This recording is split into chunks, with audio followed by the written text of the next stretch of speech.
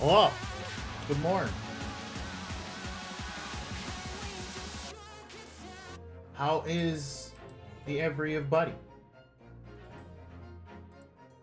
We have more to do. Hello, Raph. I don't know why you're talking about shirtless Athena art, but you know, go off, King.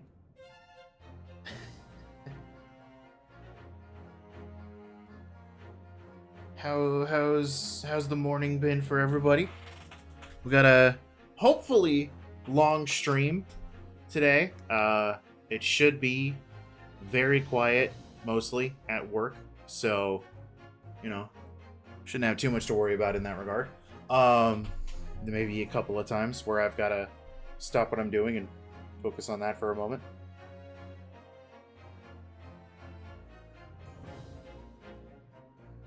But yeah, we got more investigation to do, and hey, kiddo,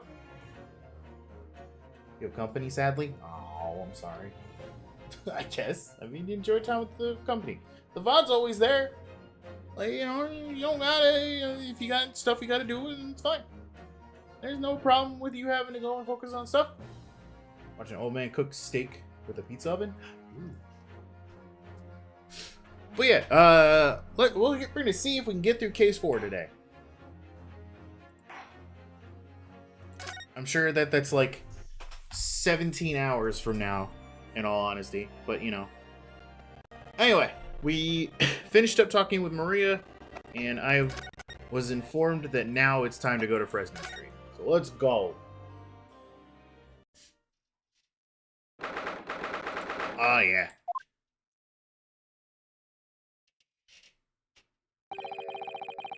Well, police are still busily investigating in here, huh? Gina is nowhere to be seen. Where is she? Yes, it has been blissfully quiet, hasn't it? Perhaps she's out investigating on her own, practicing what her boss taught her. Well, I expect she'll be back before too long. Shall we wait? Actually, there's something different about this room since the last time we were here, isn't there? Could always use the time to investigate more thoroughly. Love this case. Good. It's been an interesting case so far. Won't lie. What the fuck is this? This little trunk wasn't here before, was it? Oh, it appears to be made of metal. It must be very heavy. I wonder to whom it belongs. Yes, Tits is working. Why did you put a dot in there? There's some initials on the outside. Looks like TG. Tobias. Let's ask one of them. See, it's working. Let's ask one of the policemen if they know how it came to be here. Oi! What are you doing? That actually, like, I didn't really hear the pipe because it pulled in with the game. Hey, Gina. Is anyone else here? That's my truck. Yeah, Is it? Gina? That sounds an awful lot like Where were you hiding? mine. I don't know. You leave something unattended for a few seconds, and every Tom, Dick, and Harry got his greedy eyes on it. Just a wild guess, Gina, but... What? Spit it out, Odo. Is it fair to say that you've only owned that trunk since this morning's trial? What are you trying to say? Come on, this trunk goes with me everywhere I always has. Where have you been this last year? Trying not to incur your wrath, mainly. They mentioned a missing trunk in court. Did they? I completely glossed over that. I had no fucking clue, I'm not gonna lie. I should hear him talking at the yard now. They should be ashamed of themselves. They're saying that it was the boss who killed all them bugglers. Ah, you mean the whole Reaper thing? Yeah. Yeah. Apparently the boss was investigating stuff that no one else at the yard knew nothing about. Stuff to do with all them criminals who got off scot-free. I'm glad you got it all out of your system. Yeah, the ones prosecuted by Lord von Zeeks, who used bribery and corruption to evade conviction. Then obviously, It was that bloomin' Reaper giving the orders, wasn't it? But why would people be suspecting Inspector Gregson of being involved in the killings? There was a notebook hidden in his office. Oh no, this doesn't sound good. It had details about all the crimes that had been pegged as the Reaper's web. What? No. Did you see it, Gina? Did you see that notebook? It wouldn't flamin' let me. 'Cause I'm just an apprentice, apparently. But it was me who found it, and he was my boss. That's right. I was pretty miffed about it, so I sneaked a peek at what they said anyway. Oh? That's our Gina. What'd it say? What'd it say? What'd it say? Come on, give it to me. I want to put it in the court record. So, you managed to see... Well, what was written in Gregson's secret notebook anyway, did you? Well, yeah, I see it. It's my right to read what he wrote. That you could read it, yeah. And what had he written, Gina? That's dates, times, places, names, and a whole long list of them. All details about the burglars supposed to have been done in by the Reaper.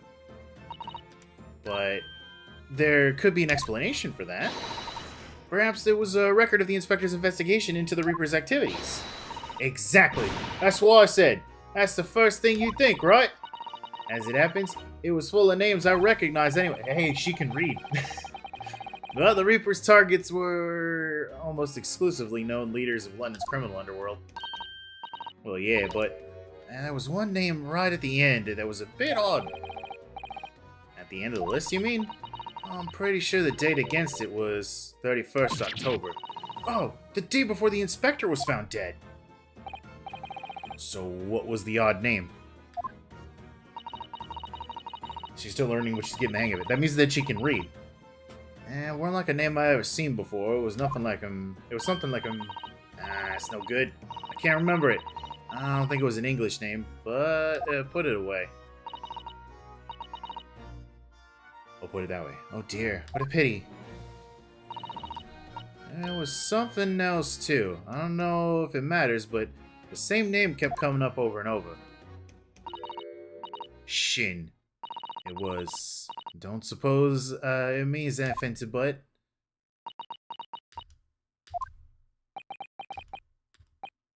Did you say chin? Eh? What? Does it mean something? Von Zeeks knew the name. I knew the name too. He mentioned her as well. The one who actually did the deeds. And now we find out her name's appeared in Gregson's secret notebook. I haven't seen you for a little while, have we, Gina? Of course not. I've been busy, ain't I? Investigating in that. The lads at the yard are trying to trace the boss's movements in the day before it happened. The day before... That would be the undercover investigation into the Redhead League, then. Well, the boss didn't go, did he? Nah, you found some cove what was pretending to be him, didn't you? Oh, no. Yeah, it was Mr. Vigil who actually went to the park on Lime Street that day, posing as Gregson. Well, anyway, you ain't the only ones turning stuff up. I've got my own ways of getting results. Doc! When me and my partner here get together, there's nothing we can't track down. Oh, little Toby. Tobias is still with us. He's such a faithful friend. So, have you tracked anything down yet? What do you think, eh? Of course we have. Can't tell you though, police business, ain't it? Anyway, point is that if you lot ever need help, you know who to turn to, right? Me and Al out here. Alright, because he looks oh so hellish honest. He's a good little boy. He's just a little guy. Gina, about your hellhound there.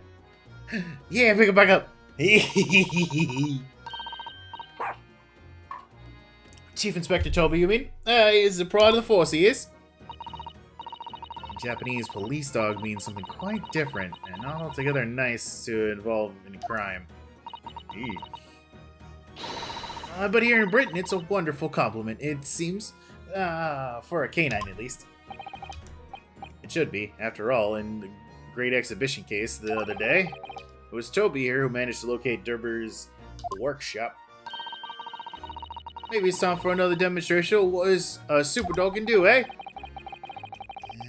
Do we have something the Chief Inspector could catch the sense of, I wonder? That's a good question. That's a good question that you got there. Take that! The gun. Well, Chief Inspector Toby, if you wouldn't mind having a sniff of this. Oh, he's so good. Anything of Gregsy's. I am more curious about the gun. The Chief Inspector said, "Woof, ain't that Odo?" Yes, I heard. I think perhaps that particular item didn't excite him as much. Damn it. Ain't got nothing else? I have to think. But, no picking back up. Damn it, I was hoping that could lead us to whoever owned the gun. Come on, Odo, what you got for him? Something the Chief Inspector could catch the scent of. Something of Gregsy's. Hey, guess what? Now, Chief Inspector Toby, what do you have a sniff of this? What's up, Amber? You put your sniffies. He might be a little too keen, don't you think? Oh! Whoa! The Chief Inspector made short work of Gina there. Ah! Look what he's gone to! Oh my. That trunk clearly has a very strong scent. Of Inspector Gregson. In other words, it must have belonged to him.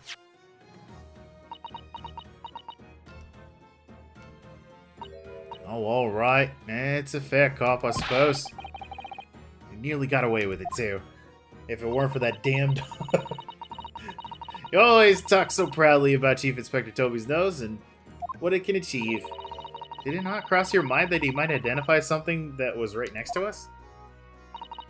Yeah, that was a bit of a bloomer, weren't it?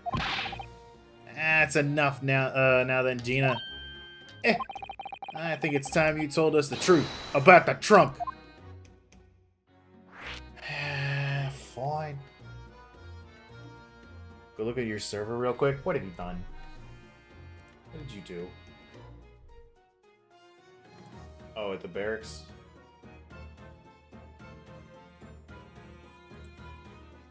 I mean... Yeah, she's hot. Okay. Just wanted to show me a hot lady? Was that what it was? The metal trunk! She's wearing the Joker outfit. She's not wearing the Joker outfit. She's wearing the Penguin outfit is what she's wearing. Oh, that Joker. I was thinking of a different... oh, okay. Yeah, she's got like a little bit of a Joker-esque to her. Ah, shit. Ah, fuck. But, first, about truck. It won't like that. It just won't.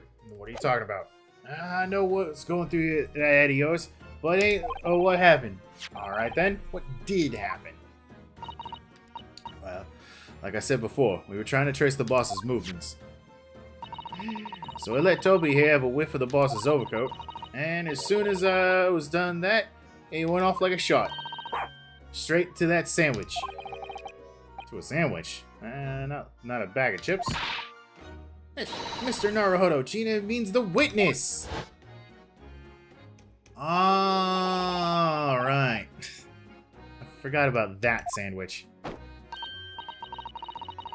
And, hidden between them wooden boards of it, the boss's trunk. What?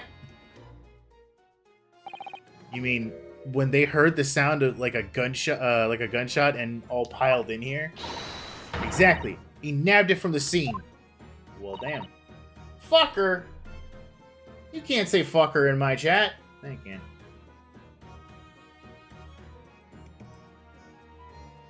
goodness. Me and the chief inspector gave that sandwich a good grilling, and you know what he said? I thought it might fetch a good price.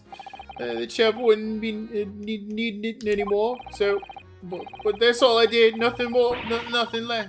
Wait, you Adam and Eve, that cheek of it, eh? Stealing the dead boss's stuff to flog. So Miss Venus wasn't the only one to meddle with the scene of the crime, then. How could they? So anyway, that's how it happened. And it's pretty decent trunk, so I figured I might as well make use of it. Is there something wrong with it, eh? Well, maybe you and Sandwich should try to find the answer to that question together. What? I think perhaps that trunk should be turned over to the police, don't you? Oh, what are you on about? I am the police! Gina, if you wouldn't mind, could we maybe examine it? Yeah, alright then. Do what you want with it. Thank you. We shall make a detailed record of our examination of the evidence. Yeah! It's in my pocket. Oh, Puppo is angry. But first I want to take a look at the box. What do we got? What do we got? Oh. Uh-huh. Okay. Alright. Seen a huge gash across... have you seen this huge gash across... It's gone right through the leather and into the metal behind it. Gosh, for a metal chest like this, to have been so badly damaged. Whatever made the gash must have struck the side of the trunk with considerable force. I wonder how that happened. Beep, beep, boop, beep, bop, bop, bop, bop. Bop, bop, bop, bop. Whoop. Let's have a look inside. Oh, what? Really? Whoa. Okay. Look, there's something inside. Oh, let's see. It appears to be a passport authorizing him to travel overseas. Inspector Gregson about to go on a trip abroad? He was being reassigned to Paris, remember? Perhaps the date of departure might tell us something that was... Oh! What is it? It was for travel on the 31st of October. Just one day before the incident. What? Really? Passport has been entered into the court record. Gregson went to France the day before his body was discovered. A body was discovered. So that's it. It's just some effects. Come on, get out of there. Come on. Come on. Come on. Get out of there. Come on. Come on. It's super glued in. It won't come out. Come on. Oh.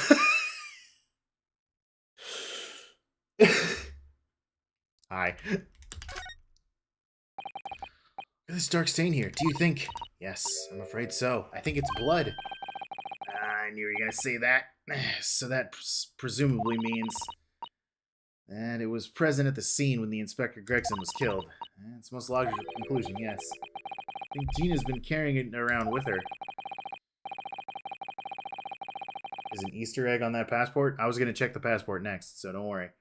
If you didn't know any better, I suppose it does look like a grease stain from all the fish and chips. That's a dark grease stain. Like, just Jesus. Tobias Gregson, passport number ACD0522, date of departure within 1 week from 31st of October, destination port of Dunkirk, France. Purpose of travel, police business, notes, permission for the applicant, and one additional person to travel. Yep, so this is what this was his little travel thing. So, did you mean that, like, literally there was something on the passport that was an Easter egg? I don't see anything. Arthur Conan Doyle and their birthday. Oops. Made myself sad. Hold on. Which button is it? There we go.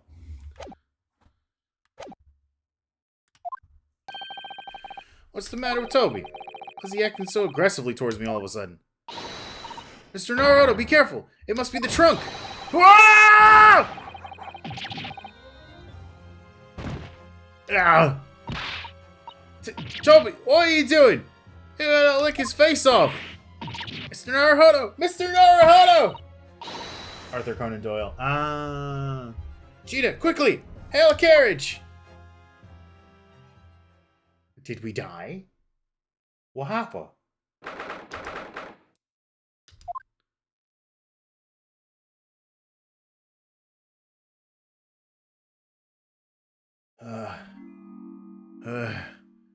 What happened? Oh, Mr. Naruto, are you alright? Miss Sato, I have brain damage. Conscious again at last. A blessed relief, my dear fellow. Hey, we need something from you. After all, to drop dead after a moderate licking by a small terrier. Most unseemly.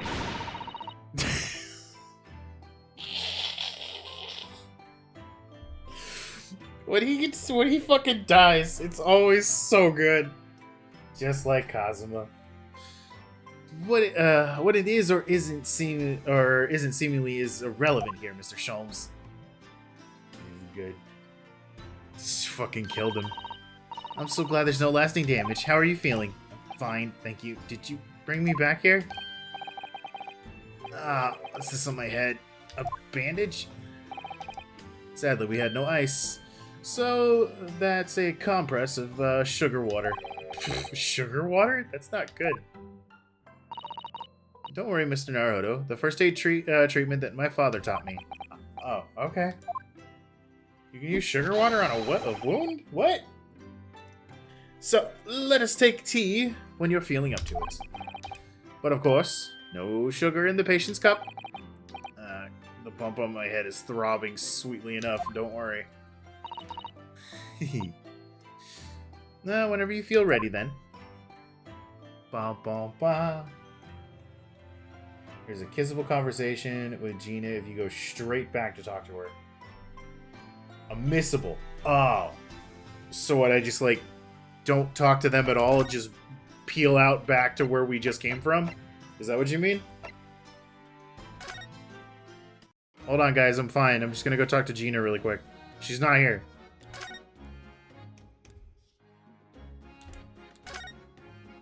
Oh, there she is.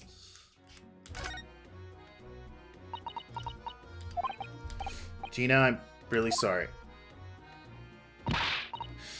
Staffed, didn't it? If you asked me a year ago, the cop could go hang it for all I care. The cops could go hang it for all I care. We gotta have police, ain't we? Catch the burglars. The bulgars. So us divers can go out of business. Go about our business in peace. Wait, sorry, I don't think I've heard that properly. He said he was gonna teach me everything I needed to know to be a detective. Well, he got around to showing me where the best flaming fish and chip shops here. Actually, that reminds me. Gregson said he was supposed to be going to Paris in the future, didn't he? Advancing that scene to too much advances the plot and locks you out of coming back. Is something wrong? Oh, no. I'm sure I'm reading too much into things. It's just that the timing seems very coincidental. You know, the boss was acting a bit strange recently. Like he was always in a rush. The best chips in town. Got a little achievement. Alright!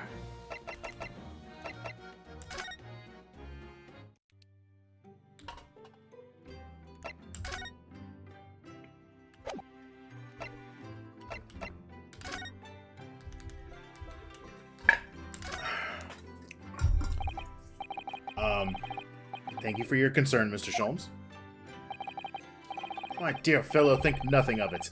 I must say, I was quite startled when I heard that you'd been attacked by a dog. For a moment, I feared that the infamous murderer, so many had come back from the dead. You mean, the professor? Fortunately, I see that your prized throat is unscathed. That stiff, turned-up collar of yours obviously afforded some welcome protection. Was I that close to death? All I really remember is the dog licking my face over and over again. Well, if you wish to avoid such troubles in the future, a little mustard spread on the cheeks would do the trick.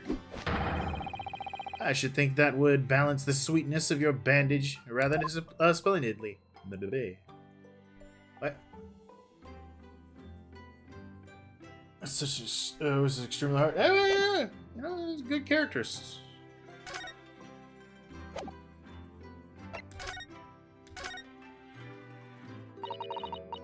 Probably knocked him over, he hit his head. Yep, that's why he's got a bump on his head. You alright, Mr. Naruto? It's rather unusual to find ourselves in the middle of our investigation. It just occurred to me that I might have forgotten something when we left this morning. What?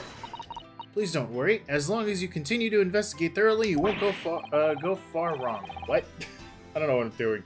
Ah, yes, of course. I must get back to work as soon as possible. Is that it? So, are we confronting Iris and Sholmes?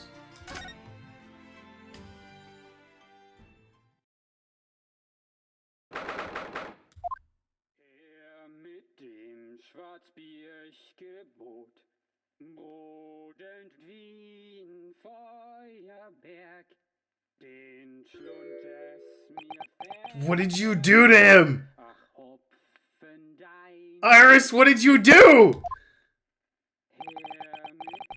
What on earth is going on here? Am I having a bad dream? Ah, no. It's an old German folk song. Rather a fine rendition, I think. That's the least of my concerns.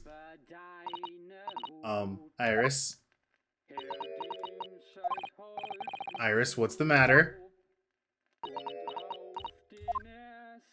Iris, don't make me put you in timeout. Who's that that relaxed gentleman over there? It's your dad. Iris, is she even listening? Excuse me, sir!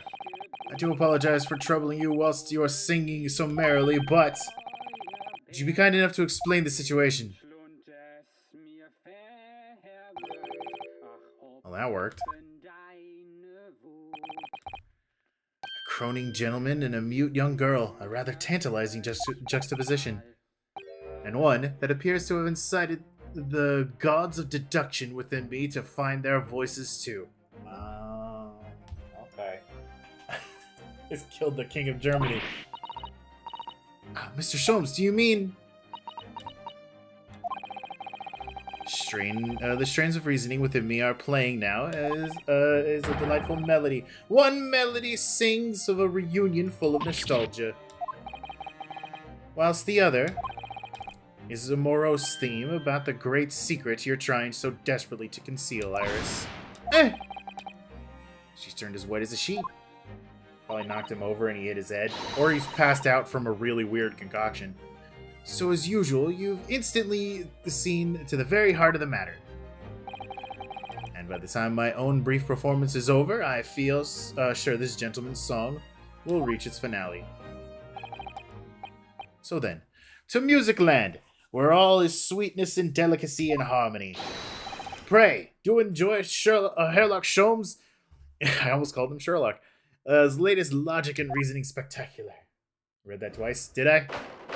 I don't have a brain right now.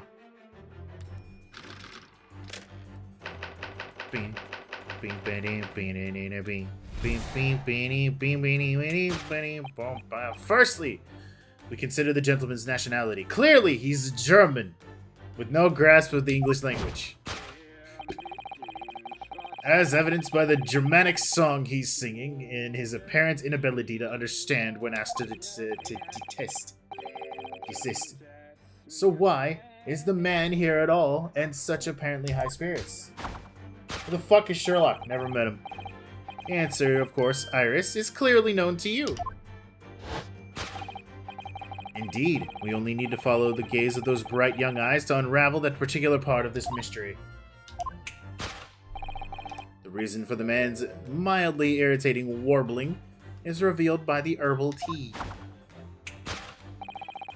You obviously offered our German guest a cup of your latest herbal blend, and the tea's delectable flavor has made the man's spirits soar, and resulted in this joyful ditty tumbling incessantly from his lips. I eagerly await sampling the flavor myself, and I may join the fellow in his state of elation. Now to the next question. Who exactly is this gentleman availing himself to so thoroughly to the cité?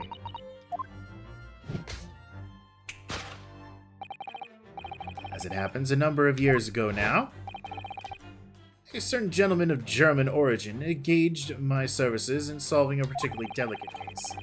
He required the retrieval of letters once sent to an acquaintance that might have proved problematic. In order to conceal his noble identity, he also arrived at my office in a mask. The gentleman's name was Wilson Gorshevik Sigmundson von Ormenstein, the King of Germany. What? If my memory serves, the mask worn by this gentleman is identical. That's the mask that Cosmo was wearing before he got his memories back. What are you talking about? Yes, there can be no question. The mask belongs to the King of Germany. He wanted his nudes. It would appear that His Majesty remembers the fine service I afforded him. Has decided to show his face again, mask and all, in order to express his gratitude. A well-mannered monarch indeed, wouldn't you agree, my dear fellow? Cyrus going, I don't fucking know what's happening. Enjoy this, you won't have time for bullshit later. Oh, So the identity of the masked visitor is in fact my former client, the King of Germany. Indeed, his son is currently in London as well, enjoying the wonders of the Great Exhibition. I thought that name was familiar.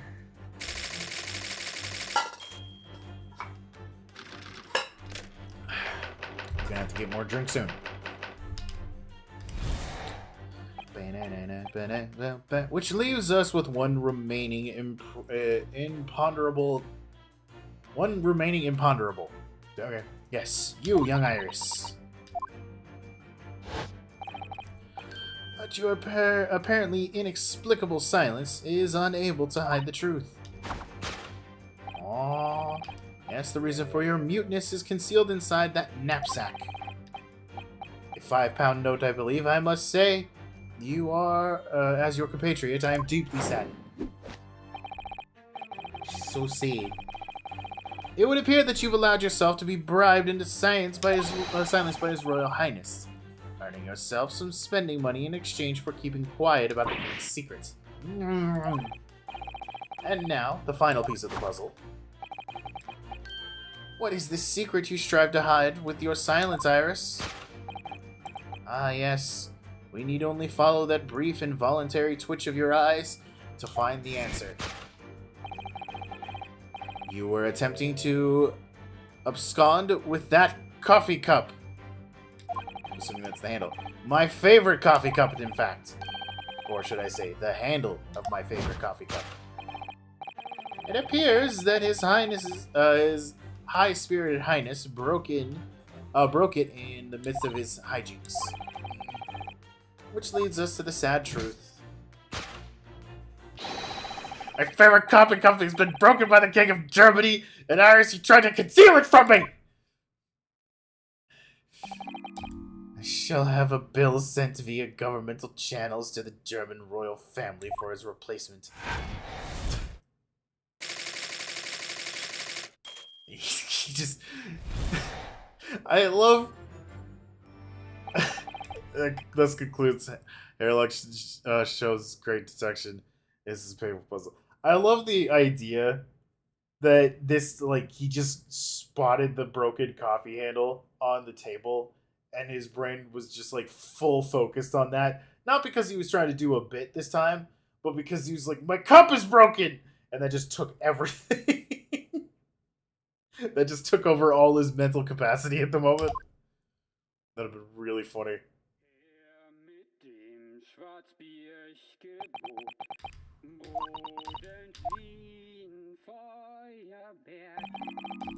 Your silence as well, the fellow's jovial warbling rather rings in the ears, doesn't it? Mr. Sholmes, I must say something does rather trouble me. I think that's actually what happened. Yeah. Pray, Mr. Sato, do tell. His Royal Highness doesn't appear to have moved a muscle since we arrived. Ah. And you haven't said a word either, Iris. Oh, he's so sad. If Mr. Sholmes was at all right, you might as well own up to it now. That's a nope. Your reasoning isn't entirely without substance, I must admit. And one other thing, Mr. Sholmes. And another grievance, Mr. Naruhodo? Surely not. Well, I actually read the story of that case recently. The one that you were just describing. According to that at least, it wasn't the King of Germany, it was the King of Bohemia. Goodness, was it? This is the start of Case 5. You must solve the death of the king. No, he's the King of Bohemia. Yes, that's quite true. Master Gotz, the prince, testified that in court. In his words, I have come to see the great exhibition all the way from my home in Bohemia. Iris is the true villain. I would ask that you keep that minor error to yourselves. It could easily become quite a scandal. I believe, Mr. Naruhodo. And it's our turn now to make some corrections to the number of minor errors that have let slip. Yeah, even Mr. Sholmes is willing to admit that he might be slight wide of the mark this time. Although it's clear that Iris is definitely hiding something. We need to find out the truth behind this mysterious scene. One truth is incontrovertible. My favorite coffee cup is no more. So, shall we embark again? On a joint presentation of Herlock Sholmes' Logic and Reasoning Spectacular.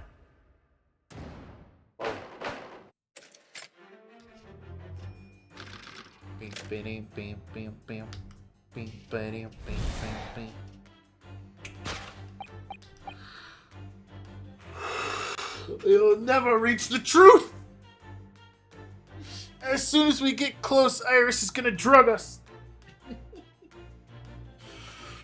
After we consider... Firstly, we consider the gentleman's nationality. Clearly, he's a German with no grasp of the English language. As evidenced by the Germanic song he sings and his apparent inability to understand when asked to desist. So, why is the man here at all? In such apparently high spirits? The answer, of course, Iris, is clearly known to you. Sorry. Indeed, we only follow the gaze of those bright young eyes to unravel that particular part of the mystery. The reason for the man's mildly irritating warbling is the cup! He had a cuppa! Got a little too close. So, what's some mixed herbs that give you the urge to sing? Goodness, I should like to try some. And I'd like to hear your singing, but this man, just how long does he intend to keep up with that tune, do you suppose? Like I said, he's been stock still the entire time. If you look closely, his lips aren't moving either. Ah! So I'm not sure that's actually responsible for that spirited singing, but I suspect the answer lies in Iris's gaze. We were just barely off of his cock.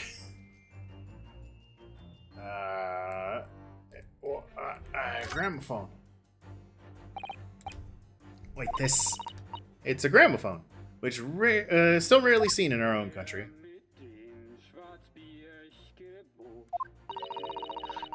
The sound clearly certainly appears to be coming from that horn. But machine singing? That can't be right! Science and technology are changing the world rapidly, Mr. Naruhodo. What's right is changing too. It's too much for my brain. Well, at least we found our answer. Take that! Gramophone.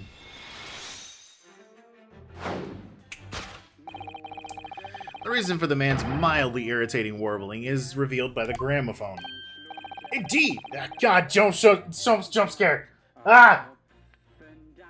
For no well-bred gentleman would break into an obscure folk song when making a social call. In other words, this gentleman isn't singing at all. In fact, he's knocked the fuck out. It would appear the fellow is unconscious.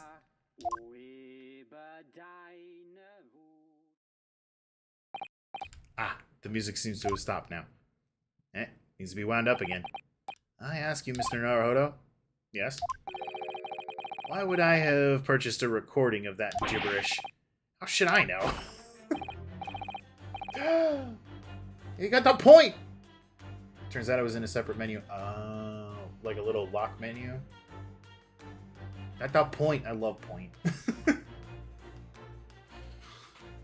Well, never mind. On that deduction, who exactly is this gentleman availing himself so thoroughly in this settee? As it happens, a number of years ago now, I had a German visitor. He was the king, but he wasn't the king. He was actually from Bolivia. In the nobility and identity, he wore a mask. King of Germany! Nope. If my memory serves, the mask worn by this gentleman is identical. Yes, there's no question this mask belongs to the King of Germany. It's not. Although we've already established it was actually the King of Bohemia, it seems Mr. Sholmes intends to persist with his Germany theory for some reason. Cake is cake. Come to think of it, the young prince was wearing a mask as well, wasn't he? Master Gotts? The boy whom you had in tears? Don't remind me, or anyone else. Do you suppose all members of the aristocracy in mainland Europe wear masks? I'm sure they do. Well, probably. Anyway. The point is, that mask doesn't belong to any king. No, that's right. As we well know, because we can identify the true owner of that mask. It was the toxic boyfriend. Take that! Toxic Yowie. Yes, there can be no question. That mask belongs to Kazuma Asagi. In other words, my memory is sublimely unreliable. Only you could try to make that sound positive. That's good. That's funny. Kazuma's mask has been... Oh, the chest is open. Languishing on this metal chest for several days. No, it doesn't explain why the gentleman was wearing it now. I love how much we've corrupted you. What do you mean? What, the toxic boyfriend Yaoi? No. No, you can blame Barry's friend group for that one. But it is now a simple matter to determine our guest's true identity. After all, the gentleman is unconscious. We need only excuse ourselves in advance and gently lift the mask and peer beneath. I mean, I can just recognize him by his mustache. It's your dad. I don't believe it. Ah! Father! Ah! No! I think not, Mr. Sholmes. What was he gonna say? Mrs. Sato, you must be mistaken. She just cut his bullshit off right there. We did get you saying my brother Clint. Well, yeah, but that's not a corruption. That's just a funny bit. And then it would appear our logic and reasoning has once again revealed the truth. This mysterious visitor is my unconscious father, Yujin Mikotoba. Sorry. Logic and reasoning. Or just looking insane.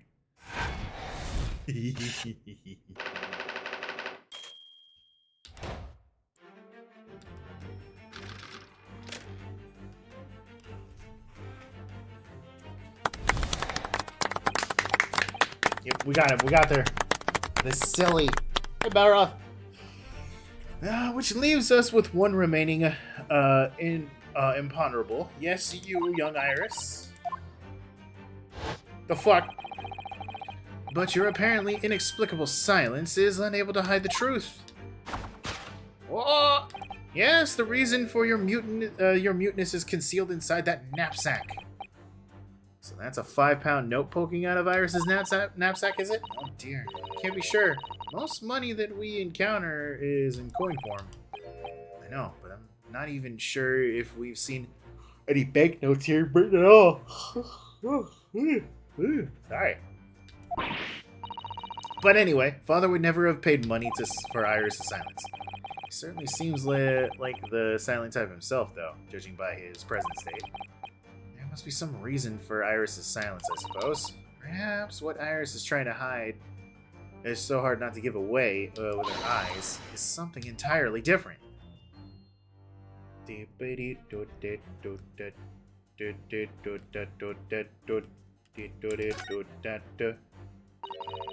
Metal chests. It contains important documents, doesn't it? Details of all the cases Mr. Sholmes has worked over the years.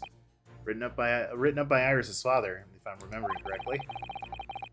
Iris insisted that the chest is kept locked at all times. She never once shown me inside. Well, its contents are invaluable to her, I suppose. It's entirely irreplaceable. But look at it now. The catch is unlocked for once. Ah! So it is! That's hard to ignore. Very. I've never seen the chest unlocked before. At all times we've been staying here at Baker Street. What is... okay, so that's not even important. It's her blackboard! Okay. Bam, bam. Take that!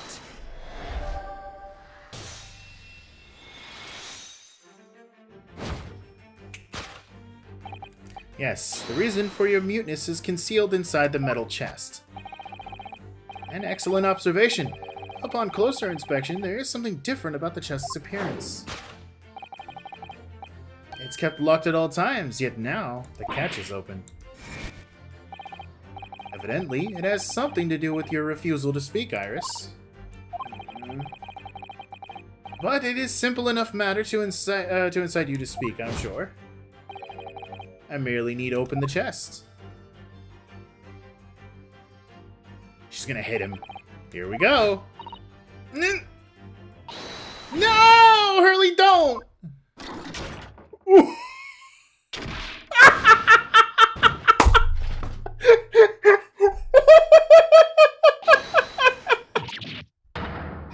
She fucking trapped the chest.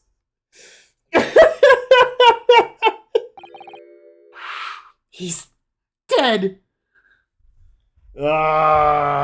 They're dead. They're both dead. Never. Oh, Hurley, I told you not to open it. Ah, so you found your voice now, Iris. Ah! In other words, what just happened clearly reveals the truth here. Yes, the real reason for your silence until now is somewhat different to the usual dance of deduction you perform with Sholmes, isn't it? Well, he left me alone on the ballroom floor, so I'm gonna have to dance this next part solo. What an analogy. Anyway, I need to get to the bottom of this for my own peace of mind. Now then, Iris usually isn't the silent type, so... I mean, you don't actually know the answer yet, despite that knowing point of the finger before? Mr. Sato, sometimes a man needs to point his finger first and think later. Oh, well, if you say so. I think we'd better examine Iris more closely and try to rescue the situation. There's a key in her hand. That's a key she's holding. Look! I'm sure that wasn't in her hand before, was it? No, you're quite right. It appeared as if by magic. It's strange. It's a big old iron key. Where did it materialize from? The key! Take that!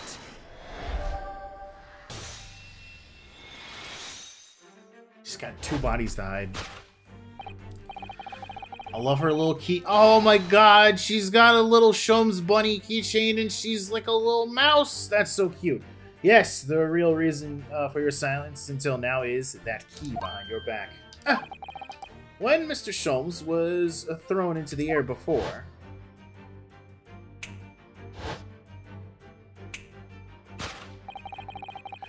Just before you called out to try to stop him, you slipped something out of your mouth.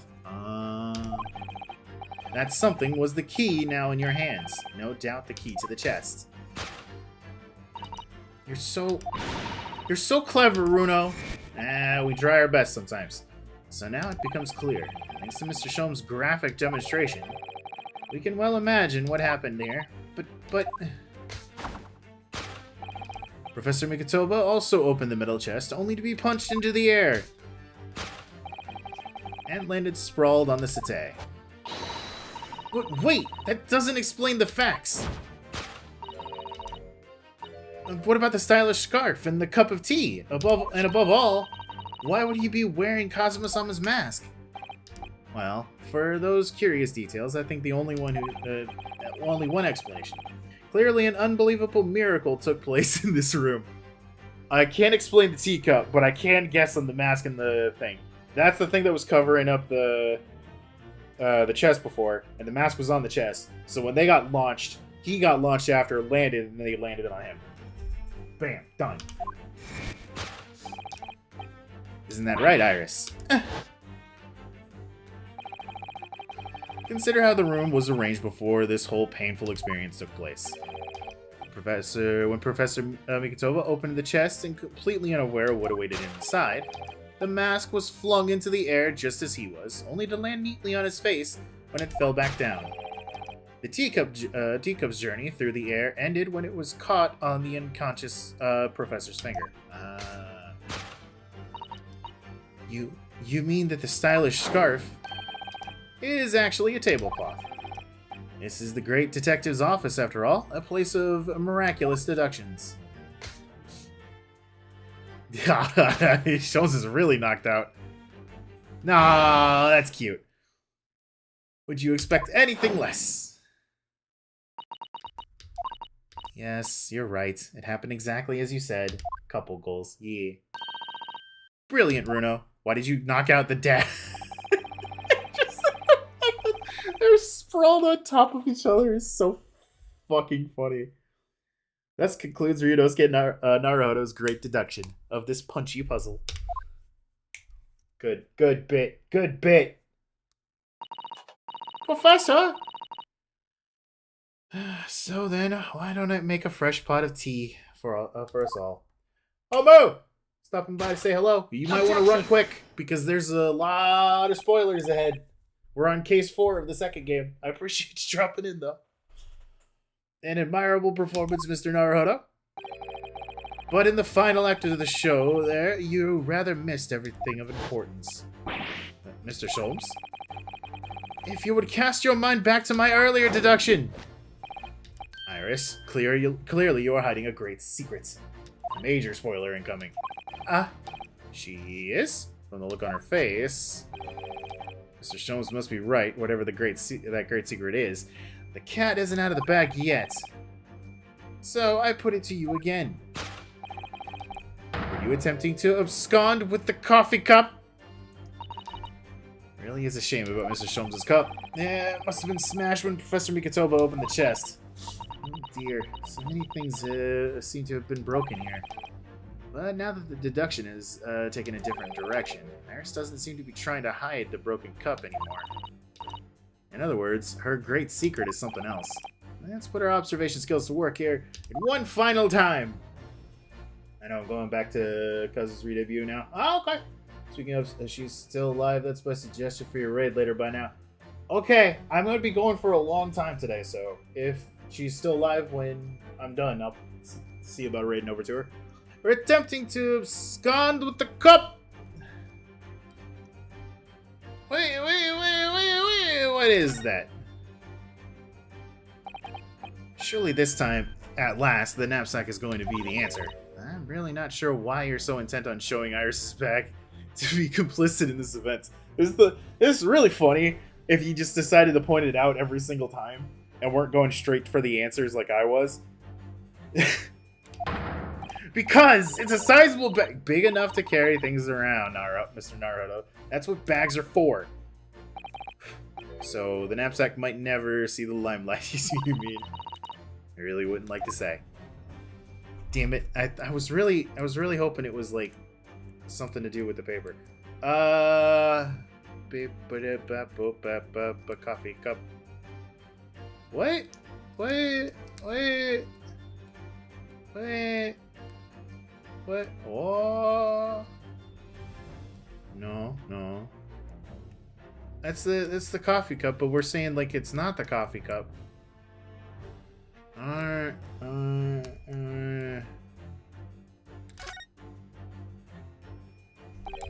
Mr. Shom's favorite cup, or what's left of it, just the handle, is obviously hurled into the air along with with Professor Mikatoba.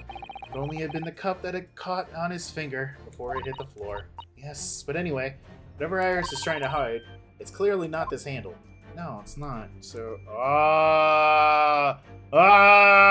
she's so sneaky. Oh, she's so sneaky. Ah, look there. There seems to be more papers there. Is Iris trying to hide them underneath the tray? Insignia, Mr. Naruhodo. It's the official Scotland Yard document. Oh, what? But why would Iris have... Yeah, we must ask her. Official Scotland Yard document. Take that! Is it the case file we were looking for and she was trying to hide? You were attempting to abscond with that case file. Iris, as you know very well, nothing escapes the attention of a great detective. Oh no.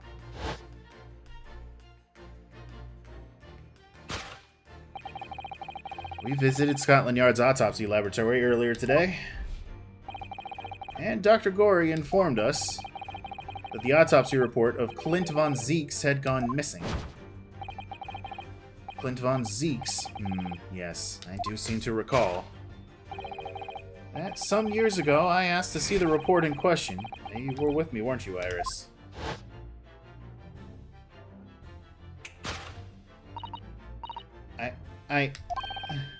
You mean it was you, Iris? So those papers you have there are... I'm sorry. She's just a little baby. Forgive me! Aw, she's just a little baby. Give her some cookies. She deserves them.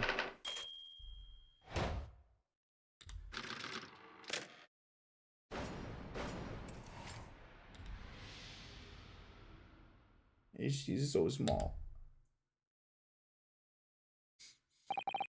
In truth, I would like to have thought that I could have predicted the booby-trapped chest.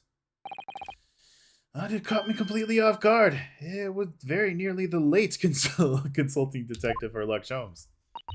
I imagine her trying to sneak a boyfriend in and out of the house and Sholmes just sitting there with his coffee catching them. Well, he can't sit her with this coffee anymore. The coffee cup's broken. I'm sorry, Hurley. So you mean this autopsy report really is... Yes, I took it from the lab, even though I knew it was very important. Was there something in it that troubled you, Iris? Not exactly something that troubled me. Something I'd been looking for. When I saw this report, when I saw the writing in it, I knew it was Daddy's.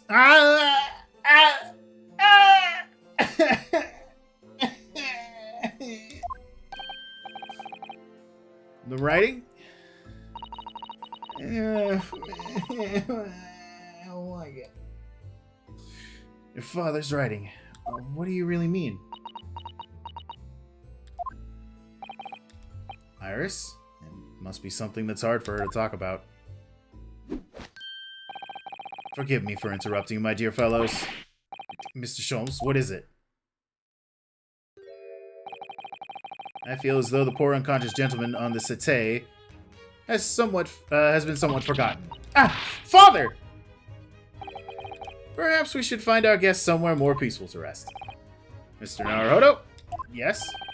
Would you be so kind as to lend him your bed? We must do our very best to make him comfortable, I feel. Oh, yes, of course. Drags him upstairs by the feet. I'll help you carry him. So will I. No. I can manage alone, thank you. You have tea to enjoy. We wouldn't want Iris's brew to stew. Damn, he took him quick.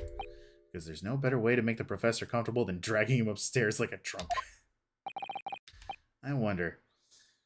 Perhaps that was deliberate. Maybe Mr. Sholmes is making himself scarce to give Iris a chance to talk more freely. We must use this opportunity to talk with Iris and find out what's going on. I will in just a moment. I'm gonna go get something to drink because I'm out of drink. Hold on, I'll be right back. Don't go anywhere.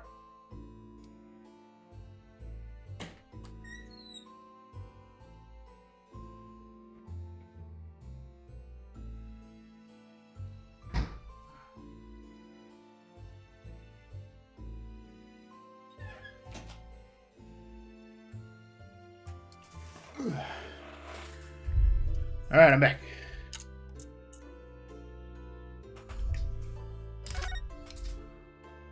Your daddy. Would you like to tell us more about it, Iris? About your father? I'm sure I told you before, didn't I? That Daddy used to be Hurley's partner? Yes, and that notes about all the cases that they solved together are kept inside that metal chest. That's right. Hurley told me, you see. He said that Daddy's somewhere far away now, so we can't meet. That's one way of describing it.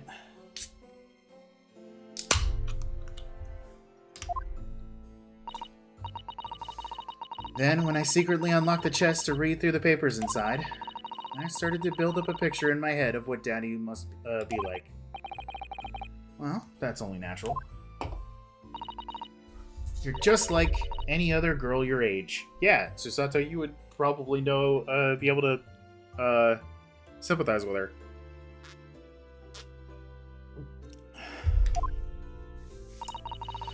I read that Daddy was a professor of medical science, so I studied and took my degree too. Well, that's only natural, I suppose. In that respect, you're not quite like any other girl of your age, though. But there was one thing that I could never find out. Daddy's name. His name wasn't anywhere in it on any of the notes that he'd made about his work with Hurley. But then one day, that's what happened, is it? When you saw this autopsy report, you finally managed to work it out. Is that right? Yes. So it was the handwriting on the report that caught her eye.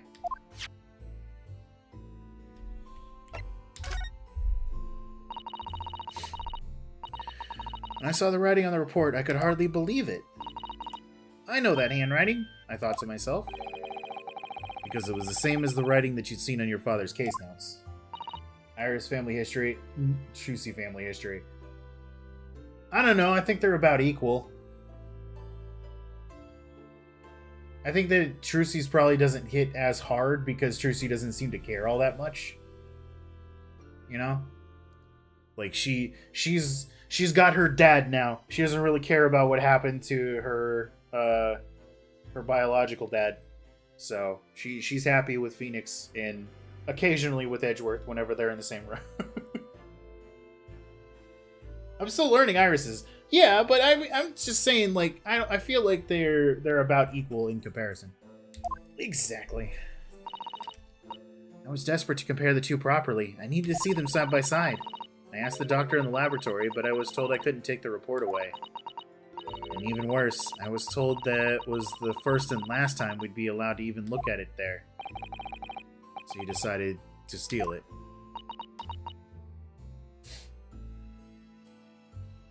You've achieved eagle clown status? Oh no. I compared the autopsy report with the case notes I had here. There was no doubt. The handwriting was exactly the same as it was Daddy's. Yeah. The signature of the coroner at the bottom of the autopsy report read Dr. John H. Wilson. So that's how I finally found out. I learned Daddy's name at last. I see. Ever since then, I called myself Iris Wilson. And that's also when I had the brilliant idea of writing stories all about Daddy's exciting times with Hurley. I decided there and then that I would write the adventures of Herlock Sholmes. Oh, Iris, I had no idea the stories were quite such a deep personal significance for you. You can see why the autopsy report was so important to her now. And why she was prepared to break the law to get her hands on it. She's just a baby. I must apologize, Iris. Hey. This is really all my fault. Hurley, I made a promise, you see, that until the time was right, I'd keep the details about your father a secret. I know, and I've been very naughty. I'll take the autopsy report back to Dr. Corey and apologize, I promise. Yes, we'll go together, I think. Then let me look after it for you until we get there. Oh boy, oh boy, oh boy, oh boy. Oh boy, oh boy, oh boy, oh boy. Don't worry about it, Iris. I'm gonna look at this report now. Victim, name, Clint Von Zeeks, male, age 33, British, nationality. Time of death, 31st May, between 9 p.m. and midnight.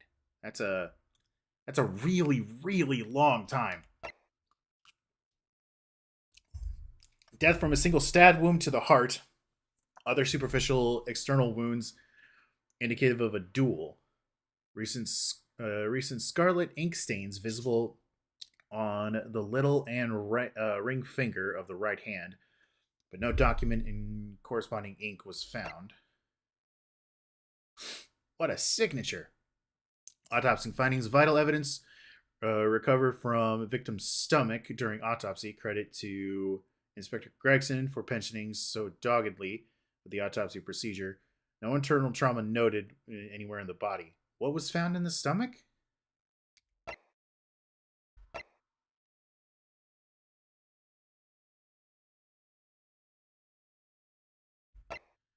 It just says vital evidence recovered from the victim's stomach, but it doesn't say what that evidence is. He was Barrock's age. Yep.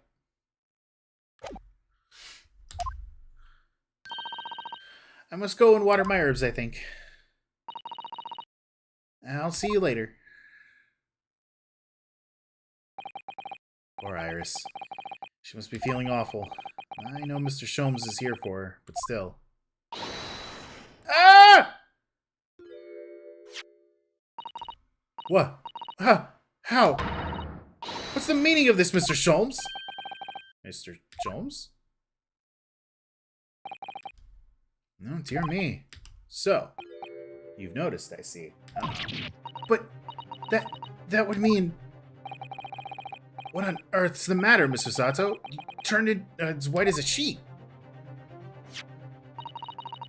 It's this autopsy report, Mr. Naruhodo.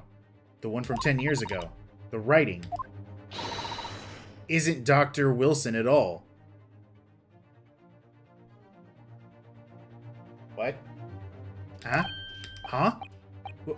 What do you mean? How could you possibly know that? Because I know this writing very well. Is it fucking Eugen's handwriting? This writing is my father's. They're sisters.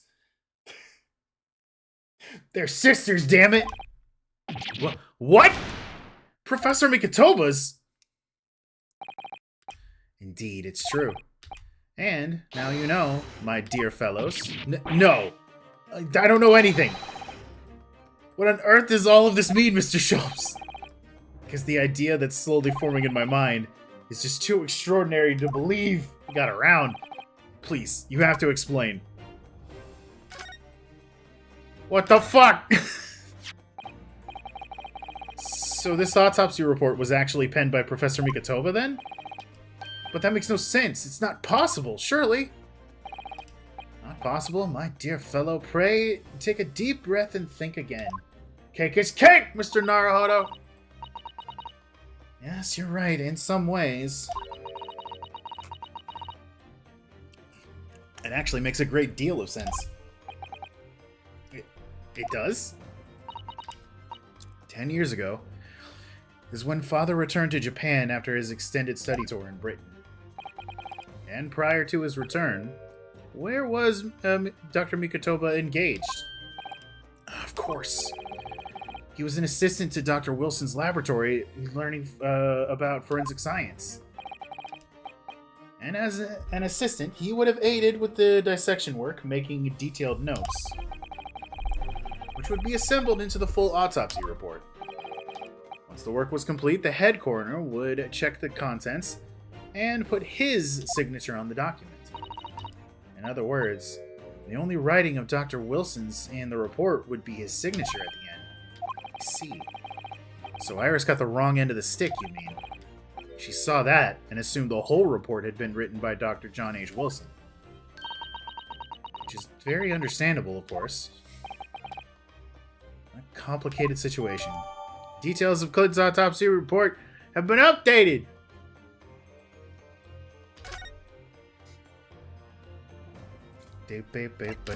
So was Mikotoba your partner? Thinking about it, most of what we know about Mr. Sholmes comes from the published stories of your exploits.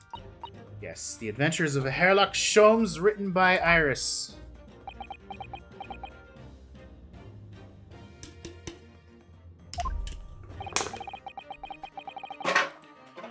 We really have no way of knowing what's facts and what's fiction.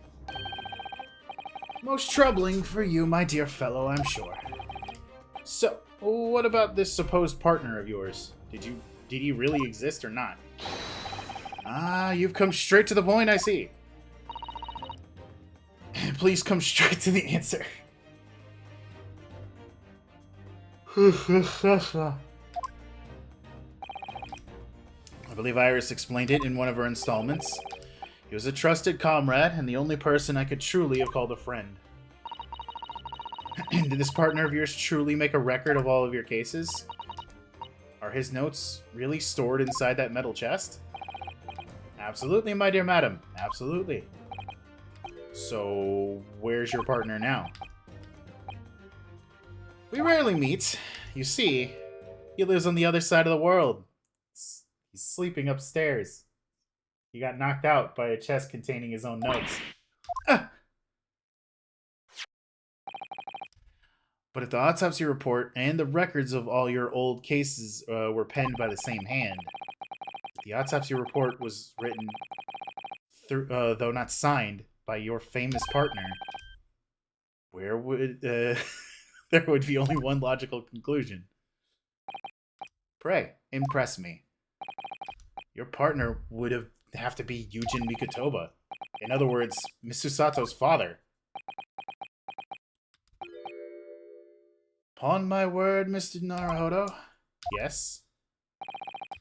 You are coming along wonderfully. You have hit upon the method at last. You finally grasped the art of deduction. You mean to say... allow me to introduce you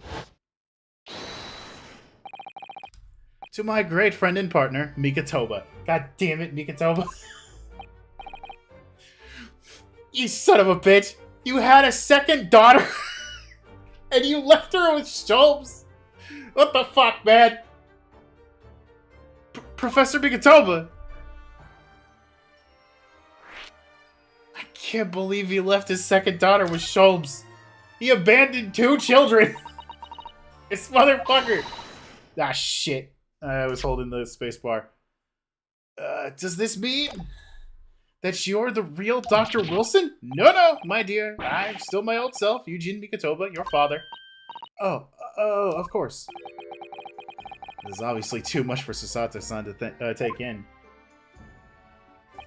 I'm sorry, lad. These are her her real 2 dads. He's been guiding you to the whole duology. Ah. I must say, though, how my old friend has attained a worldwide celebrity as a great mystery solver is the greatest mystery of all. I still remember the first time we met. Ah, pray, remind me. Well, when was it again, Mikotoba? 16 years ago, Sholmes. Ah, yes, quite. 16 years ago. I just arrived from Japan with Sishiro and Genshin. I was in search of lodgings close to the hospital, some comfortable room at a reasonable price. But rents are devilishly high in that particular area. That's right. So I decided I need someone to share lodging and the expenses. And I was fortunate enough to be introduced to Sholmes, who found himself in a similar situation. I was a callow fellow back then, a mere shadow of the great detective you see before you now. Sholmes was smart this whole time. By the way, the deduction hasn't been complete, but we got the little complete, so that's going to be a new one. I misread. This is the art of seduction for a moment. I was working at the hospital's chemical laboratory at the time, indulging my curiosities for a little game.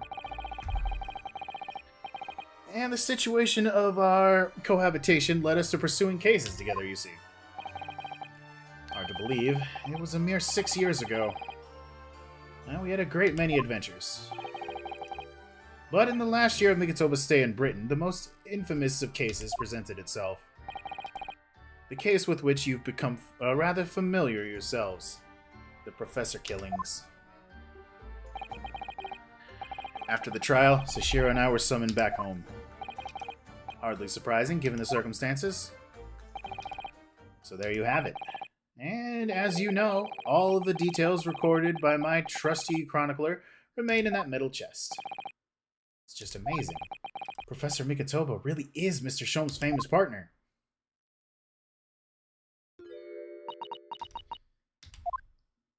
Get him, Susato. Get him. Fucking get him. Father.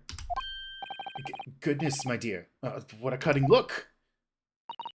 As your daughter, I'm very proud to learn that you were the great detective's great partner. But nevertheless, there's another mystery that I really must ask you to explain now. And that is? You know very well what it is. The unresolved matter of Iris's father. Ah, of course! I almost forgotten about that one. I didn't. I should have seen this coming, I suppose. What did you do, Mikitoba? Iris told us that all of the notes about the great detective's adventures are in that metal chest. Were written by her father. Is that correct, Mr. Sholmes? That is indeed what I told young Iris. Oh, no. But if you're Mr. Sholmes' partner, Father, and you wrote all those case notes, then Iris's father must be you. Ah! Yeah, no, see, I simply told her. Upon my word, Miss Susato. You're coming along wonderfully as well. You, too, have hit upon the method at last. You fully grasp the art of deduction. Alright, what? What you've always told me, Father, is that my mother died when I was born 16 years ago. I mean, if it was 16 years ago and all that shit, then, you know, you would have found time to probably fall in love with someone else, maybe an accidental fling, and neither of them knew until it was too late. Like, I can see this being a situation that he didn't willfully abandon Iris, and it could have been that he was with someone and they had no idea that, for one, he was going to be called back to Japan and she couldn't have come along with him. And then, of course, Iris could have been born not long after because they didn't know that whoever he was with was pregnant until it was too late. But she decided to keep the child anyway. But we'll see. And you left me in grandmother's care whilst you embarked on your study tour of Britain. I've always accepted that. But all of this about Iris. Oh, there it is. Susato-san's ice-cold stare. No, now, hold on a minute. It was very complicated. I mean, it's really not what you think. Then perhaps you'd like to explain exactly what it is. There it is. Now the F's from ice-cold to red-hot just before. No, really, you got the wrong end of the stick. Sholmes, say something, man. Oh, no. That's quite enough, my fiery fellows. Mr. Sholmes, you get all dressed up. Whilst I don't like to interpret this exciting exploration of the past. Oh, interrupt. Mikitoba and I have an urgent matter that requires a short excursion. But it's very late, Mr. Sholmes. Where must you go? Why, my dear madam, is it not obvious? My partner and I must pursue our natural enemies. So get your coat, Mikitoba. The game is afoot. But Sholmes, I must give Susato a full explanation, I think.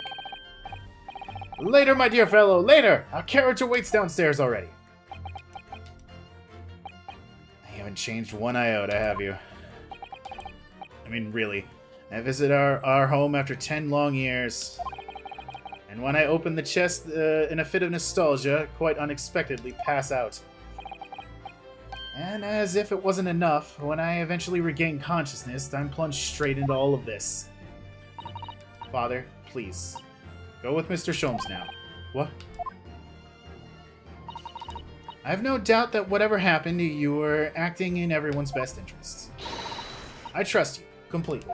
No! Susato. And sending the great detective and his great partner off on renewed adventures together is more than I could have hoped for in my wildest dreams. Very well then. We'll speak again later. So, I believe your own work is done for the day. I wish you the best of luck tomorrow. What the fuck have we learned? Yes, Naruto, good luck in battle. And in reaching a decision. A decision about whether to go back to Japan, I suppose. I'm not going. She can whoop his ass later. She can whoop his ass at any time. That day that I jump barely scare! knew what to do with myself. It would only be later that I'd come to realize how amidst the chaos I'd unleashed were all the clues I needed to finally unearth the truth. And that all the turmoil was necessary to give me the resolve to see everything through. Everything. She whoops his ass now. The truth is lost forever. End. Not to be continued. End. What? Huh?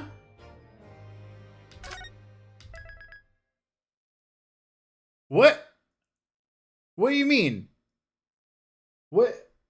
Huh? Huh? What? Huh? So case 4 is just done? That's the end of case 4? We still don't know who actually killed Tobias? That's carrying over into case 5. What the fuck is happening? I see, but huh?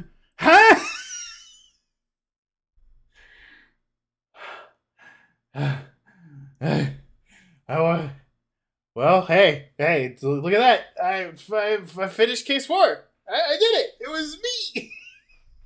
I only got 2 hours left. All right, fine. No, it's fine. It's fine. I'm going to go take a quick piss before we continue because I'm so flabbergasted that all of the liquids that I've consumed have suddenly in need of evacuation. I'll be right back. Or wait. Before I go, let me get you guys some pissing music. There you go. All right, I'll be right back.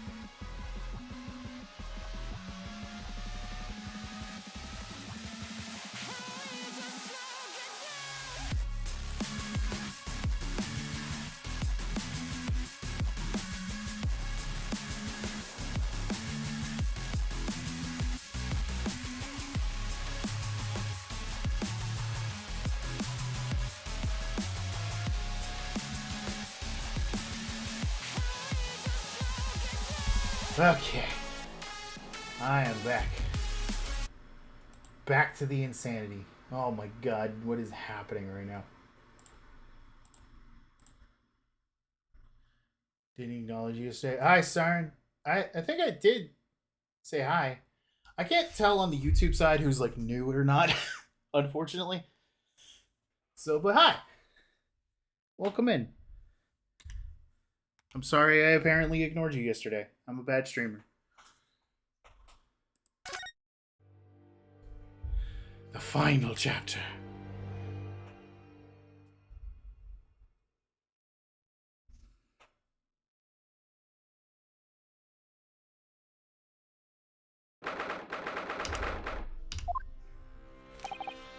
So, the time's finally come. Today, we unravel everything. I'll be counting on your support more than ever today, Mr. Sato. Mr. Sato? Ah! Ah! Oh no! What's the matter, Mr. Naruto? I don't know, you just flipped me. Nothing? I was just saying that I was relying on your support today, but... I'm so sorry. Of course, I know. I can be rather incompetent at times, but... I shan't let you down. Would you mind helping me up to my feet, then? Oh dear, I'm really very sorry.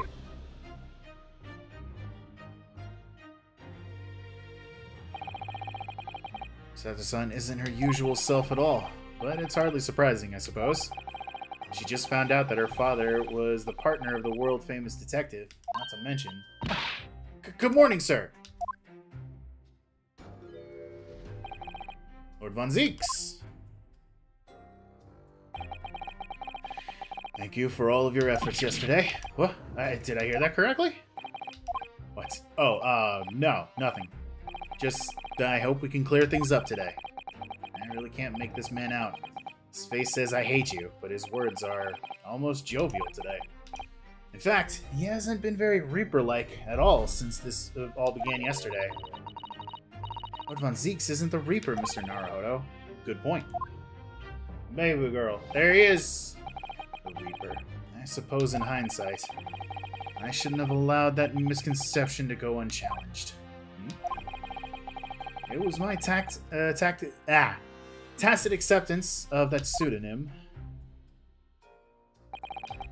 My failure to stop the Reaper becoming something more than a mere legend that led to all of this. But you're not to blame for that, Lord Von Zeeks. It's only because serious crime in the capital dropped off so sharply when the public started calling you that. That's why you didn't say anything, isn't it? To be frank, I'm not sure that was the sole reason. What do you mean? There was a rumor at the time that the Reaper was really the ghost of my late brother. Bum, bum, bum, bum, bum. And having been slain by that evil killer, Clint's restless spirit returned as some sort of demigod to wield a deadly blade of justice where I, by dint of the law, could not. Yes, we've heard that story too. I lost him.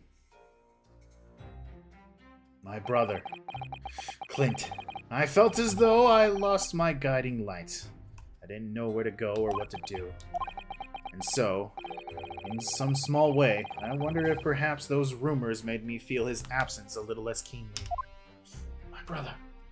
Brother!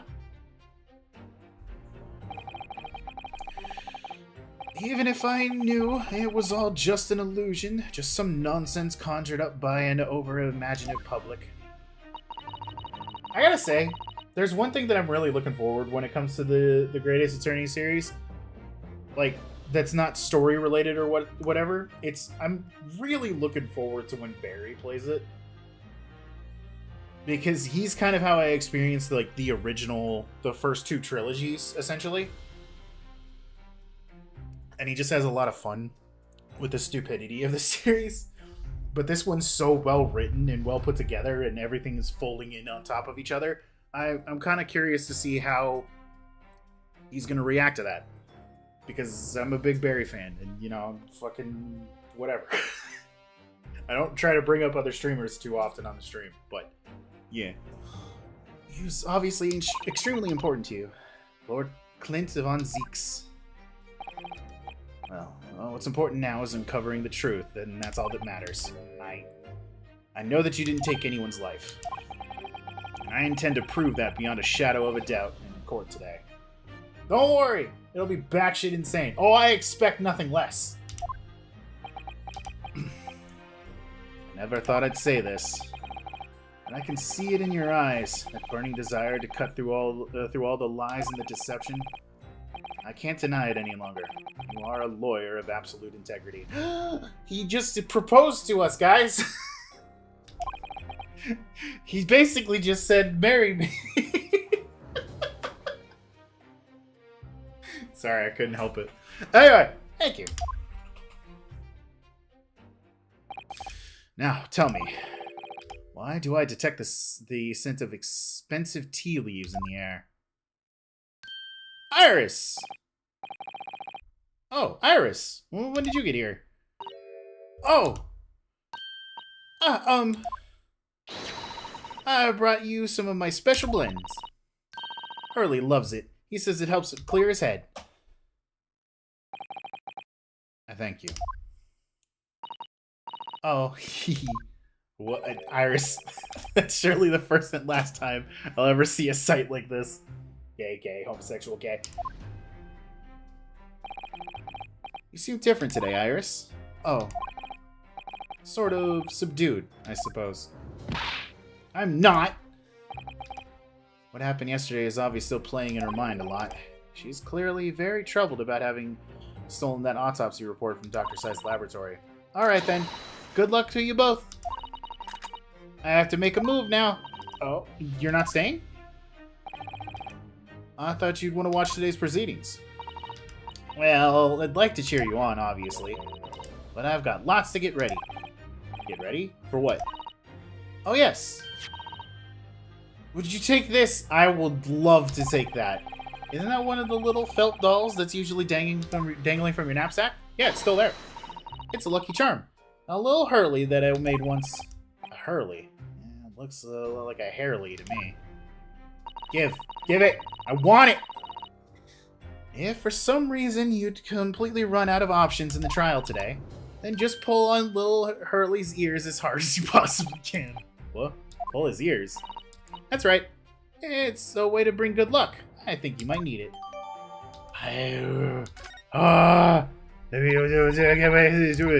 Quiet, Susato. I won't tell you to shut up because you don't deserve to be says something. Oh my god! Oh, it's so good. Well, let's pull on his ears. A charming little rabbity version of Mr. Sholmes. You suppose this is how Iris sees him? Are you alright, Mr. Naruhodo? Your eyes are veritably boring into the poor doll's ears. I'm sorry. I was just wondering, what do you suppose would happen if I were to tug its ears with all my might right now? I'm sure we'll find out when the time is right. To become a proper gentleman, you must learn to stoic patience. But I want to know! No! I want to pull his ears now. There's a special credit scene and the extras where everyone is replaced with these versions of themselves. I can't wait to watch it when I'm done with the game. Oh my god, this is so fucking cute. And it's got the little flower on his butt. Oh, it's good. Ah, it's good. You think we'll need we'll need luck? I just sneaked a peek inside the courtroom, and it seems very different to normal. Yes, it would seem that a certain someone has decided to pull out all the stops. Well, what does that mean? Is there like a massive guillotine just sitting in the middle, ready to chop the head off of the person in charge? What about Mr. Sholmes, Iris? I don't know. He was out all night, and he hadn't come home by the time I left this morning. Oh, I see. Was Professor Mikotoba out all night too? Do you think, Mr. Sato? Yes, it would seem so. I telegrammed the hotel this morning. And apparently they didn't come back to their rooms last night at all. They? Father and Judge Ikoku, I mean. Uh-oh. Worse? Uh-oh. Judge Jigoku, too. That's right. Nobody appears to have seen either of them since yesterday. Counsel for the defense and the defendant. They went clubbing. Hell yeah. Court is about to be in session. Please make your way inside the courtroom at once. Good luck then, Runo. Good luck, Susie. Yes. Thanks, Iris. And you, Mr. Reaper. I hope it goes well. Once again, I thank you for your the delicious tea. It was very soothing. Oh, I'm so glad. I must go inside now, Lord Von Zeeks.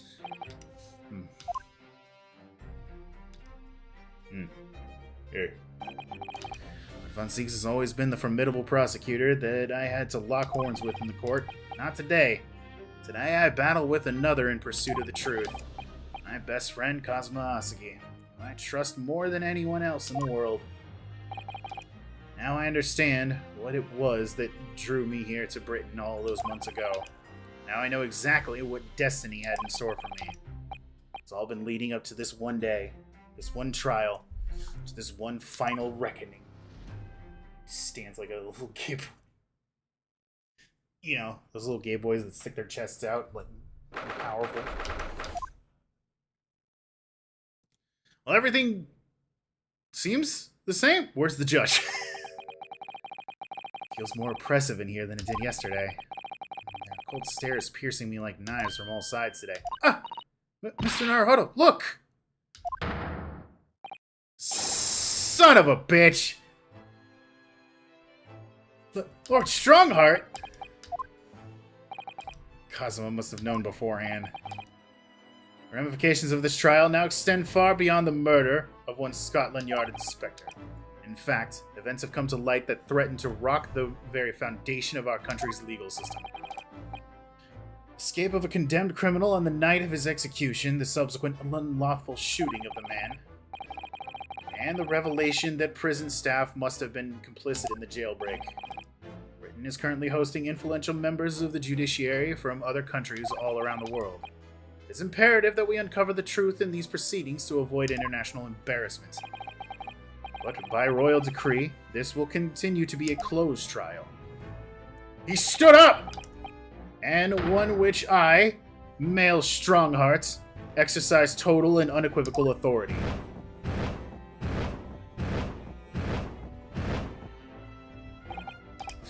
The 6 juror flames just... As was the case in yesterday's proceedings, those here present in the public gallery are distinguished members of our judiciary assembled to bear witness to a fair judicial process. Fair, sure. It's fun to stay at the... Why? No, Strongheart. No, that... Oh, shit, sorry. In other words, a collection of your acolytes, Lord Strongheart. On a personal note, I find this most distressing, Lord Von Zeeks. You were a prosecutor of exceptional talent. Much like your brother Clint, in fact. Don't talk about my brother. What the fuck? In the name of Her Majesty the Queen, I hereby declare this court to be in session. For the trial of Barak Von Zeeks, who officially stands accused of murder. Counsel for the prosecution and defense, are you in full readiness to proceed? The defense is ready, my lord. As is the prosecution. Yesterday's proceedings brought to light a shocking and disturbing fact. There was a side to the victim, Inspector Tobias Gregson, that was unknown to his superiors at Scotland Yard. Yes, he was carrying out operations secret, which Scotland Yard knew nothing about. He's taking the day off to watch the kids. I guess so. I guess he's, you know, here. You know what? Somebody had some grandchildren. That's, you know, that's what it is. He probably had some grandkids that came up, and he's like, I can't attend. And Strongheart was like, fuck, fine, I'll be the judge. In those clandestine operations, he had an accomplice, Mr. Daily Vigil, who would be given the inspector's identification and present himself around the capital in order to establish credible alibis for Gregson. In that way, Gregson appears to be carrying out his regular Scotland Yard work, when in fact he wasn't. At yesterday's session, Mr. Vigil who had been suffering from amnesia, regained his memory. It would appear he buried his memory of the time deep inside himself, as a means of self-preservation. Because whilst he was engaged as chief warder at Barclay Prison, he abated the convict's escape. Or seemingly. Mr. Vigil is currently recuperating at St. Sinners. He's recovered enough to give a signed statement about his movements on the day prior to the incident. He's formally admitted to posing as Gregson whilst investigating the red-headed lead. Which brings us to the crucial issue of the victim's time of death. Events yesterday proposed the suggestion that the victim may have been killed one day earlier. This was based largely on the discovery of the victim's pocket watch that had not been wound. Prosecution has something to report on that subject, my lord. Really? Go ahead, Prosecutor Osuke. I said it right. They're grandkids. They're married. But if they're also Strongheart's grandkids, then he shouldn't be here either. It doesn't work with the bit. I met once again with the coroner yesterday to discuss the issue. She confirmed that the defense's suggestion could not be ruled out. It's entirely possible that Gregson was killed on 31st of October, the day before his body was discovered. I have here the updated autopsy report that includes the amended details. The official opinion of the investigation team was made clear yesterday. The time of death was 5 p.m. on 1st November. There are indications there was an attempt to disguise the real time of death, however. It seems the natural decaying process of the victim's body may have been slowed by keeping it chilled. That's out of the question. There are no refrigeration devices in that part of London large enough to accommodate a human corpse. My lord, this is more than just conjecture. There's evidence to support the idea. We must investigate it thoroughly. Very well. Trial over. Is it actually Asoge? No. But that would be funny. The court will accept the new report as evidence. However, if this updated report is deemed to be accurate, it would give renewed significance to the movements of the victim on the day before the Fresno Street incident. It would, yes. Especially since on that day, Inspector Gregson was using Mr. Vigil to cover up his real movements. It's conceivable that he was killed in the course of his secret activities. I sense that the prosecution has some information regarding those activities. Scotland Yard put an enormous effort into investigating the precise matters yesterday. I think we should begin by presenting the results of the investigation. So the prosecution calls its first witness now. More like Kazum Asugi. Hi, Gina. State your name and occupation to the court. Inspector Gina Lestrade reporting. Representative. Okay, representative. Of Scotland Yard. A self-conferred rank, but never mind. Gina, again? What's your problem, Otto?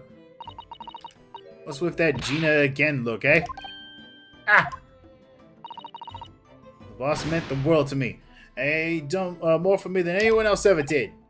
No, Inspector Gregson, you mean? Got me out of the back slums of the East End. It took me under his wing. Taught me that life can have a purpose.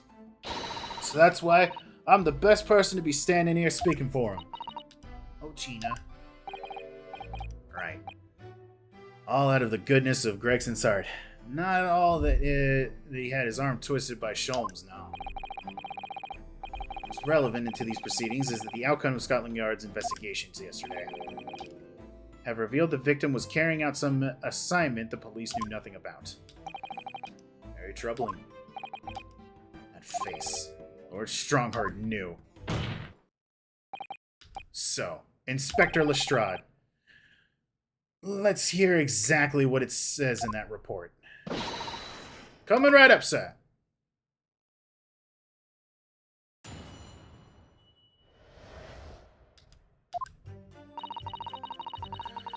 All yard detectives are supposed to follow orders and investigate what they're told.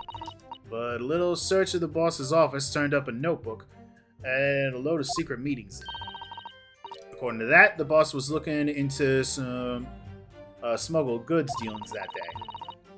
Looks like it was a big job and all, but the coppers weren't on it yet. What matters most is there's witnesses what saw the Reaper at the place. What? Maria.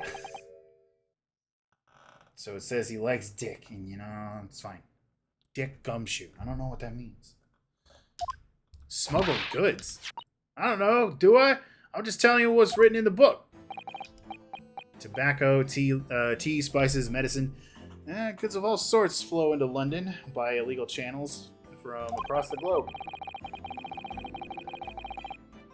It's well known that they're disposed of at a regular black market that takes place in the capital.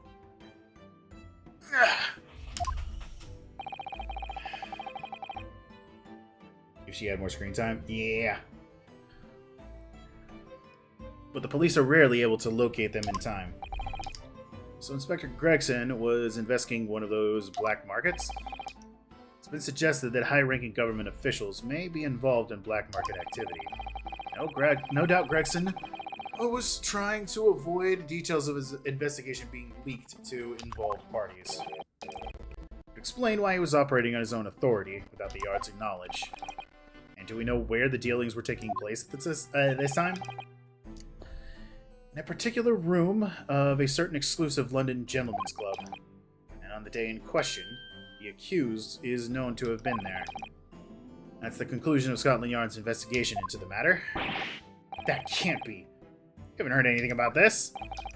Members of the club have testified to it. There's no question. The accused, Barak von Zeeks, was present. That would be very significant testimony then. Oh my, but Lord von Zeeks has made no mention of this at all. In short, Lord von Zeeks had ample opportunity to murder the victim. Yeah. Very well then. Counsel for the defense, begin your cross-examination. What the fuck is going on? Hold it!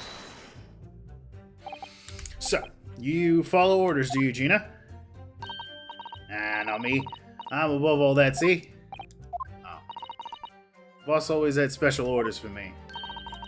Grab us some fish and chips, or go and give Toby his grub. That kind of thing. She was a gopher. So, errands more than orders, then. This detective is still an apprentice, after all. Yeah, well, this apprentice ain't one to sit around and wait to be told what to do, even by the boss. That's why I've been doing my own investigation into what happened, and I didn't find much at first. Hold it! I want that book. Give me that book. Give it to me. So you went through Inspector Gregson's things. Yep. As part of the independent Lestrade investigation. I'm sure your superiors would be delighted that you're taking the initiative. So I snuck into his office and when no one else was about. Because if anyone at the yard had seen me going in there, they'd have turfed me straight out on the street. This is sounding less and less like an investigation and more like something else. Prosecution understands that this was the very detective who discovered the notebook. You got that right. Nothing gets past Inspector Lestrade and her trusty assistant, Chief Inspector Toby. We found it hidden in one of his desk drawers that had a false bottom. That's impressive. So then, I went to hide myself where no one else would find me so I could have a butcher of what was written in it. Because if anyone at the yard had found me out, they'd have turfed me straight on the street. I've given it in now, though, ain't I? And if it weren't for me, it wouldn't have been found. Hold it! Do you have any idea where those dealings were taking place? Yep. It was all there in Boss's notes. Let's see if I can remember. As I've already said, the illegal dealings were due to take place at a gentleman's club. Yes, I remember, but I was hoping to find out the name of the club. That won't be necessary. What? It's conceivable that the club might be used again by the smugglers in the future. Therefore, the prosecution has asked not to reveal the name in these proceedings. I don't know what the fuss is about. It's right here. All I gotta do is give it a read. And I could too.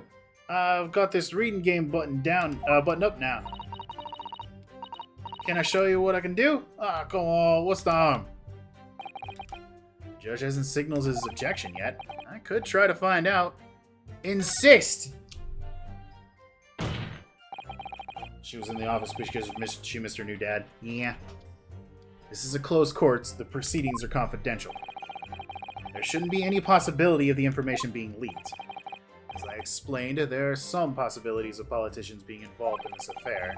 The prosecution is rightfully exercising caution, I imagine. No, my lord. Prosecution has no objection. Kazuma? There's no question that Inspector Gregson was looking into these black market dealings. However, it's not yet been established that he was on that particular trail on the day in question. If the defense requires to know the club's name, the prosecution has no intention of being obstructed.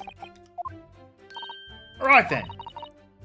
I get to show off my reading skills. Yay! Apparently I went to the Groose! Groose? Legend of Groose? The only good character? From Skyward Sword? Groose. And what sort of club is that?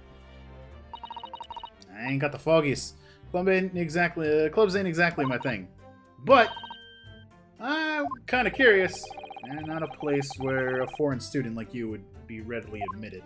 Have you looked in a mirror recently? Groose is loose. I tell you what, me and Chief Inspector Toby could go in undercover.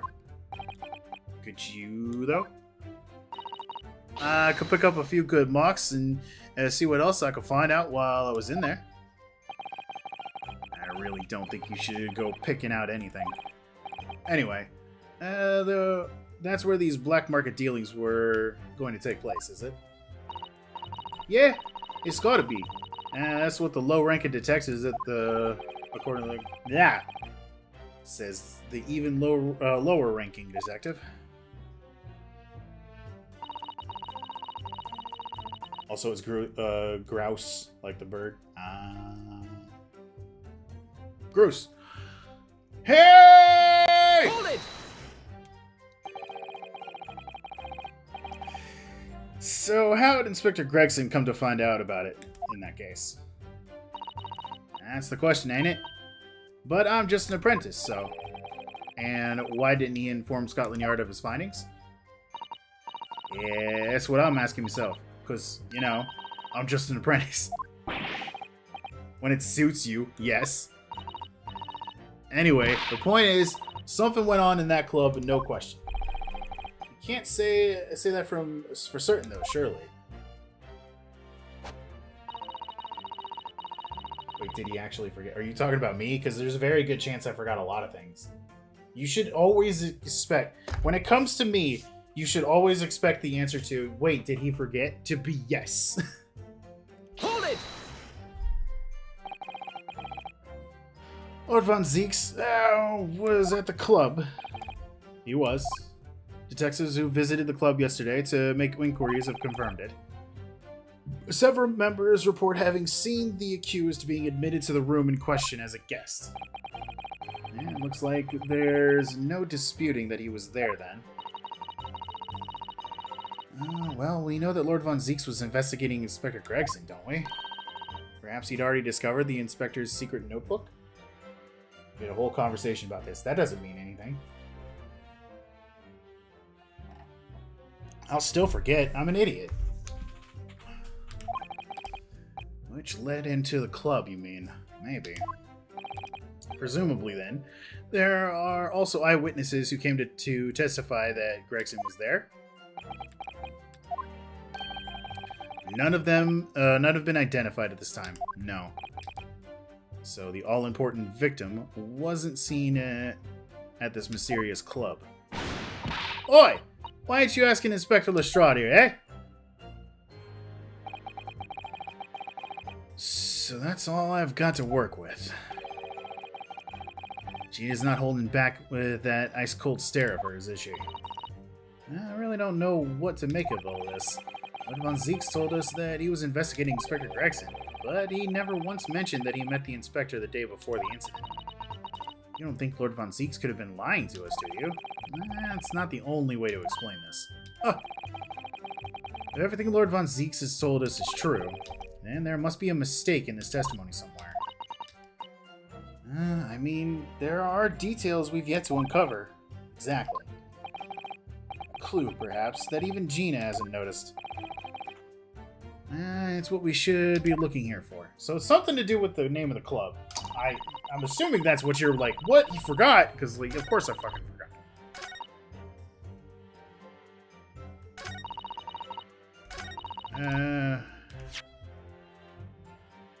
What do I have? It says, written on the back of the steamship, ticket, dismissal notice. Dun, dun, dun, dun. Dun, dun, dun, dun, dun, dun, dun.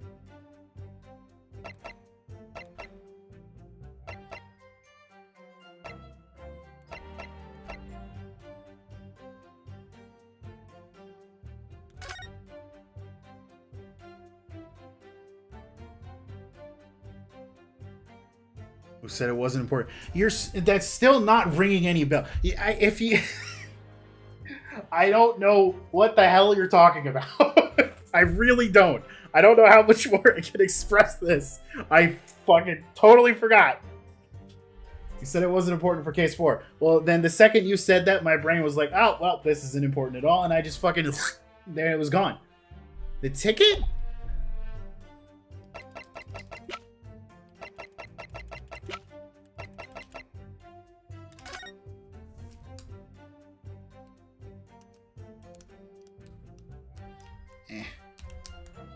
What about the ticket? The steamship ticket is the SS Grouse. Okay, yeah, no, I never would have remembered that. Yokohama departure. 1st of November. I'll go with the judge and going to Japan. It's almost a year since we arrived in Dover, and it's done a shame, we agree. So is it the ticket? Can I imagine? Or was that comment coming out with a little sigh? Alright, okay.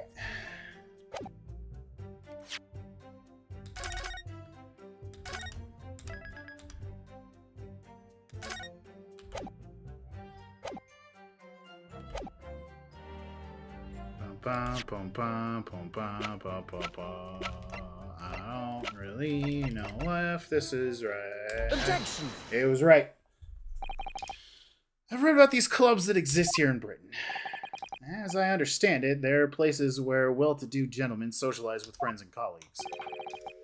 I don't imagine for a second that a foreign student like you would be admitted. Seriously, is your mirror cracked or something? No, he's just on full toxic boyfriend mode. Toxic. Do we know for sure that the contraband dealings were definitely happening at a club called The Grouse? The police are currently looking for evidence, but haven't found anything definitive yet. And I'm sorry to say that they probably won't. What do you mean by that? I mean that the place Inspector Gregson was secretly going to visit on the 31st of October may not have been a gentleman's club at all. Deltarune, 11 a.m., June 4th. Nope. I haven't even played the first parts of Deltarune. I've watched people play them.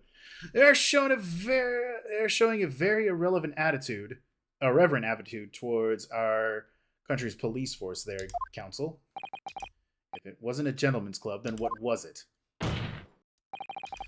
A steamship. You think it's a ship? I have the evidence to prove it. Here. Let me see that. This dark-suited young man is not in the least bit untrustworthy. The other side, my lord. Be more specific next time. This would appear to be a ticket for the passage upon a steamship. Yes. The SS Grouse. Objection! So there's a steamship named the Grouse that happens to share a name with the club. But I'm afraid to say, there's a flaw in your logic there. Ow. Look at this ticket. Notice the date of arrival on port? Ship arrived in the port of Dover on 1st November. Ah! The day on which the sounds like a gunshot was heard on the Fresno Street. In other words, on the day in question here, 31st of October, when the victim was on his clandestine mission, the ship hadn't yet docked in the British shores. That would certainly make an undercover investigation somewhat challenging. Objection! Since Japan, it launches at midnight. They have it 13 hours before us, so we get on on 11 a.m. Yeah. The fact that the steamship hadn't yet reached Britain substantiates the defense's assertion that the victim was investigating the SS Grouse on the day in question. Then show your evidence for that assertion. Very well. Uh-oh. In that case, counsel for the defense, present your evidence to the court now. Evidence that substantiates your claim that the victim was investigating the SS Grouse on the 31st October. Oh, shit.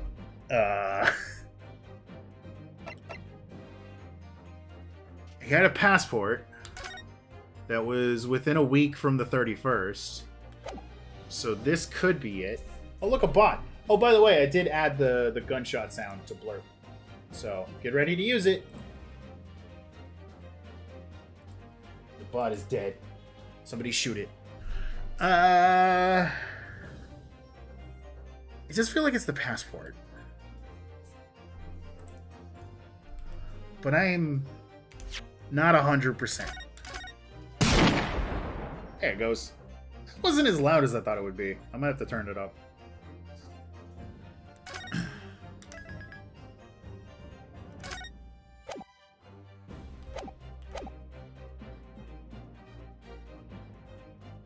That's a lot of points. I mean, it's 500, and I don't want people blasting a gun in my ear every 5 seconds. Take that! Passport? What's this? A passport for travel issued to the victim? Dated 31st October. What are you suggesting? I'm suggesting that just one day before the inspector's body was discovered, there's a distinct possibility he wasn't even in the country.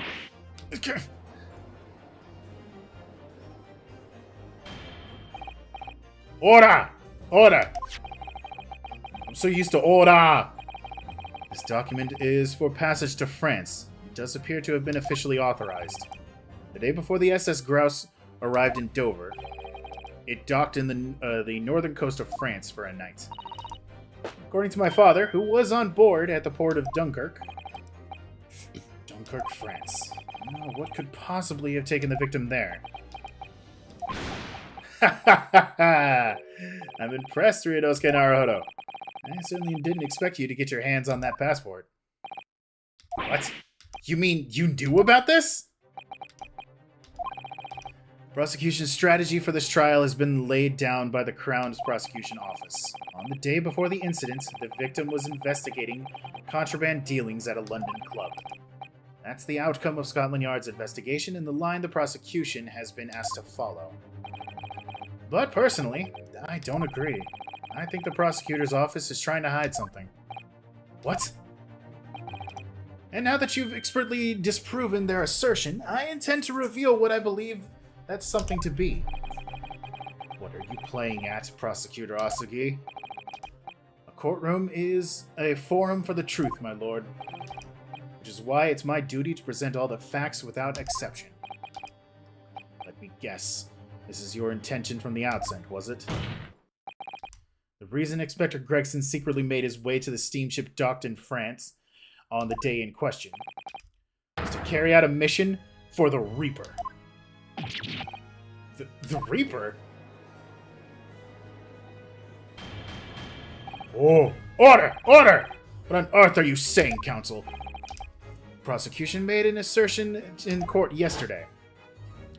Hey, Betty, what's up? Inspector Gregson was investigating the identity of the Reaper. When he discovered the location of the man's secret hideout, he was killed. As I'm sure everyone can imagine, by the Reaper's hand. But in reality, the truth is the opposite of that. What? Inspector Gregson wasn't investigating the Reaper at all. He was, in fact, acting for the Reaper. So, you're saying the mission he was undertaking was, obviously, an assassination. You can tell that he was a defense lawyer before, because he spouts bullshit as good as any lawyer. Barak von Zieks never carried out any of the actual killings. Whenever the Reaper's victims lost their lives, he always had a cast-iron alibi. Which tells us that he must have had an accomplice. And you claim it was Inspector Gregson. Hold it! What the hell do you think you're saying, eh? My boss would never have done nothing like that. And yet, when you consider all the facts, it all makes perfect sense. No! It can't be! We also arrived to the same conclusion, didn't we? That Inspector Gregson was operating as the Reaper? Even so, there's no way that the person giving him his orders was Lord von Zieks. No, the true Reaper is somebody else. Barak von Zieks is not the Reaper. A predictable response from someone who's advocating for the man. And even if it's true that Gregson was operating as an agent of the Reaper, the suggestion that he went aboard the SS Groose on an assassination mission doesn't follow at all. Oh? You have some solid reason for doubting the assertion, do you, Counsel? Absolutely. It's very simple. On the day in question, nobody was killed aboard that steamship. Mr. Mikotoba and Judge Ikoku were on the way to on the ship. If somebody had been assassinated, I'm certain we would have heard about it. What's so funny? You're right, of course. No suspicious deaths were reported aboard the ship. But I think perhaps you've missed the point. That's precisely why Inspector Gregson himself lost his life. What? Gregson did board the SS Groose that night with the intention of dispatching his mark. But his mission ended in failure. Failure? It seems that the defense hasn't yet grasped a very important detail here. What are you talking about? What detail? Inspector Gina Lestrade. What? The victim's notebook that you read an excerpt from earlier. That doesn't contain details of secret investigations at all. It describes 10 years of assassination plots to be carried out by the Reaper of the Bailey. You're lying! Even if them bluggers what got taken out and had it coming, the boss weren't the Reaper. Poor Gina. There's no question that Tobias Gregson was heavily involved in the Reaper's activities. You may just be an apprentice, but if you spent any time in Scotland Yard, you must have heard rumors. I heard nothing. I don't want to believe a word of it. And testify again, as a representative of Scotland Yard. Consider it your chance to defend your boss. I don't... I concur. The witness will give a new formal testimony. Miss Lestrade, you will tell the court everything you know about Inspector Gregson's secret notebook. How long is it going to be till they give it to us? I want it. Give it to me. Give it to me now.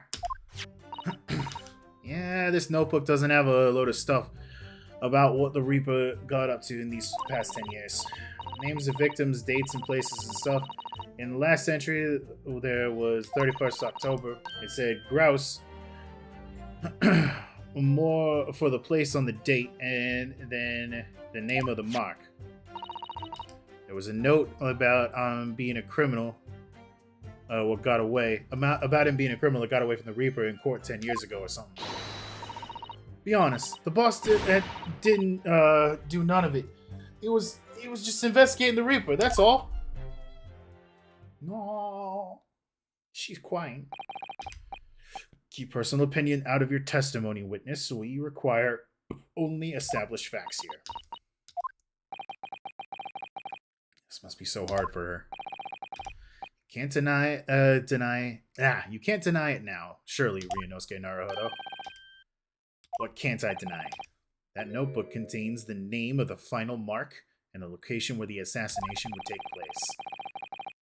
That's information that the victim could only have known if he was working with a Reaper. Ah! So, who was the final mark? So he's after Jigoku then. Maybe. Go ahead, Inspector Lestrade. Need the name of the court. The name that was written alongside the entry that mentions the grouse on 31st October. Eh? Oh, how do you read this then? Reading is still not her strong suit. That ain't the problem, alright, Odo? It's a funny name. It ain't English. It's hard to read. It's someone from overseas? Let me have a bash at it. Seshiro. Damn it! Raph. Hey, keep the spoilers to a minimum, please. Hey, Seshiro. Jigogyu. Maybe? What? It can't be. Seshiro Jigoku?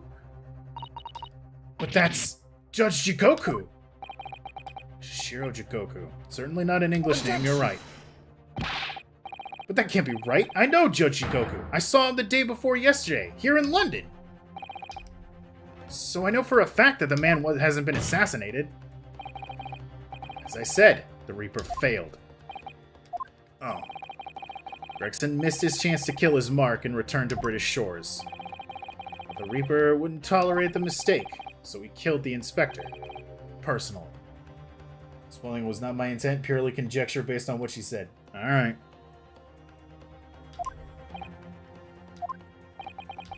The Reaper, of course, being the accused, Barak von Zieks. It's an undeniably logical argument. Yeah, sure. Cosma. You planned for the trial to go this way all along, didn't you?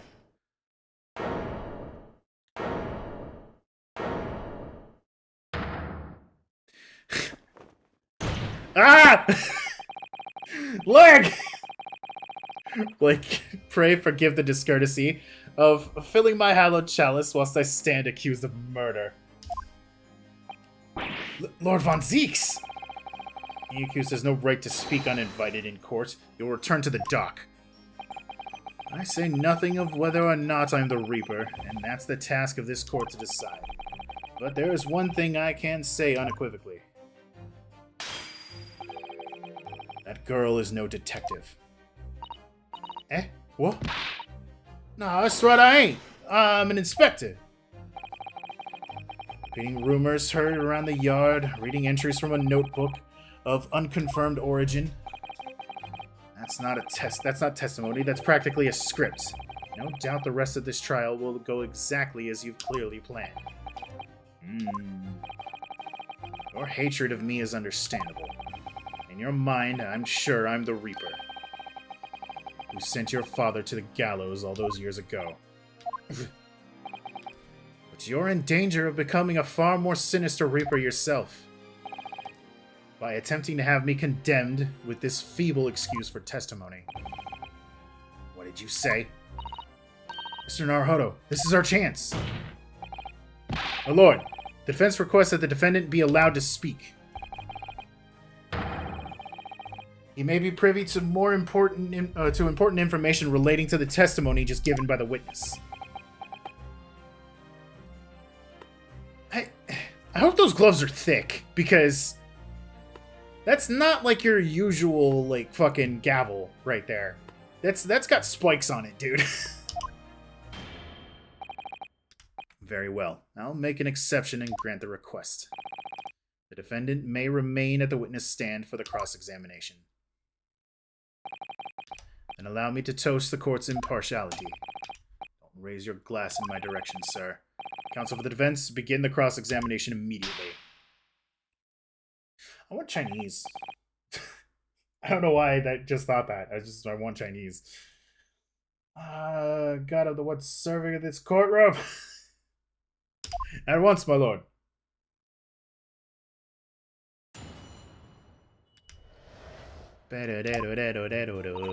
Yes, notebook doesn't have a load of stuff in it. What?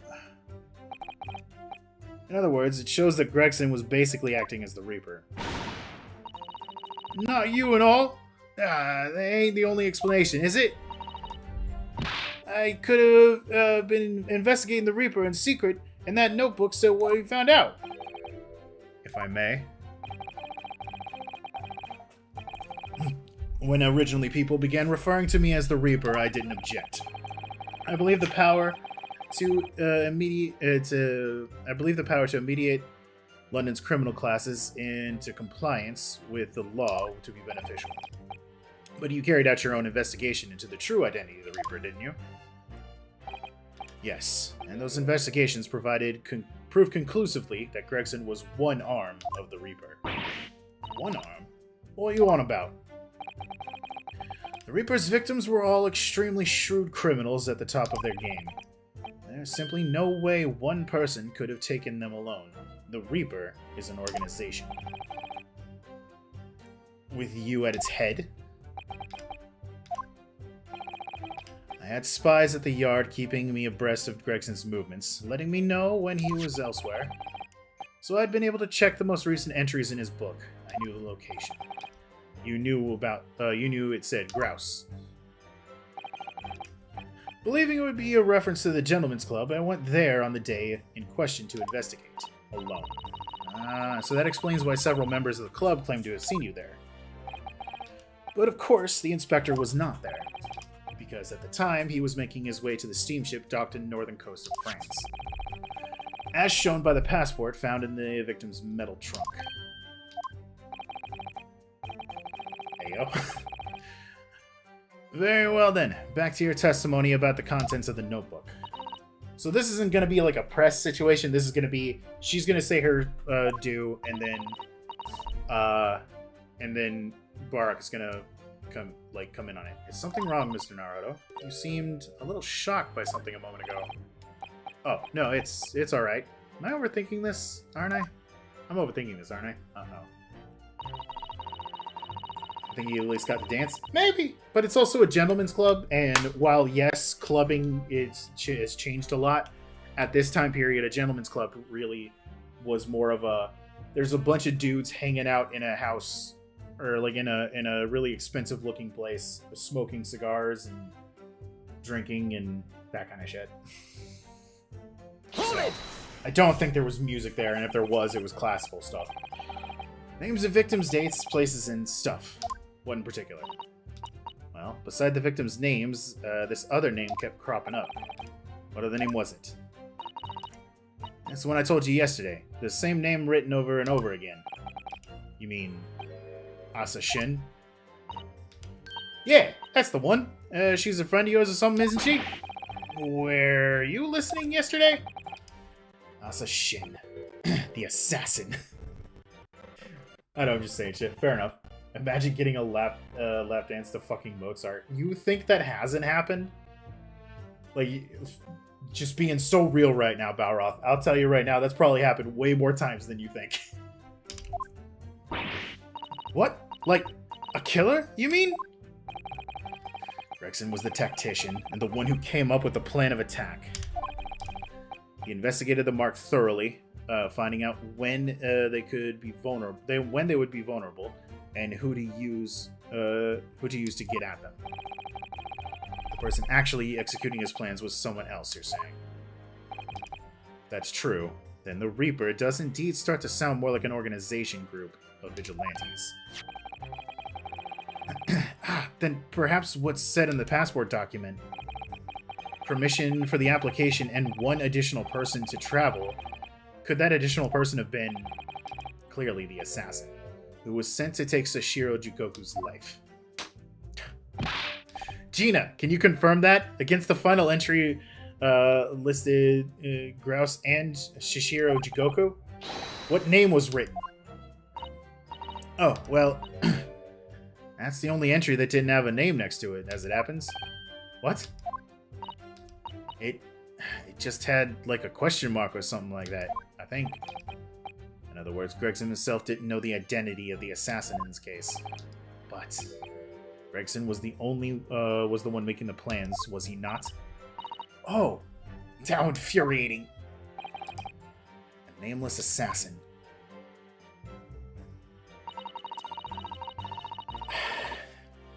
What if it wasn't... What if it wasn't Sashiro who was the target, but was actually the assassin?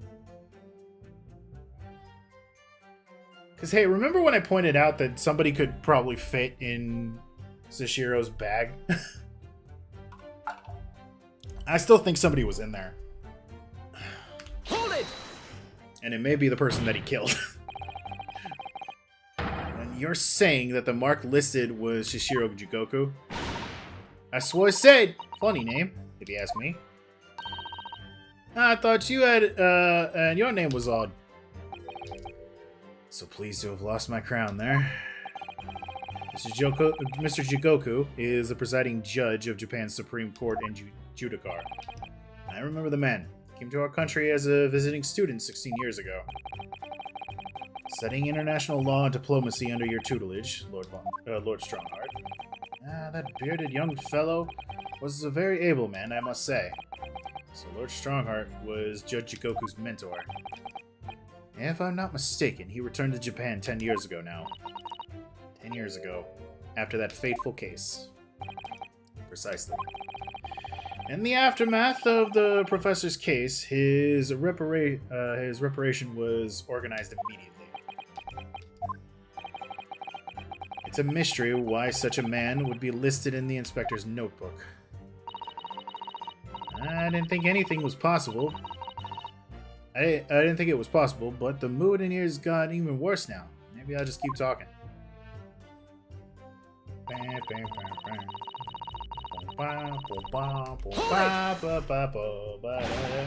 I mean, I would say something against it, but I kind of do the same thing sometimes. Just be careful, Raph. That's all I ask. What do you mean a criminal? Judge Jigoku is no criminal. What? Don't ask me. I don't know nothing about it. Oh, do you remember what Father told us? That Judge Jigoku did once appear in court here in Britain. It was related to the professor case, I'm sure. Yes, of course. You're right. Sashiro was trying to mitigate Genshin's guilt, so he took the stand to testify. But he got a little carried away and actually managed to break the witness stand. He also said some contemptuous words about the British Empire, for which he was charged.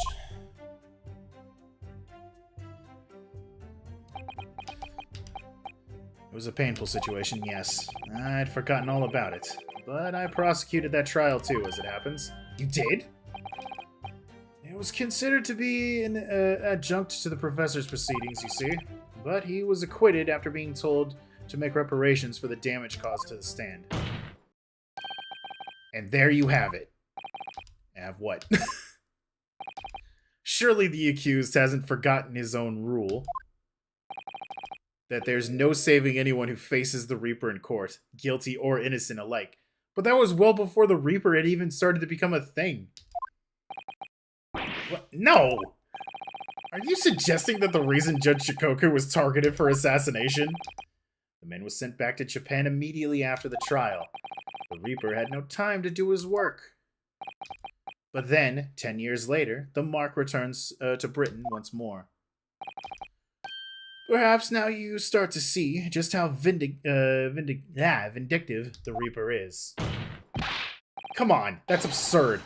To take someone's life for that? Isn't the whole premise of the Reaper absurd? Killing those who have been found innocent? Clearly the rules by which the man operates are beyond a sane person's comprehension. It was right before that, actually. Right, like the Reaper hadn't even started to show up as a thing, and from what we understand, the only thing he did was break the stand and say some bad shit about the British Empire. That's no reason for anyone to go after him for getting off on that. Objection! Right, I just had about enough of this. Gina? All this nonsense about the boss planning to kill people, it's cobblers. Come on, Otto. Yes? Why ain't you saying nothing? Why ain't you telling out objection or something? What? You gotta find a flaw. You usually do. Someone's lying here, no question. Gotta work out who it is. Please. For the boss. No. That outburst was an insult to the court and your own testimony. I might have known that a common pickpocket from the back slums couldn't make a detective. What a bastard. When this trial is over, you will forfeit your warrant card, Miss Lestrade. Is that clear? If I had it with, I've had it with a lot of you. The lies every bleeding place you look in this world, ain't it? Well, I've had enough. Gina. So have I. After that little speech of Gina's, I've made up my mind. To do what, Mr. Naruto? There was one point in this cross-examination when something that was said just didn't sit right with me. One statement that seemed odd. Oh? Do you mean... I'm not gonna let Gina's plea for help fall on deaf ears. What? What? How many? Oh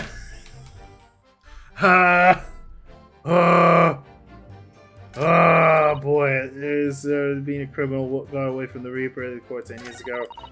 I said the grouse of the place is within one mark.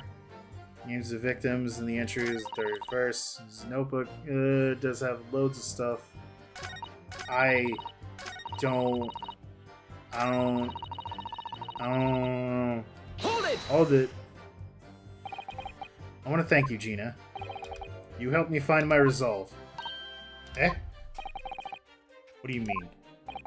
Among us, everything we've heard during this cross-examination, there's one thing that defies explanation. One inconsistency. Can I get a clue, please? What an inconsistency? I'm not looking at chat. Really, Otto? I don't quite know what it means yet, but... Yes. There's an inconsistency in something that was said by... Oh, God.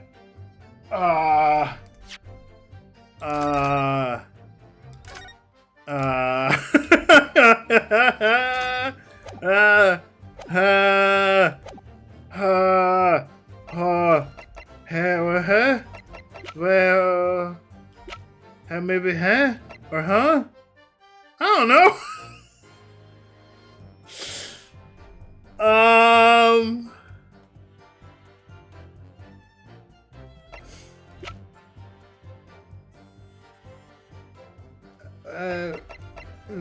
Kazuma? Kazuma, my toxic boyfriend. Take that! that was a pure guess. That was a pure guess. Kazuma Asagi. Me? Is this some attempted filibustering counsel? Prosecutor Asagi has given no testimony. What are you suggesting I said that was inconsistent? You let something slip that you shouldn't have. When I present the relevant piece of evidence, I imagine you'll realize what you've done. Fuck! I'm not out of the woods yet. Very well then, counsel, go ahead. What evidence reveals the alleged inconsistency in something Prosecutor Asagi has said? I don't fucking know. What do you mean? I don't know.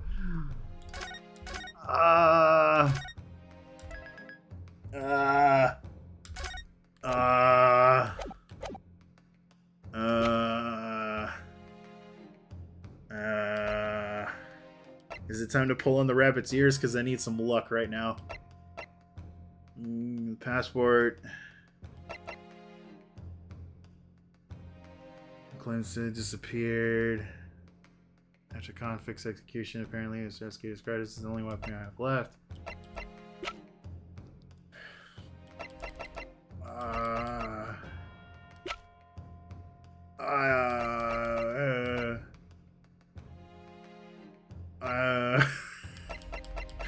I legitimately have no clue. If somebody wants to give me a slight nudge in chat, I would not be against it. Like, I'm kind of going on the passport.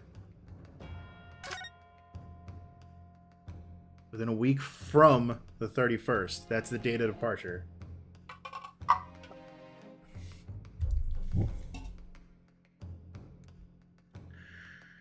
Is it this?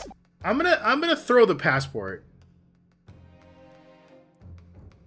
Cause he told us that his whole reason for going to France was because he wanted to get Gina out of the country because of the whole Reaper situation.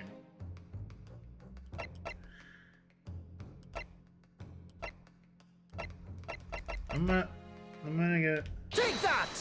I'm gonna give it a try. So, my initial impressions were correct. Okay, cool.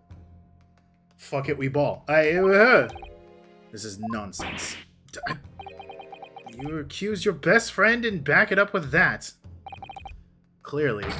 Ryunosuke Naruhodo I knew is dead. Nah, it's okay, Kazuma. I wanted to break up with you anyway. Struck down by my own best friend. I believe that what you intended to point out, Mr. Naruhodo, is when Kazuma said, "Thank you." Because at the time he was making his way to the France steamship docked on the northern coast of France. It was shown by the passport found in the victim's metal trunk. Yes, that's exactly it.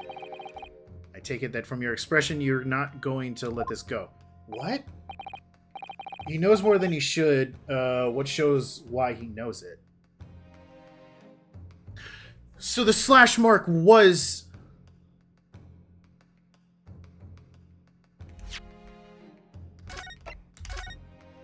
I want my pip back.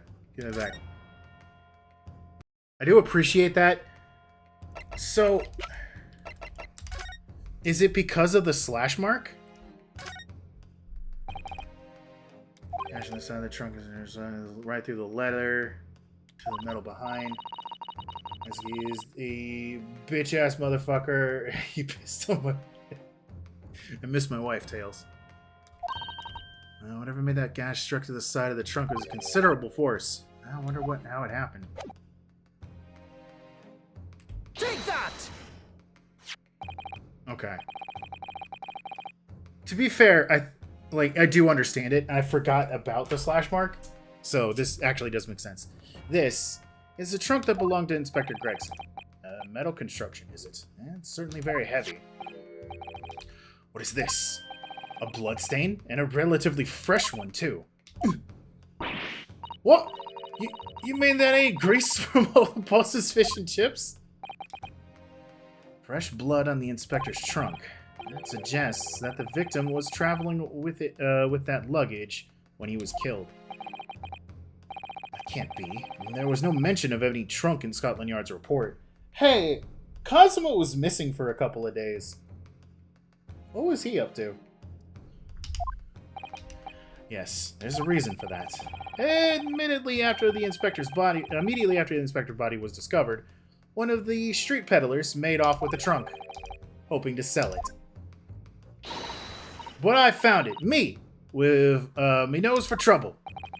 Which means that nobody should have known anything about the trunk. Unless, of course, they are talking about somebody who was present when the victim was killed. Asking the questions the game wants you to. That's what the job is. And yet, during the cross-examination of the witness just now, you said this, Kazuma. Because at the time, he was making his way to the steamship docked on the northern coast of France, as shown by the passport found in the victim's metal trunk. Standing right in the same spot. So the question is, how did you know about the inspector's trunk? You know the man went on a trip to France. Where else would he have put his passport? You wouldn't give him one. But you knew it was a metal trunk. Answer me honestly, Kazuma. On the 31st October, where were you exactly? At the port of Dunkirk, on board the SS Gruus. Is that the answer you're looking for, Ryunosuke? Kazuma, what did you... And consider the possibility of before, but if Kazuma was there on the ship, then it can only have been for one purpose. Oh no, Mr. Naruhodo, surely you don't think... Come on, Ryunosuke, you know the rules. The only thing that really talks in this courtroom is hard evidence. As I understand it, Inspector Gregson always took that case with him when he traveled. So as it stands, you've proved nothing. Kazuma. Are you challenging me to prove it, beyond all reasonable doubt? That you were there that day, in the same place as the inspector? He was there? With Gregson? There's a clue that you overlooked. A secret that Trunk can tell us. I can't be sure at this point, but I need to verify it. But I have a nasty feeling this was going to be, that I'm going to be right. Evidence isn't the only hard thing. Now when there are so many hot people in court, God, the accusation being made is deeply disturbing, but nevertheless, we must test it. Defense will identify for the court where in the trunk this alleged clue can be found. It's right there. It's right there. It's right there. This is your proof? What do you say, Professor Asugi? Prosecutor. Personally, I think trying the defense counsel to the inspector's trunk, tying and tossing in the sea. He wants to kill us. What? At least that way, London's courtroom will be safe from his destructive accusations. Long-winded way of telling us you're wrong. What do you mean? What? Did I miss it? Then let us see if you sink or swim under the weight of the penalty, counsel. What are you talking about? You can't allow yourself to drown in the sea yet. I was hoping never to let that happen, funnily enough.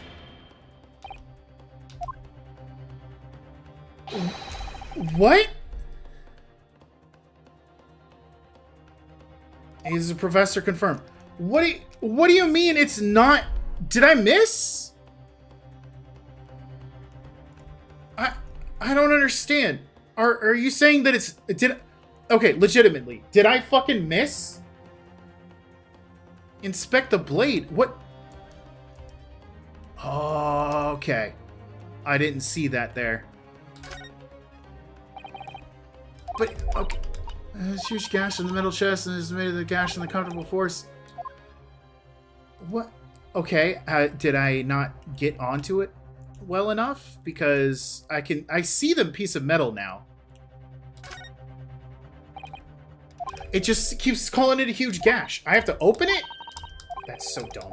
That's so fucking stupid. It's clearly right there. Why do I have to open the damn thing? Fuck you, Shutakumi. Fuck you so hard. And not in a fun way.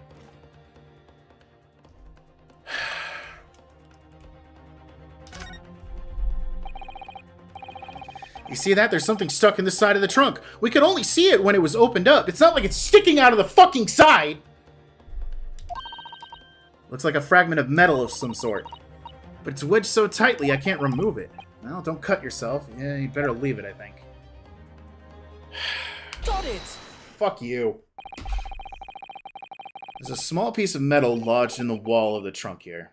Like the tip of a blade. Eh? A blade? Kazuma, slung around your waist, as ever today, is the esteemed blade Karuma. Of course it is. Won't you draw it, here in this courtroom? Exercise caution, my learned friend. That man is the son of London's most notorious killer. Bailiff, watch Prosecutor Asugi like a hawk. I'm still pissed. You can only inspect it once you opened it earlier, or you just missed it. I'm not talking about the fact that I didn't notice it before. I'm saying that it's stupid that you have to open it up to inspect it when it's clearly visible even when it's closed. There's clearly a piece of metal there, and you should be able to inspect it whether it's open or closed. That's dumb. There's no defending that. That's stupid. Kazuma, show us your sword. That won't be necessary. Yep, tip's broken off. Oh no! The tip is broken. If the fragment of metal from the trunk fits together with the end of the sword, the question of who was there with Inspector Gregson will be answered. Agreed, Kazuma Asagi. Who wants the tip? Expertly done, Ryunosuke. That's a point to you and well deserved. Do you mean to tell the court, Professor Asagi? Prosecutor Asagi. I don't know why I do that. Yes, on 31st October, I accompanied Inspector Gregson to Dunkirk in order to carry out a mission. So the additional person authorized to travel was me. And the mission... the mission was... the assassination of the Mark. What? What? He's just out here admitting it. Freaky to distract from the pain. I guess so. You mean the killer whose name was omitted from this notebook? You were following the Reaper's orders to dispatch Judge Jigoku? Let me make one thing perfectly clear. I have killed no one. Explain. I accepted the assassination mission, yes, and I accompanied Gregson to Dunkirk. But I had never had any intention to carry out the plan. You were never going to do it? We can believe Kazuma-sama, I'm sure. Can we?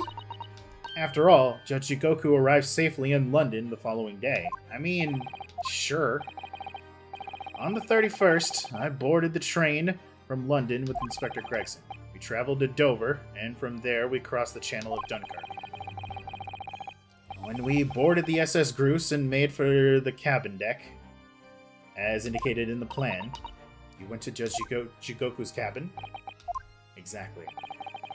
He wasn't there, though. We decided to wait, but you've already told us you had no intention of going through with it anyway. I didn't come to Great Britain to take anyone's life. So I left Gregson and disembarked the ship. And I spent that night at a boarding house in town and returned to England the following morning.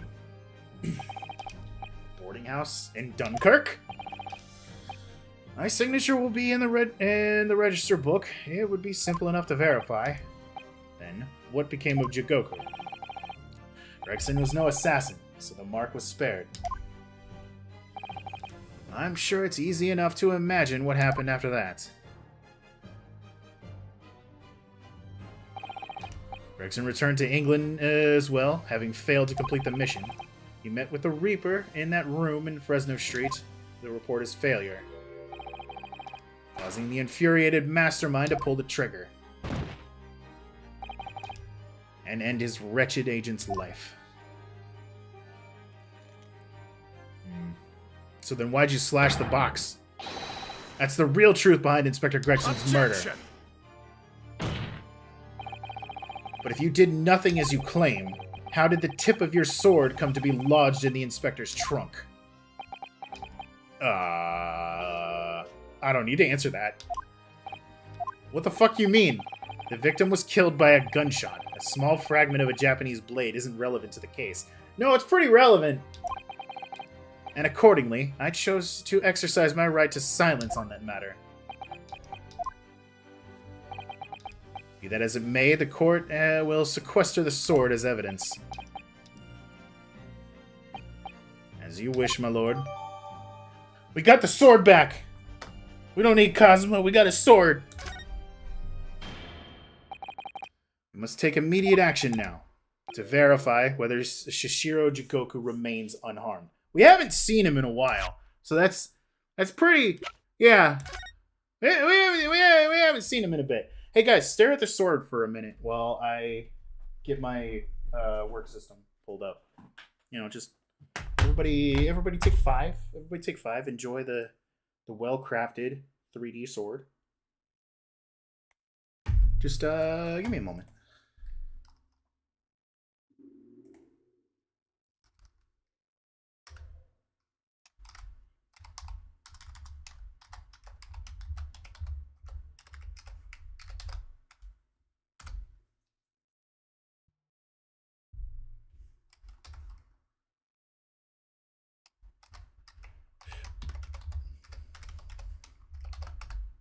Still mad about this tip of the sword thing.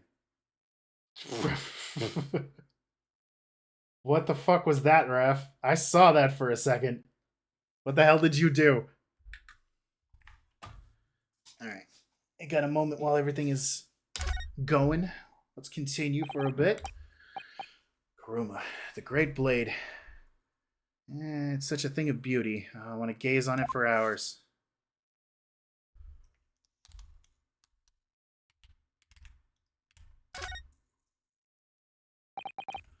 Tip of the great sword broken. It's such a shame. It's been so meticulously cared for over the years. I can almost hear Kuruma's sobs. Cosmos are really taking a swing for that to happen.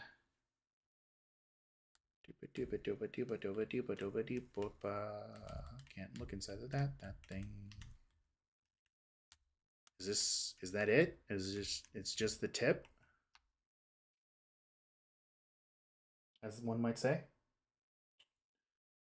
Type of rappo. I'm a little sad that that's all we got out of this. To verify whether Sashiro Jigoku remains unharmed. What? Remains unharmed? I agree. That should be our first priority. It's recently come to my attention that he hasn't been seen since yesterday. How did you... When a foreign dignitary invited to Great Britain goes missing for 24 hours, it's only natural the question of his safety should arise. And there it is. You don't mean to say that you think Judge Jigoku may have been killed? The Reaper has more than one assassin at his disposal. He has the power and influence to give orders from the inside of a prison cell. Isn't that right, Lord Von Zeeks? If I were truly the Reaper, I'd be able to tell you.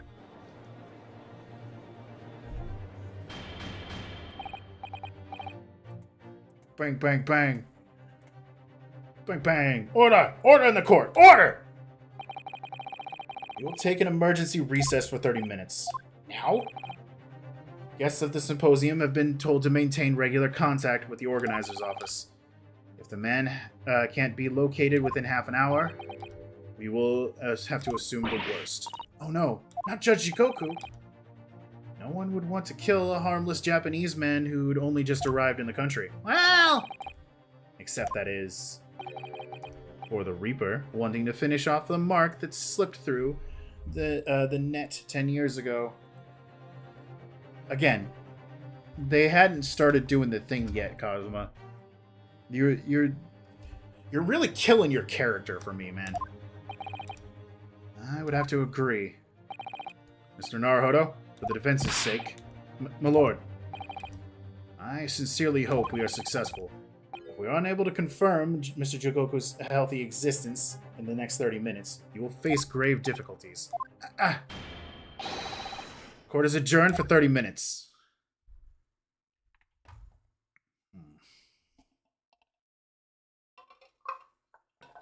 It's a pretty glaring flaw.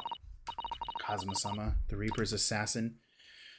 I feel as though I'm in a nightmare. I can hardly believe it either. But on the other hand, Kazuma isn't in the habit of making up stories. Shit. Oh, boy. Such a terrible sense of foreboding. Yeah, this isn't going great. If something awful has happened to Judge Jigoku, then I feel as though things will only spiral further and further out of control. I felt it from the moment I stepped into the courthouse this morning. Strange sensation that we were careering towards a foregone conclusion. Now, in the worst case, we might only have 30 minutes left. Unfortunately, though, I don't think there's anything we can do but wait now. We're out of options. Actually, there may be one last hand we can play. Or rather, one last ear. Of course! Yay, bunny time! The little Mr. Sholmes doll that Iris gave us.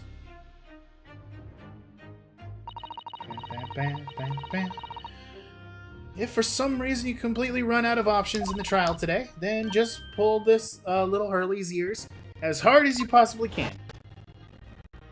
We're gonna pop his little head off. Perhaps now is the time. What should I do?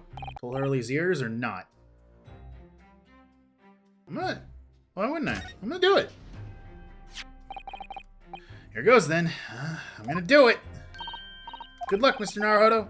No looking back. Heave! Ow! That scream sounded like Mr. Schopes. Mr. Schopes, where are you? Here, my dear fellow, here.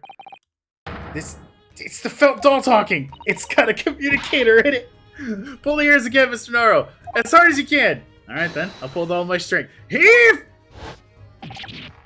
Ow!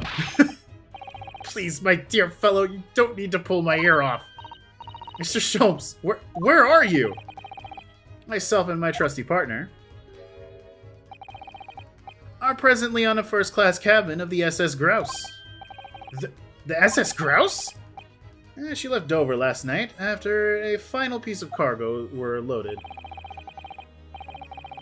Where currently they invented fucking... They invented telecom technology well before wireless technology could even be a fathomable thing. God damn it. God damn it. That's pretty great though. I do love the fact that it's a communicator.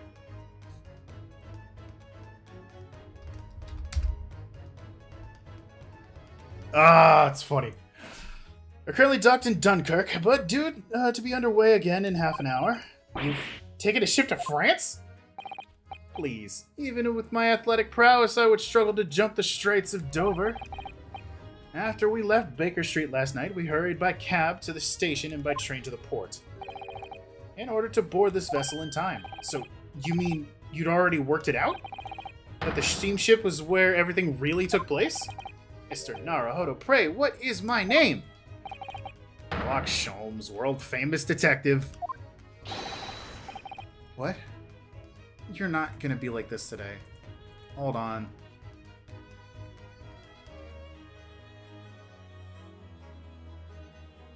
What the fuck?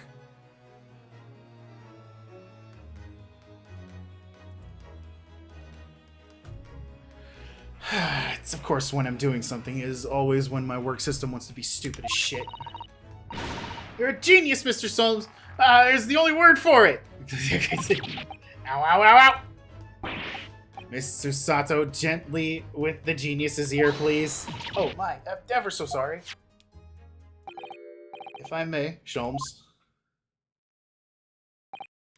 Ah, there you are, Mikitoba. You may remember that this isn't, it was in fact I who made the connection to the SS Grouse at Scotland Yard yesterday when we examined that notebook and I recalled my steamship ticket. Bro's taken... But of course it was, my dear fellow. And not once did I controvert the facts. I merely had our court-bound companions utter my name. Yes, you did, didn't you? We just entered a recess. The trial resumes in 30 minutes from now. And if we're unable to present any new leads then, I'm afraid to say... Do not fret, please. It is precisely that purpose that my partner and I have made this journey. I have no doubt that we shall have welcome news for you within the half hour. Thank you, Mr. Sholmes. That would be wonderful. Until then, yes, you'll be hearing from us if you're not in touch first. Ow, ow, ow. I shan't be hearing any if you keep tugging my ear in that mindless fashion. Whatever was the idea behind making a receiver operated in that way in the first place, Sholmes? Why the deuce would I know? It's Iris's invention, not mine. She wants to make sure that you fucking listen. So we're playing as Mikitoba. It's fucking full turnaround. We're playing as Susato's dad. Where we get to find everything and Sholmes takes credit for it. Oh boy. Lest I know how much you enjoy being the hero of the hour, Sholmes. We have but half that now before the grouse puts it to sea again. If we don't conclude our investigation rapidly, we shall find ourselves in Naples before long. And there are times, Mikotoba, when you make a surprising amount of sense. So let us begin.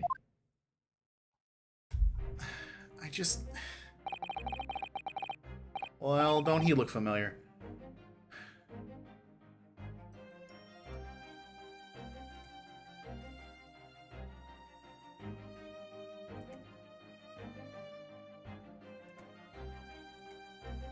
Hold on. What? Really? Okay. Thank you. Fuck.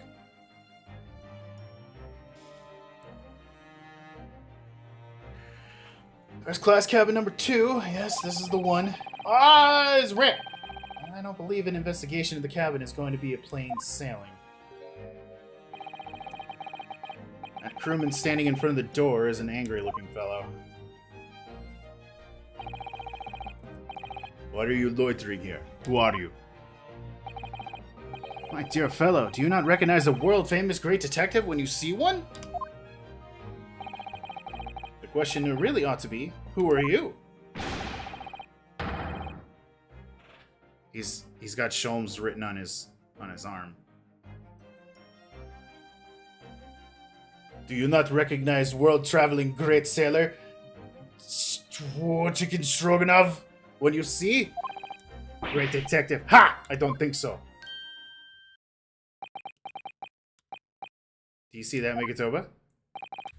It would appear that this man is a devoted follower of mine. Goodness me, is that a tattoo that says Sholmes? It's really bad if that's the case. I must say, while such aberrations is flattering naturally, it does leave me a little cold. What are you talking about? Leave now! How distressing. My loyal devotee knows me only by name and not by appearance. And yet, I already know a great deal about you, sir. You have a brother, I believe. And like yourself, he's a shipman. Currently traveling the world aboard a Russian steamship, in fact. How could you know this? Elementary, my dear Mikotoba. I'm sure it was. 3 days ago, I was bound for London aboard this ship, you see. And we're looking for one of my fellow passengers, a man by the name of Jikoku. There is no one with this name on board. But we know that he purchased a ticket for passage. Ah, you mean Eastern man. He left ship 2 hours ago. Here at Dunkirk, he said something about emergency. What? Are you sure? So Shishiro's realized we're after him, has he? I think Shishiro was the actual killer, and he let Kenshin take the fall.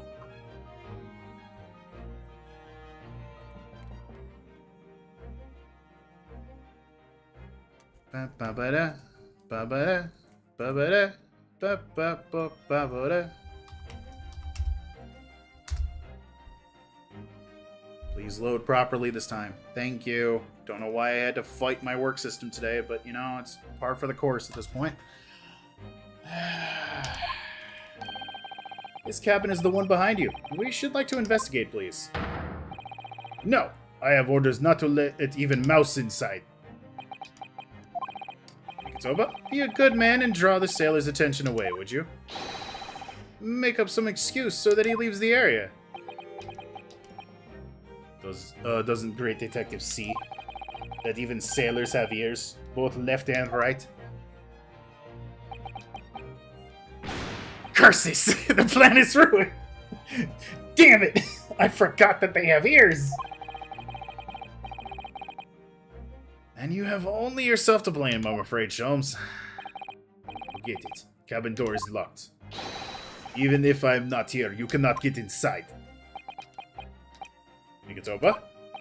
I'm sure you haven't forgotten my special talent, have you? Opening any lock? Within a mere 5 seconds. So if you'd be so kind as to afford me the requisite time, old friend. in your typically accommodating manner. How could I refuse such a typically unappealing request, old friend? I need to distract this burly sailor for 5 seconds, do I? Good man! So, the game is afoot! Alright, I got 30 minutes to find out in 5 seconds what I need to do. I hope I'm on that. This would appear to be an alarm bell. All hell would break loose if the thing were to ring and the whole crew would know it.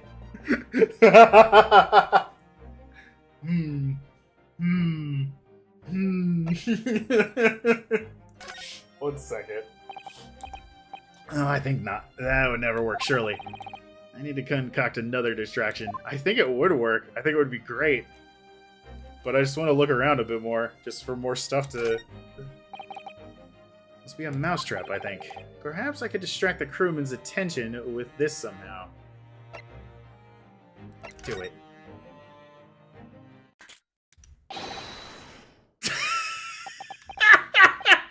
That sounded like Big Mouse and Trap. Choo choo! I will bring bucket of water later, put out of misery. I didn't like the sound of that. In case, my dear fellow, that was quite unconvincing. Only Japanese mice make a chew sound. Oh, really, Sholmes? And pray tell, what do Russian mice sound like? Beep beep, naturally. Though also quite unconvincing, I readily admit. So go ahead, Mikitoba, do a beep beep this time. No, thank you. I'm sure I can come up with an alternative solution. Ah, this is fun. This is funny. I like this. What do we got here? The switch for the electrical lights. Perhaps if I were to turn it off. Flick the switch! Ah! What is happening? Where's the lights? Now, Sholmes, now! The dump.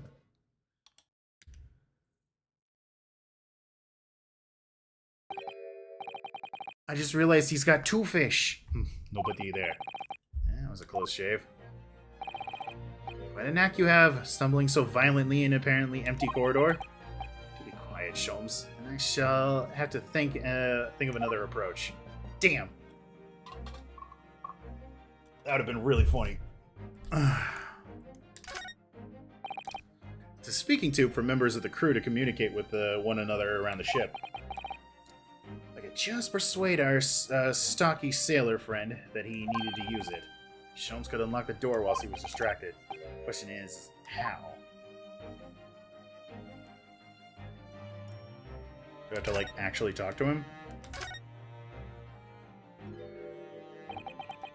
He's like a No-Eye Temple Guardian statue. This fellow? The way he's glaring at us so fiercely? Tell me, why are you standing guard here if the cabin is unoccupied? Because this area is for first-class passengers. We must look out for suspicious criminals. He's looking straight at me when he said that. My dear fellow, as you can plainly see, we are quite unsuspicious as criminals go. But still criminals. No, no, no! For God's sake, Sholmes, tell the man neither suspicious nor criminals. Ah, yes, quite right, Mikitoba.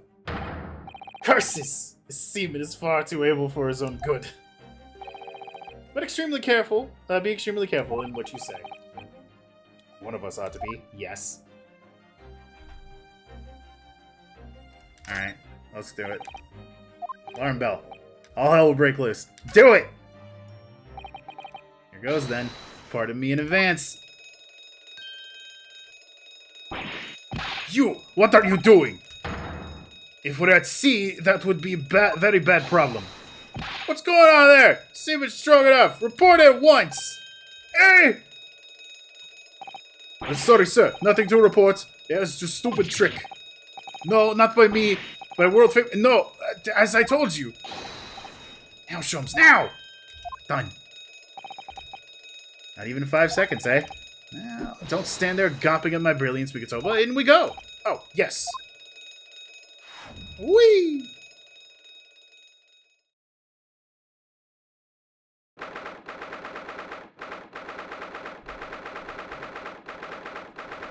Hey, yo, what the fuck? Why is the warning over there? Messy boy, isn't he? Good gracious. It would appear that the occupant of this cabin did indeed disembark rather hurriedly. There's clothes on the floor there. They're Sashiro's without question. Well, it seems that we are just a little too late. Yes, by about 2 hours. He shoved something in the pipe. Still, whilst we're here, we should investigate thoroughly. There may well be 2 hours worth of clues to find then. But that burly crewman may return at any moment, Sholmes. Indeed he may. Which makes it all the more thrilling. What's going on here? There's a speaking tube here. Look, though it's been stopped up by some cloth. So the voices of the crewmen on the bridge aren't an annoyance, I suppose. Or indeed, so that the voices in this cabin aren't heard elsewhere. Could something have happened in here that was for no one else's ears, do you think? Either that, or it could be to prevent snakes from entering. And it's really become a favorite case of yours, hasn't it? Quite an exquisite glass, I must say. See here how it is something wrong, Sholmes? You suddenly trail off. Ice. We could talk about ice. What opulence the first class passengers enjoy. Chilled drinks. Pardon? Could it be that this steamship is equipped with an electrically refrigerated cold room, do you think? Well, that's a luxury liner after all. They have an enormous refrigerators for storing all sorts of lavish province, as well as ice. On our voyage from Japan, we enjoyed culinary delights from all over the world. Suddenly, Mikotoba, the sight of you is making my mouth water. I haven't taken on the flavor of the food I ate, you know. Son of a bitch.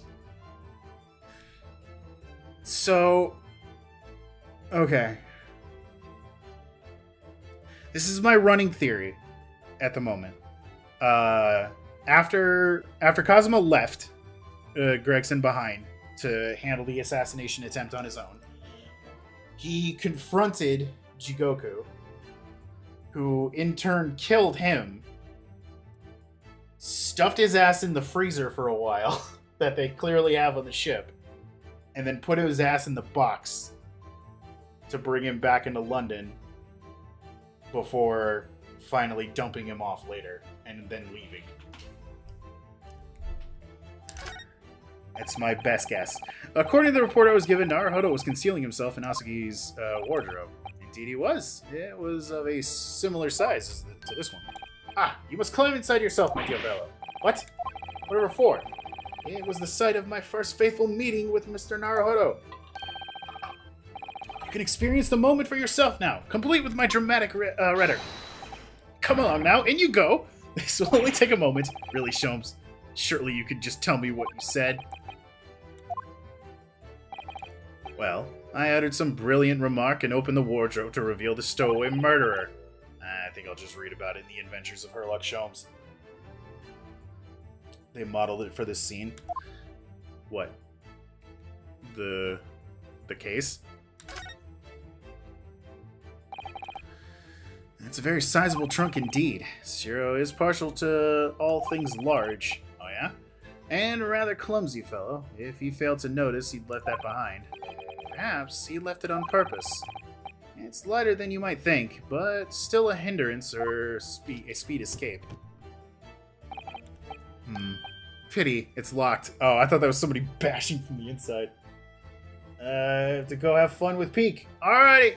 We'll still probably be going for a while. Surely 5 seconds from now, the situation will be quite different, though. Sadly not. This is a 7-digit combination lock. And I'm not in a morose enough mood to work through all the combinations at present.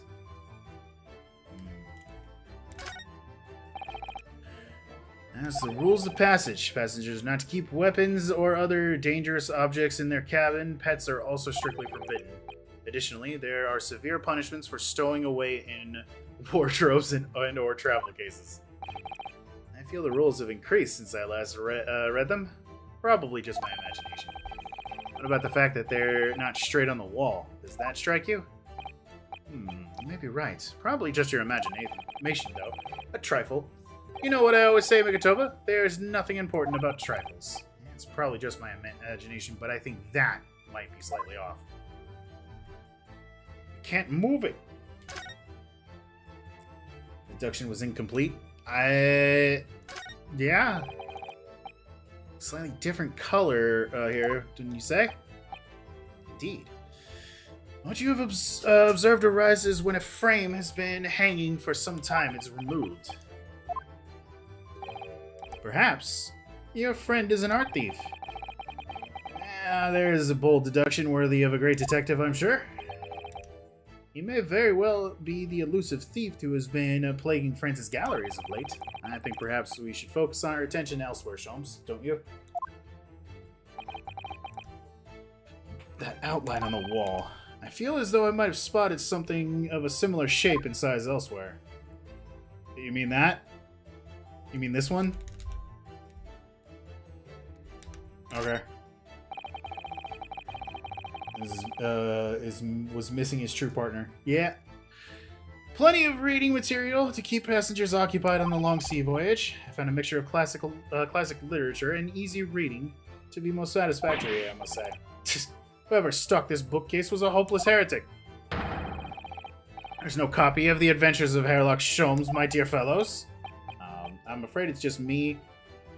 But no, you're quite right. More blasphemous than overlooking the Bible. I shall leave a copy behind. Just happen to have one with me. You're a true missionary of the Church of the Great Detectives, aren't you? That's good. That's funny. Suppose passage from John cabins and down. Imagination, does that strike you? I may be right, probably. Just your imagination, though. A trifle, and you know what they say, Mikatoba, and a trifle is probably your imagination slightly off. Okay, well, it's, you know, it's clearly that that's the thing that it's supposed to be, but you know, that's a substantial heap of clothes on the floor. An overcoat, shirts, a dressing gown, Momohiki work trousers, a Tanzan robe, a Haramaki waistband, clearly the clothing of a Japanese man. And clearly, Japanese men are unaccustomed to the culture of the wardrobe. It looks to me as if they'd been thrown into a heap like that in something of a hurry. Indeed. You could help yourself to a Japanese man's shirt, perhaps? I'm sure you've made mention of packing a few. Too few. I'd very likely drown in one of Sachiro's shirts. No, I'll just buy any extras I need, I think.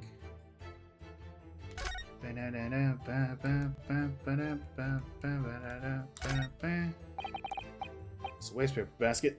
Look, there's still a little rubbish inside. Indeed. And then let us pry.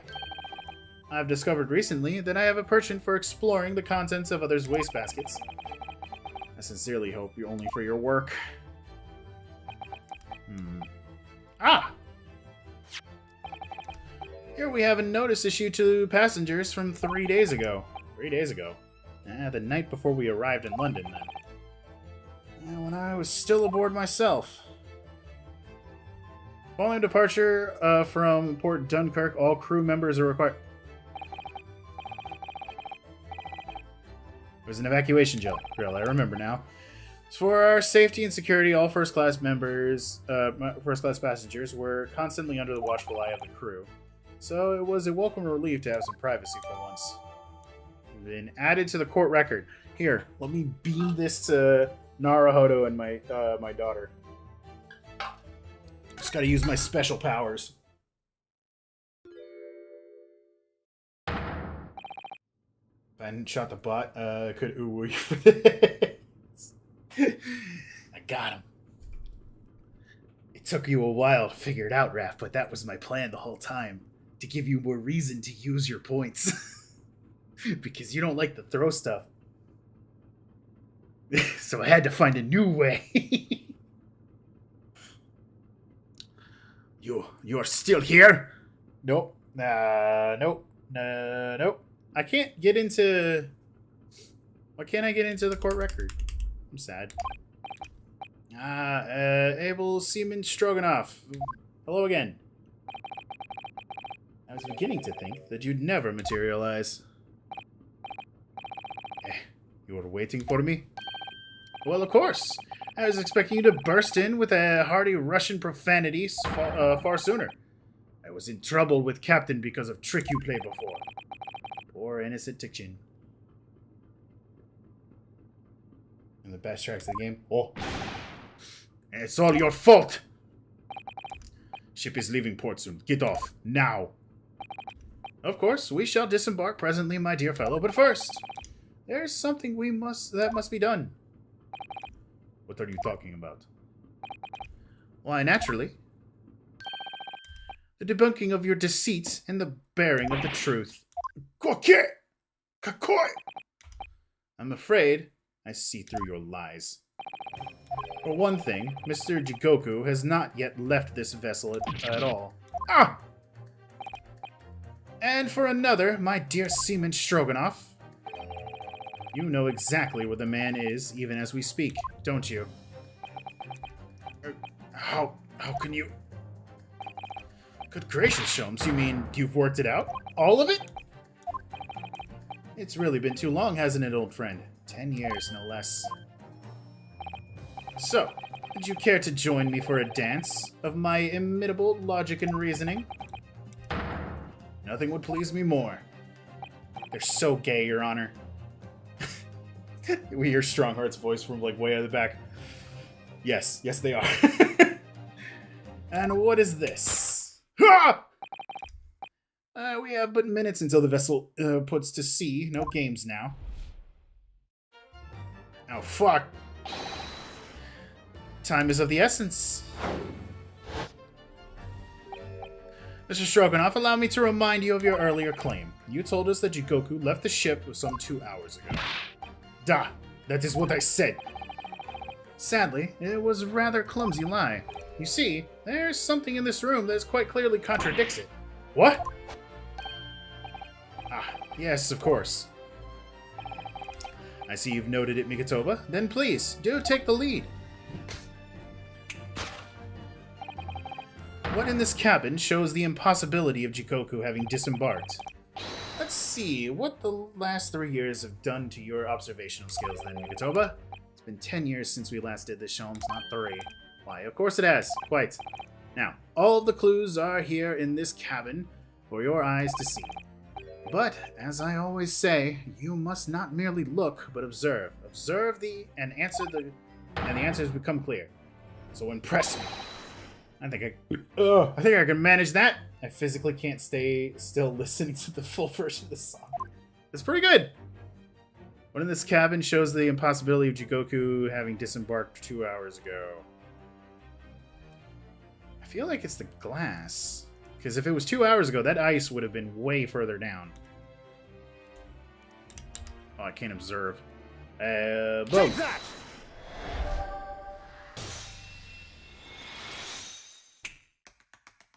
What the fuck? What the fuck? Her dad can tap dance. Everybody run! Perhaps you should have cleared away that glass.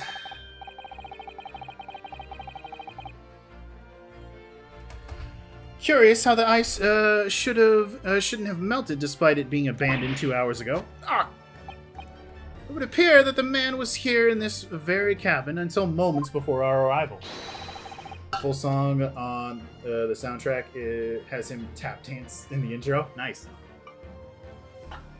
With this well-chilled glass in hand. Get your mind off the refreshments, Sholmes. One might even conclude that somebody informed him of our boarding. Wouldn't you agree, Mr. Stroganoff? But why would Sashiro run from us? Before we consider that question, allow me to confirm one small matter. I would be correct in saying that these first-class cabins of the SS Grouse are the same ones in which you and Mr. Jigoku were accommodated on your voyage from Japan. Ah, that's right, they are. I was in the cabin next door, and Sashiro was, yes. 50 days in this cabin during our voyage. As I suspected. For you see, there are some traces of this cabin, in this cabin of a dark secret that Mr. Jigoku had to hide. What traces? I know nothing about this. This is news to you, is it, Mr. Stroganoff? Sholmes, what exactly are you getting at? As I said, there are traces in this cabin of some nefarious activity. Something that appears out of place, which I'm quite sure won't have escaped your notice. Something out of place in here? That's the key to this, Mikotoba. The remnants of the dark deed that took place in here. I didn't get to read the rest of that. It must say I didn't foresee ever doing this dance of deduction with you again, Mikotoba. No, quite. But life is full of unexpected twists and turns, as we all well know. Now then, let's see if we can't uncover the truth here. Yes, you have the floor, my dear fellow. Take that!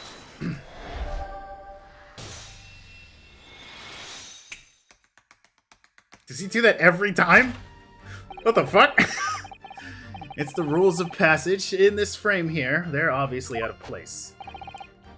The way they're hanging crooked on the wall, as if they were put there in a hurry. Yes, as I'm sure that you've already concluded. Yes, I love it. Jesus. The frame was originally over there. The shape and size is a perfect match. Ah, you are right. When did frame move? Hardly the most observant of crewmen, are you, Mr. Stroganoff? I would think your captain is quite justified in having his reservations of your reliability. Get her! Oh dear, that really seemed to touch a nerve. So, Mikotoba, why don't you lift that frame off the wall? Pick it up and Shishiro is just right behind it. A gunshot? What? What? That looks like a bullet hole. What? Who has been shooting walls? I see. The projectile has been removed. Clearly, the careful occupant of this room has already disposed of it. Now then, Mr. Strogoff, I have a distinct impression that you're attempting to shield said occupant. I don't know what you're talking about. Why would I try to protect the Eastern stranger? Ah, so we're talking about the same man, I see. Good. Ah! I'm sure we can get to the bottom of this in no time, aren't you? Because there's some very noteworthy evidence that explains the reason why you're lying for the man. Yes, you've been told to keep up this presence, as clearly shown by... I really don't know how to approach this one, Sholmes. Ah, my dear Mikotoba, simply keep first principle in mind, study your subject from every angle, and I'm quite sure you'll see it. In fact, I put a wager on it. So to glare at this fellow from all sides, well, I can certainly do that. I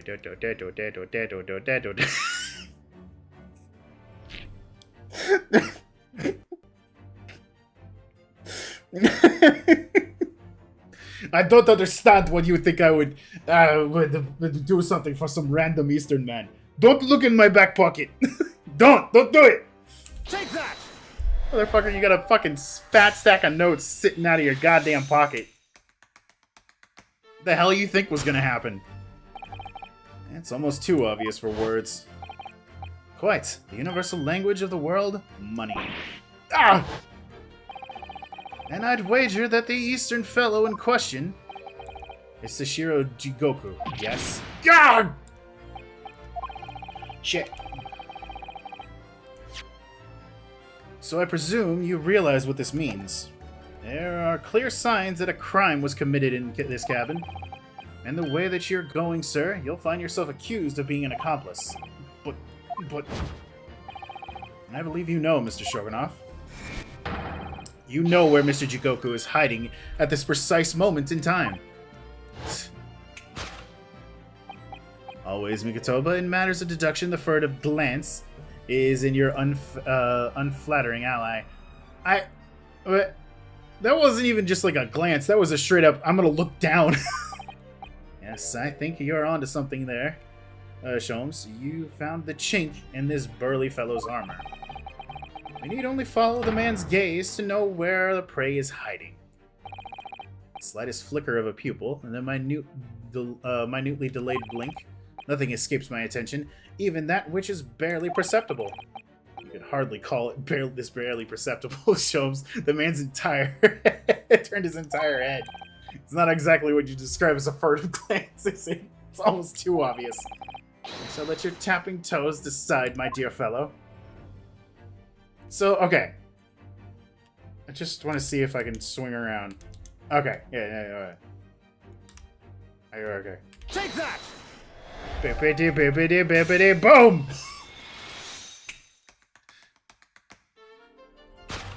Sashiro, get out of the trunk! You turned immediately to look at this large trunk, didn't you? Ah! The truth is, Sashiro was unable to escape from the ship in time, and is, at this very moment, doing his best to stifle his breath inside this trunk. If he still has breath to take, I fear he may be running dangerously low on air. Imagine he didn't count on us making a nuisance of ourselves for quite so long. I think it would be in everyone's best interest for us to open the trunk as quickly as possible. But how can we? Are you forgetting about the combination lock? We wouldn't know the 7-digit code. I would hope his accomplice would. Combination lock can't be opened from inside the trunk. Therefore, there must be an arrangement for somebody to open it after our departure. Of course. In short, before Jikoku hid himself inside the trunk, he must have told somebody the 7-digit number for the lock. I'm sure you can confirm, Mr. Stroganov. Balroth draws Sashiro panicking in the trunk, hearing the tap dancing. No! No, I know nothing about the combination lock. Oh, that's not... that just happens to spell out Sholmes, but that's not. It's really 5231045 or 54. Yeah, no, it should be that way. Don't move a muscle, my good seaman. Oh. Now, Mikitoba, would you do the honors and open the trunk? 5231045. Huh? How on earth do you expect me? It's a 7-digit number, remember? Quickly now, we have little time. Oh, God. Okay. 5, 4, 3. Oh, fuck. It was 54301. 4, 5. Take that! I think I got it right. Damn it! No, it's refusing to open. Fuck! Tell me, what number did you use? God damn it. Ad break. To begin with, I thought I'd try my birthday. That's not even close. Your birthday. Interesting. Since as of today, with that absurd guesswork, you're dead to me. Ouch. As measured as ever a response. Okay, wait. No. 523 1045. 523 1045. 523 1045. 523 1045. 523 523 1045. Take that! I got the numbers messed up. This bit stumps people. It's not that it stumped me, it's that I didn't get enough time to really memorize it because it just threw me right into it. I thought I was going to point at it. Click!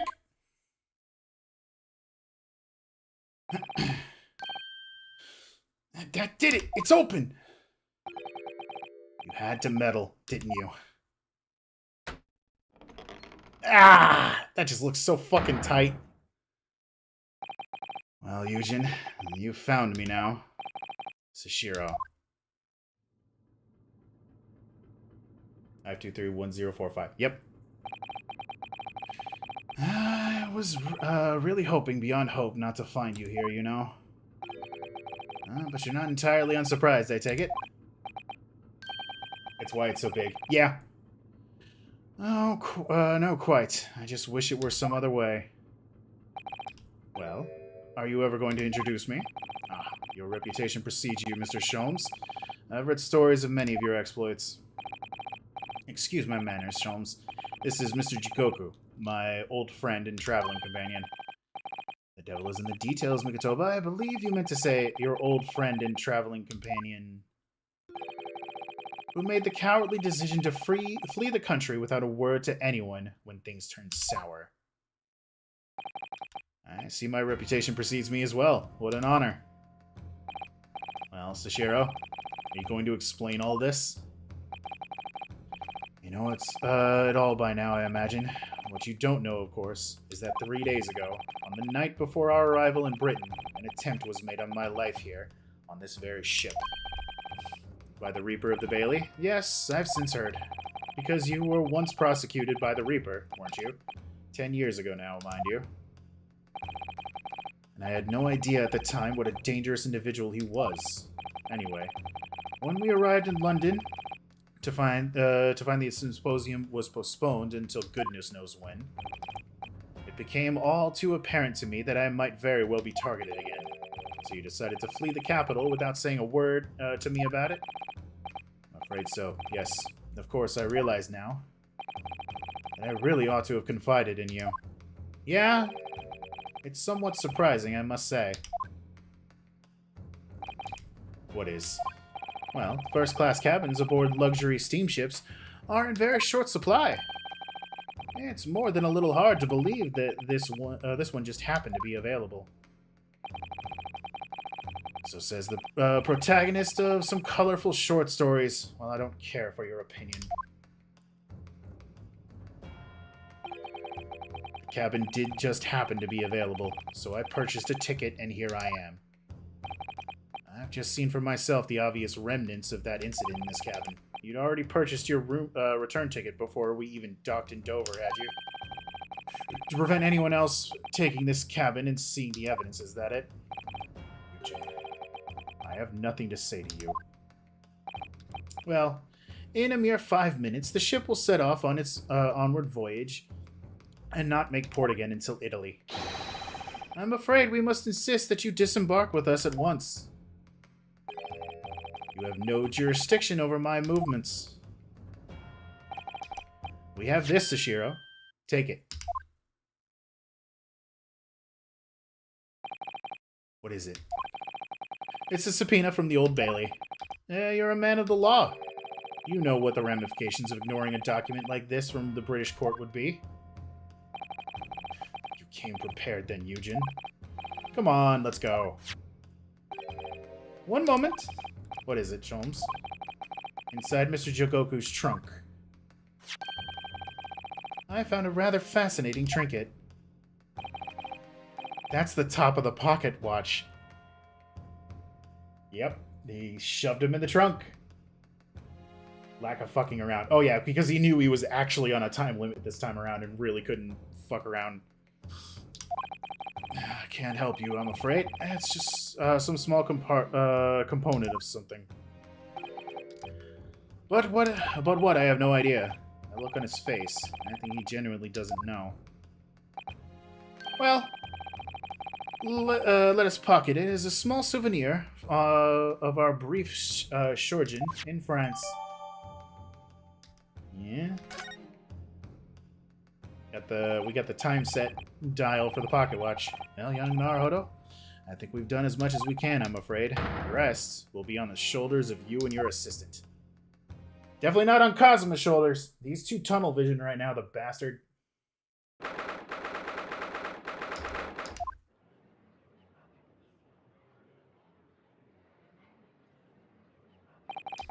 Kazuma Asagi. I know you, and you know, and I know you wouldn't lie, but still, there's no doubt that you're holding something back. You know more than you're saying. Kazuma's in the doghouse. He's sleeping on the couch. During the past 30 minutes, while this court was adjourned, all possible efforts were expended. But sadly, Mr. Jikoku's whereabouts could not be ascertained. Yet. We must accept the unfortunate conclusion that the Reaper has already done the deed. There's no sense in wasting any more of the court's time. The prosecution calls for an immediate verdict. No, the trial cannot end now. You're a Japanese man, Ryunosuke. You should know when to lay down your sword. And you should know never to presume when the battle is won. The court has already been presented with all the evidence and heard all relevant testimony. There can only be one conclusion, that the accused is guilty. All relevant testimony? Far from it. There's still a critical witness from whom the court has yet to hear a single word of testimony. In that case, call your witness to the stand at once, counsel. Yes, my lord. Tomorrow, if possible. The witness is already on his way and scheduled to arrive tomorrow. Who on earth is this crucial witness? Judge Jigoku. Sashiro Jigoku. The man allegedly murdered by the Reaper. Judge Jigoku? You found him?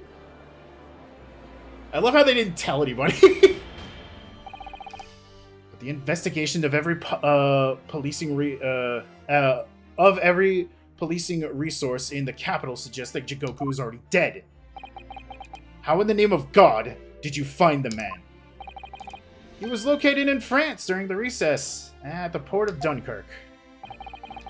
Thanks to one Mr. Herlock Sholmes' famous deductions. Herlock Sholmes. Inspector Gregson also certainly met with Mr. Jigoku on the night of his death. Because along with Professor Asugi, or Prosecutor Asugi, every time, man, Gregson was on the mission to assassinate the man. I want to put on the series outfits. Why? I like these. Which means that Sashiro Jigoku is the sole witness who can clarify exactly what happened aboard the SS Grouse on the 31st. Hold on. He did. They were able to send this forward. They were able to. See these little things all over the place, don't you? It's part of the top of a pocket watch that you twist to set the time, isn't it? It's called the crown, I believe. A watch could be quite useless without it. Crown. Like what sits on top of a monarch's head.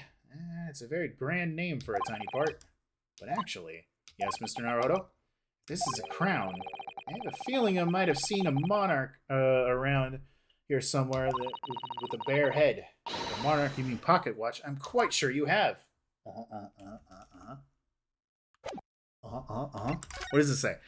Following departure of the port of Dunkirk, all crew members are required to assemble on the main deck at 10 p.m. in order to review evacuation procedures.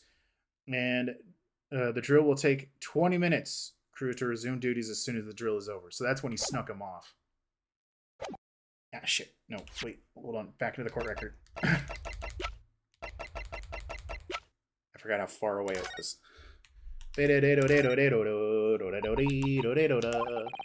What do you think, Mr. Sato? I feel sure I know exactly what will fit here. Really? I was just thinking precisely the same thing. I'm about to see the little round component is actually part of Inspector Gregson's broken pocket watch. Really? I was just thinking precisely that too. Tick. A perfect fit! I knew it. Alright, perhaps you knew it. I'll make a note of this new information at once.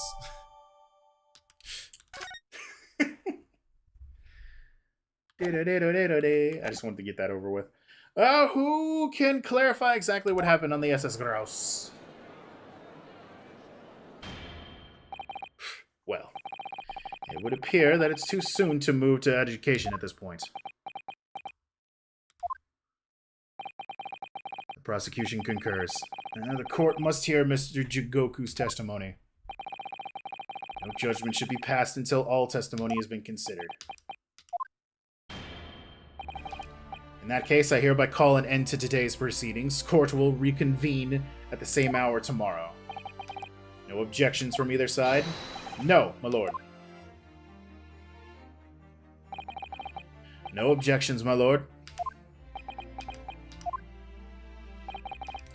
We'll live to fight another day. by the skin of our teeth. At least he's a fair judge. I want to know why he's taken over proceedings. There's got to be an ulterior motive to it.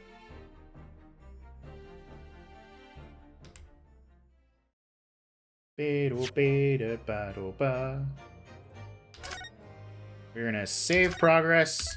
I'm gonna take a quick bathroom break and also work on some other stuff to get my workday started. Yeah. So let me get you guys some music to listen to while I am gone for a moment, and I'll be right back.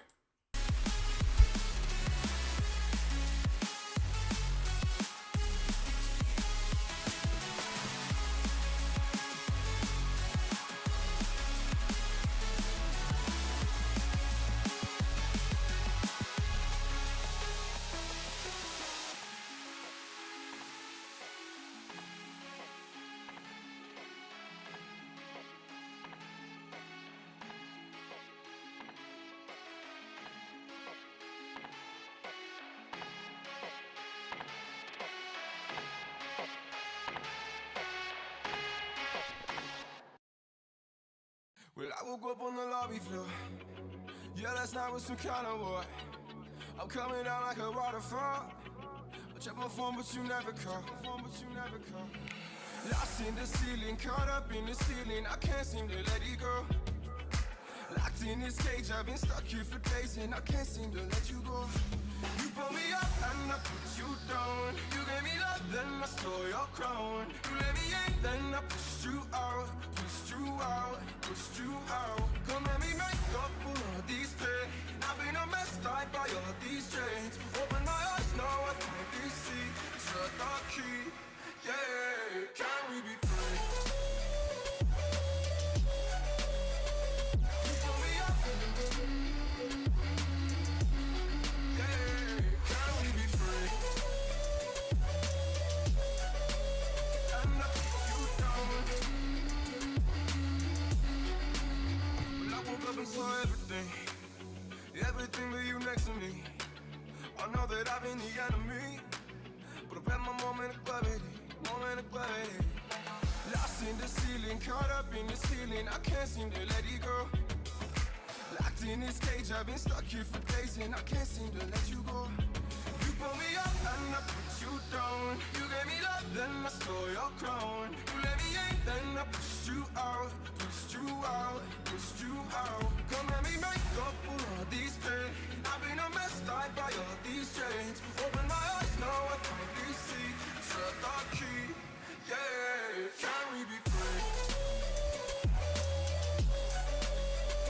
You pull me up, yeah. Can we be free? And I put you down. And I put you down. You gave me love, then I stole your crown. You let me in, then I pushed you out. Don't let me make up for all these pain. I've been a mess, tied by all these chains. Open my eyes, now I finally see. Shut the key, yeah. You pull me up and I put you down. You gave me love, then I stole your crown. You let me in, then I pushed you out. Don't let me make up for all these pain. I've been a mess, tied by all these chains. Open my eyes, now I finally see.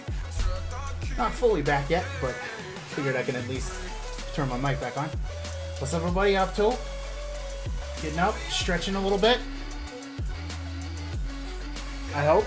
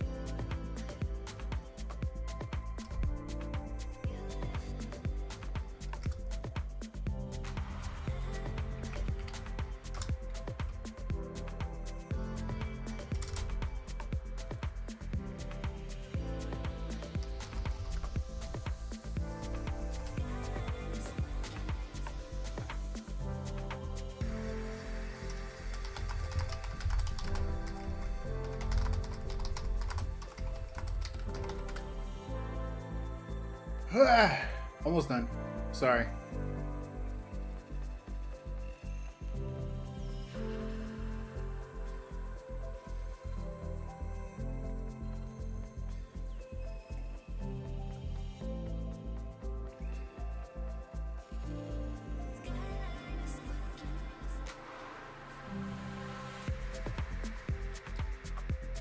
Probably won't finish today, but you'll make some headway. Really, it's gonna at this point it's gonna come down to what gives out first, my throat or the game.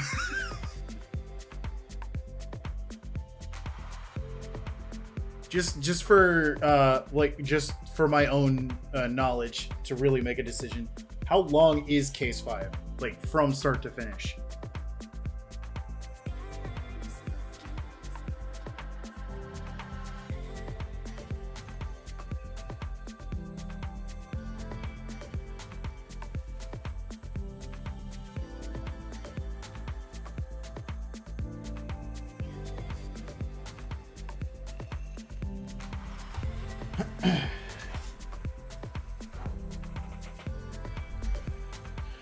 Alright, let's get back into it. I've got all the stuff I need to set up. Sorry about that. I know that there was a little bit of a wait, but at least I had some music for you. Shkabushka.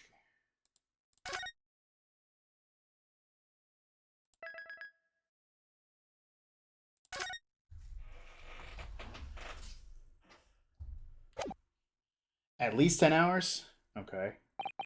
So we're maybe about an hour into it at this point. The unexpected halt in proceedings sent a clamor around the courtroom. But outside the Bailey, where the Londoners knew nothing of the secret trial within, it was a typical still night.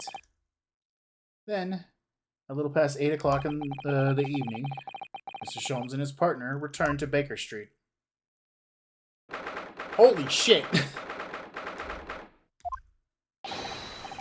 We have returned, my dear fellows. Welcome back to Britain, and thank you for your timely help.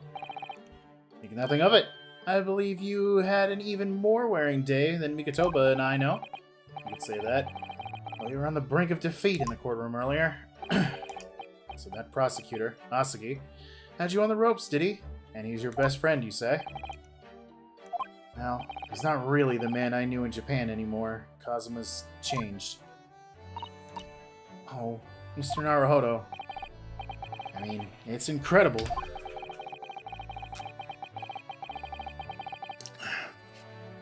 To think that he'd even entertained the idea of acting as the Reaper's assassin.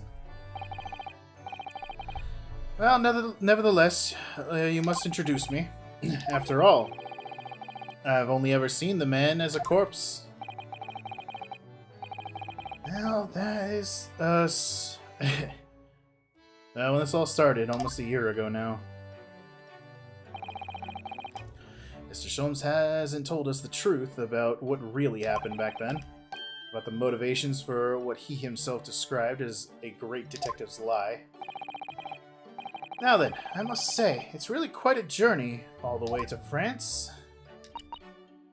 Well, it is another country, Mr. Sholmes. So what's the news of Judge Jigoku? Took him to Scotland Yard. The investigating detectives there have a lot of questions for the man. Poor Professor Mikotoba. This must be quite a shock for him. Ah yes, I picked this up at the telegraph office on our way home. Oh, what is it? Surely you haven't forgotten already. I put upon you for the matter only yesterday. Put upon me, Sholmes. I had to fill out your telegram to Japan and foot the bill as well. Oh, you've gotten a reply already? What's so urgent, though, Mr. Sholmes? Such a matter can wait until later. Then don't bring it up. I'm far too hungry for an involved conversation at present. Well, that's good news, because supper is ready, everyone. Ah, what a feast it is. Excuse me. If I were none the wiser, I think the trial were won already. Roast beef, kippers, steak, stew, steak and kidney pie, Yorkshire pudding. Tomorrow could be a very long day, so eat up. Thank you. In that case, I think I shall seat myself here. This place appears to be the only one set with a helping a pheasant as well. Oh, sorry, Hurley. Not there. Hmm? Why ever not? Are we in set places this evening? Yes. And that place is for Susie's daddy. For me? That's right. I made it especially for you, Professor Mickey. I see. Well, that's terribly kind of you. It's a shame, really. What do you mean? Well, for a brief moment, I believed it. That Susie and I were half-sisters, I mean. Ba-da-da, ba-da-da. Bam! Oh! Iris, do you mean... Yes, I know now. I overheard yesterday. I secretly listened to into the conversation you had after I tricked you all into thinking I'd left. What?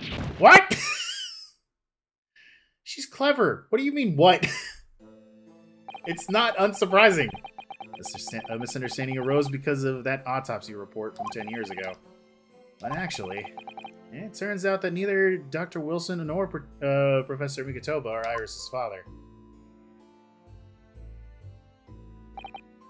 Yes, about that, Iris. You know I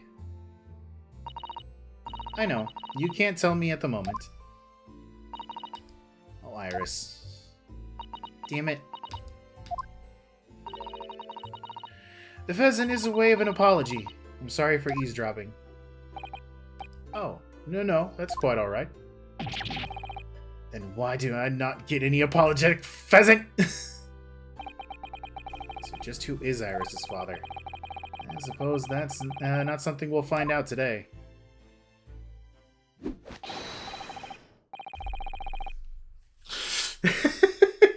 I just had a terrible thought. It's probably completely off the mark, or directly on the mark. You really never know with Shutakumi. What if she's Kazuma's half-sister? What if Genshin is her dad? So then, let us dine, while our largely pheasantless plates are still piping hot. A fine idea, Sholmes. It all looks absolutely delicious. Eat as much as you like. There's always seconds. This could be our last chance to ask questions before tomorrow's trial. About that telegram from Japan and about Kazuma? I won't answer that. That means I'm right. I can't let this opportunity slip away.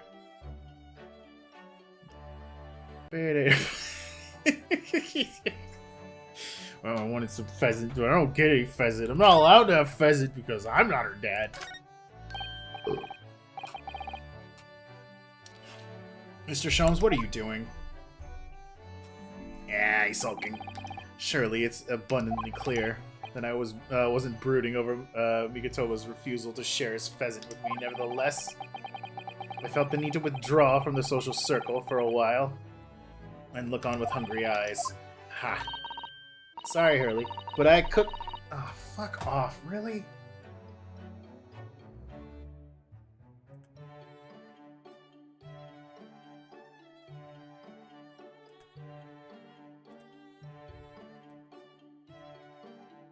What? Why today? Why of all days is today the day that the fucking work system wants to be a fucking pain in the ass? Yay! Entirely shut down. Awesome. Fucking hate this so much. Everything was set up and ready to go. Now I gotta pull everything back up again, and that's gonna take me at least 5 minutes. Yeah, no, my fucking work system shut itself down for no reason. And it's... alright, we're fine. God damn, I hate this thing sometimes. Am I still logged in? Alright, good. Jesus Christ. Oh boy. Sorry, Hurley, but I cooked that pheasant especially for Susie's daddy. And though I played the role of father for you for far longer. Mr. Sholmes, could I discuss something with you? Certainly, my dear fellow. I find myself quite in the mood for a spell of conversation. No doubt, You're hungry to learn more of my deep love of game. I can probably contain my curiosity on that. You needn't look at me in that fashion. In what fashion? It seems that before we discuss the pheasant, we have some rather unpleasant matters to discuss. You got that right. Telegram from Japan!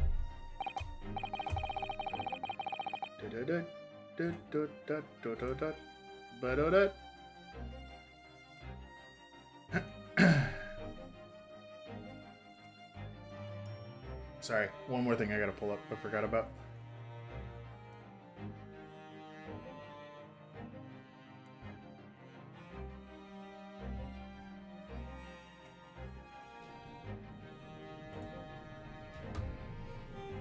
So, what was in the telegram you received back from Japan then? Ah, this. I think my lucky stars. Were the bots? What bots? Was there a bot when I wasn't looking? Oh, everything seems fine. What? What the fuck?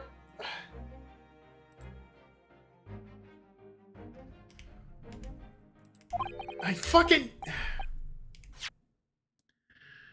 So what was in the telegram message? This. I think my lucky stars that arrived in time. Record found as indicated. Duplicate follows. K. Asugi, A. Shin, T. Gregson, and J. Wilson. What? Those 4 names. We've come across that exact same list before.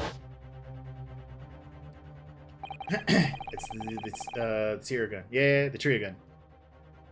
Suenya. Hey, I came up with that unforgettable case last spring. What appeared to be a simple case of aggravated murder turned out to be the masking monumental intrigue. A plot that involved the sale of British governmental secrets to foreign states, and exposing it by exposing the means by which those secrets were being leaked. We decrypted a fragment of a message. Is that Lion King? Yes. K. Asugi, A. Shin, T. Gregson, and J. Wilson. Wait, slashes. But we didn't find the names out until the case was over, and we never did get to the bottom of what they meant. All we knew was that the information had been sent by somebody in the British government to somebody in Japan. So, why are the names coming up again now? Yes, where did the sender of your telegram discover them, Mr. Sholmes? I have here the message that I had wired yesterday. Let me just read. Enter Judge Jigoku's office, undetected, and investigate telegram records. Expect to find communication from Britain dated 1 year ago. List of 4 names needed by tomorrow. Naruhodo. I sent it to a detective a detective I know who specializes in clandestine missions of this nature. You asked Inspector Hosonaga to undertake such an erroneous task for you? And in my name? I wonder what guise he opted for this time. I love how that's the turtle. My dear fellow! It was a matter of great urgency, you understand. Anyway, the list of names was found in Shishiro's office, as Sholmes predicted. You mean that mysterious collection of names that was sent from Britain to Japan was... It was sent to Judge Jigoku? He was the intended recipient? I don't believe it. That doesn't answer the question of what the list of names actually signifies. I did formulate a hypothesis about that, but without a shred of evidence, I couldn't possibly have shared it. Mr. Sholmes looks deadly serious for once. Telegram has been entered into the court record.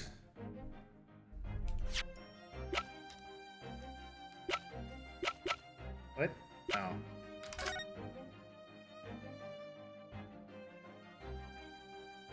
Interesting. Interesting.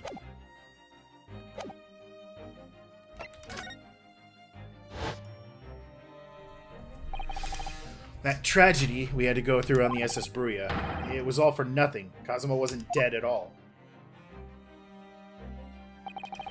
We were completely taken in by the lie you told us, your great detective's lies.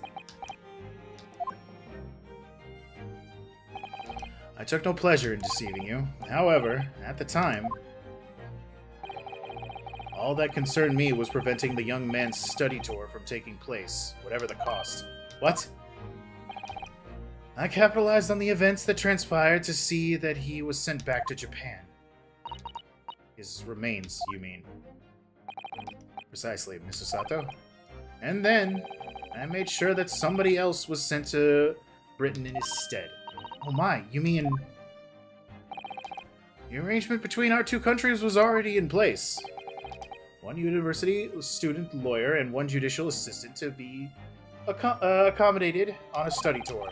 In other words, by arranging for someone else to fill the place originally intended for Mr. Asugi, I would successfully prevent the men from arriving on our shores for several years at least. Wait, do you mean to say that it was all in aid of stopping Kazuma coming to Britain? That's why you... Think back, Mr. Naruhodo. Was there not somebody who quite casually urged you to continue on the voyage to England? The terms of the study tour were negotiated by the Department of Justice and both Great Britain and Japan. In light of Mr. Asugi's unfortunate death, I'm afraid the study tour can no longer go ahead. My dear fellows, a majority of problems has been extremely simple solution. You know? All you require is one lawyer, and the study tour can continue, surely. There's no one else with the necessary qualifications, Mr. Sholmes. Now we know no other lawyer. The voyage to London still promises a good month of time. Ample opportunity, I would say, to find yourself another suitable lawyer. So, you manipulated me. I often remarked on the extraordinary lengths to which friendship will drive a man. I was quite sure that you would rise to the challenge for your late friend. I don't believe it. But what if, but if it was all contrived? I mean, what happened was treated by the authorities as a murder. A woman was mistakenly arrested as the perpetrator. What do you suppose became of her? Naturally, I didn't allow the misapprehension to have any serious repercussions. I subsequently explained everything and assisted the unfortunate soul in finding a foreign refuge she sought. I seem to remember Mr. Sato and I had some rather strong words for her. Well, she was certainly not devoid of all guilt. She deserved every word, I'm sure. I wonder if she made it to America then.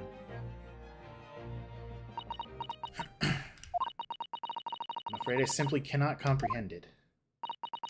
Why would you go to such lengths, Mr. Sholmes? Why were you so determined to stop Kazuma-sama from reaching Britain?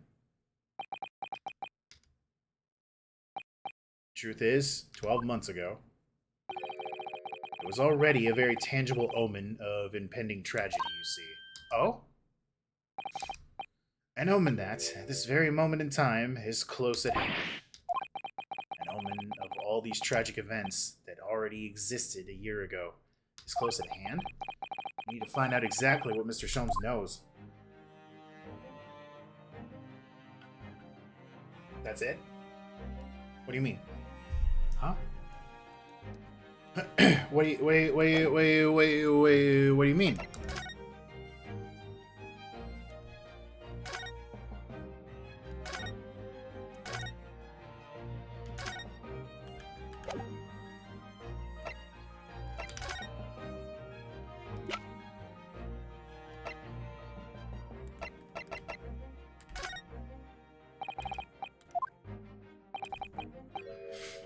Which I appreciate. Oh, no, of course not. My attention is entirely drawn to one single matter now. The pheasant. Anyone with think that you hadn't eaten in weeks. To the telegram? But he just gave it to me. That's dumb. There was no room for doubt with your instructions in this telegram, Mr. Sholmes. You're very clear that it was Judge Ikoku's office that should be searched, so you obviously knew that's where the list of names would be found. K. Asugi, A. Shin, T. Gregson, and J. Wilson. But we only learnt of those 4 names just over 6 months ago now. Only because they appeared as part of the top secret government communications that were leaked. That's true, yes. But at the time, you were unaware of the background. See, those 4 names were wired to Japan around 6 months before that, approximately this time last year, in fact, when you were both still in Japan. It really would be hypocrisy on my part to reprove others from intercepting state secrets. Because after all, I'm practically eavesdropping on communications between the British and Japanese governments. Perpetually, my bad. Perpetually doing what? How? Never mind the details, but you should know. No secret is safe from Herlock Sholmes when he has designs on knowing it. Oh my, Mr. Sholmes! What a fabulous line! Now, 1 month after that list of 4 names was wired to the recipient Jigoku in Japan, Dr. John H. Wilson was murdered. As soon as I had learnt of the incident, a hypothesis rapidly took shape in my mind. As it turned out, I was partly correct and partly mistaken. Nevertheless, it was the beginning of all of the tragic events that were to follow. Mr. Sholmes, please, tell us all you know. Tell us about these 4 names and the tragedy to which they're all somehow connected.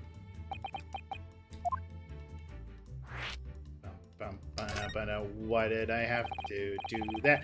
As I said, when I learnt of Dr. Wilson's murder in Japan, my mind immediately turned to those 4 names. As you see, there was someone else on the list who I believe to be recently deceased. But who? A Shin. It was transcribed in Japanese script. In actual fact, Miss Asha Shin. It was a familiar name to me. She was a professional killer, well known among London's unsavory classes. Oh, I see. But she had completely vanished from existence several months before Wilson's murder. So I came to the logical conclusion that she had herself been killed, and accordingly, I became fearful for the lives of the remaining 2 persons on the list. Kei Asugi and T. Gregson. Owing to to our proximity, I decided to take measures to protect Gregson myself. But I determined that it would be safest if young Asugi were to stay away from Britain. Ah, so that's why you were at such lengths to prevent his study tour from going ahead. Exactly. So, you already knew who Kazuma-sama was, Mr. Sholmes? Oh yes, Sholmes and I have exchanged correspondence over the years. I recounted many tales about Asugi to him in my letters, and the news of Dr. Wilson's death, of course. So, Dr. Wilson is dead then? Oh yeah, Iris is in the room. I didn't know. Oh, Iris. I know he wasn't my daddy, but still, that's very sad. Yeah. I'm sorry, Iris. We knew the significance of the name, obviously, but we just couldn't bring ourselves to tell you. No. But what you just told us, Mr. Sholmes, doesn't completely tie in with the facts. There's one big hole in your hypothesis. Big hole, Mr. Naruto. Ah, yes. You mean about Asa Shin, I presume. Oh, of course. Exactly. She wasn't killed, was she? She was in Japan, posing as a visiting student under the assumed name of Giselle Brett. I'm glad you're keeping up with me, my dear fellow, but I only became aware of that fact 2 days ago, in the foyer of the Great Waterloo Hotel. Ah. And upon hearing that startling revelation, the hypothesis that I'd formed surrounding those 4 names was completely turned topsy-turvy. What? Topsy? I added in the turvy, didn't I? What do you mean when you say your hypothesis was turned topsy, Mr. Sholmes? I had believed that all 4 of the names all 4 of the names on the list to be the names of victims. However, I was mistaken. Very much so. Assassin was a killer. So the telegram is a list of both victims and killers, is it? Indeed. And it would seem that Miss Shin was dispatched from Britain with the sole intention of dispatching Dr. Wilson. Her visiting student status being merely a front. Ah!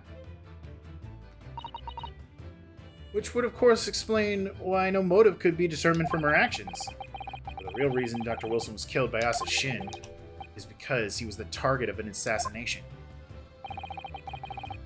And forearmed with that knowledge, fresh consideration of this telegram puts the list in a very different perspective. What do you mean? Well, does it not strike you? There is another among the 4 who subsequently became a visiting student. Wait, you mean... But of course, a name you know only too well. You mean... Kazuma? Oh! He did say in court earlier today.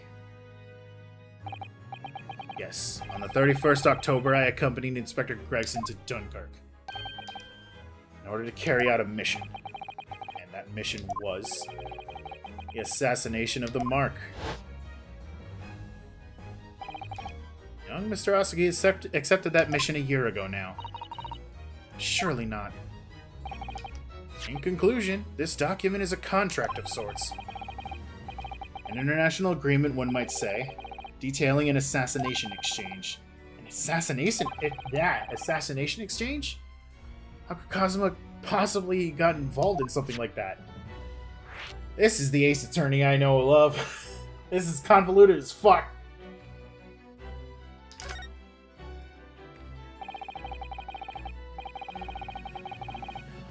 Let's assume that we're 2 parties, each wishing to dispose of a distinct individual.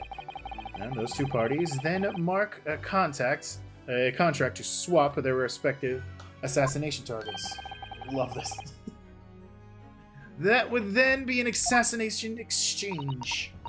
So to begin with, the British assassin was dispatched as a visiting student to Japan, where she kills her target. And then, the Japanese assassin is dispatched as a visiting student to Britain in order to eliminate his target. It certainly does sound like an exchange. But, what on earth is the point? Don't forget, Naruhodo, that the British assassin at least escaped conviction, thanks to the diplomatic immunity afforded by consular jurisdiction. Oh, yes. Such jurisdiction should be null and void under the terms of the new treaty between the 2 countries. So the fact that it was brought into play suggests intervention at the very highest levels.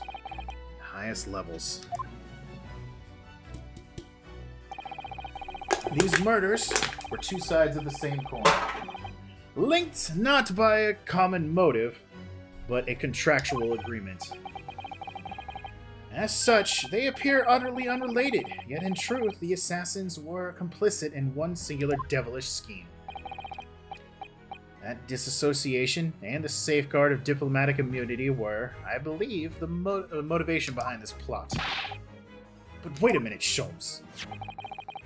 If this telegram really is describing the exchange of assassins as you're suggesting, that would mean that the Japanese killer's target was never Sashiro Jigoku at all. It would mean Asagi's target was actually Inspector Gregson. What? Kazuma was here for Gregson. Was here for Gregson, question mark. So Judge Jigoku wasn't actually the mark? Yes, that's exactly what it would mean.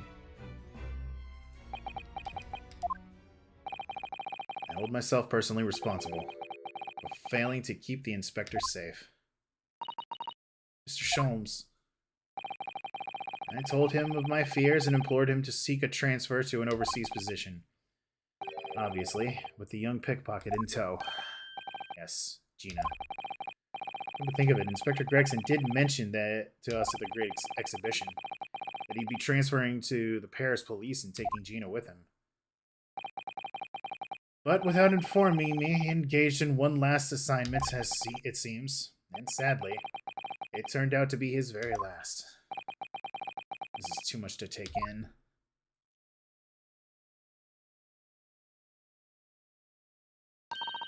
Alright, everyone. That's quite enough of all that serious talk for one day. Isn't it, Hurley? I mean, look at the time. Ah, quite right, Iris. We must conclude our preparations for tomorrow. What preparations? Well, I think I shall make my way back to the hotel room now. This has certainly been a night to remember. Is it... it is a little sad, though. Hmm? I mean, I like the idea of you being my daddy. Because then, Susie would have been my big sister. She could still technically be. I'm sorry, Iris. Like, you're just not by blood. I know, Iris. I was thinking quite the same thing. Were you? But if somebody like me would be worthy, I would be delighted to become your sister. What? Really? Oh, yes, without question. So you'll teach me all the ways that you know to throw Runo onto the floor? Yes, yes, of course. It would be my pleasure. My back. You didn't have to agree quite so readily. Oh, but wait a minute. If Susie's going to be my big sister, you could be my big brother if you want, Runo. Huh? I mean, yes, of course. If you'll have me, I'll gladly be your brother. Well done, Eris. Must always be mindful of feelings. I've raised you so well. Because being sensitive is your strong suit, naturally. What the fuck is going on? Right, I'm gonna work extra hard for tomorrow now, because it's for my big brother and sister. Now, let's all this talk about preparing for tomorrow. Preparing what? Hee. You'll just have to wait and see. Oh. Good luck in court tomorrow. I'll expect a sterling performance. I'll do my very best, of course.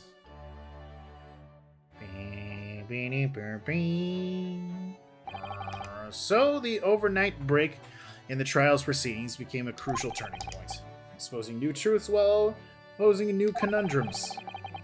A list of 4 names on the telegram in Judge Jikoku's office, and the extraordinary assassination plot in which my best friend has somehow become involved. I felt as though I'd been plunged into an even greater darkness all of a sudden. At the same time, I felt sure I would see the light again soon. People. Because I was lucky enough to have the most wonderful family in the world standing steadfastly behind me. But what about, like, our actual, like, family? Like, where's the rest of the Naruhodos? I want to see them. I want to see the Naruhodos. Show them to me.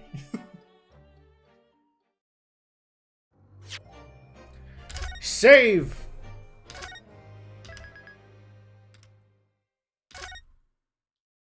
Part 2.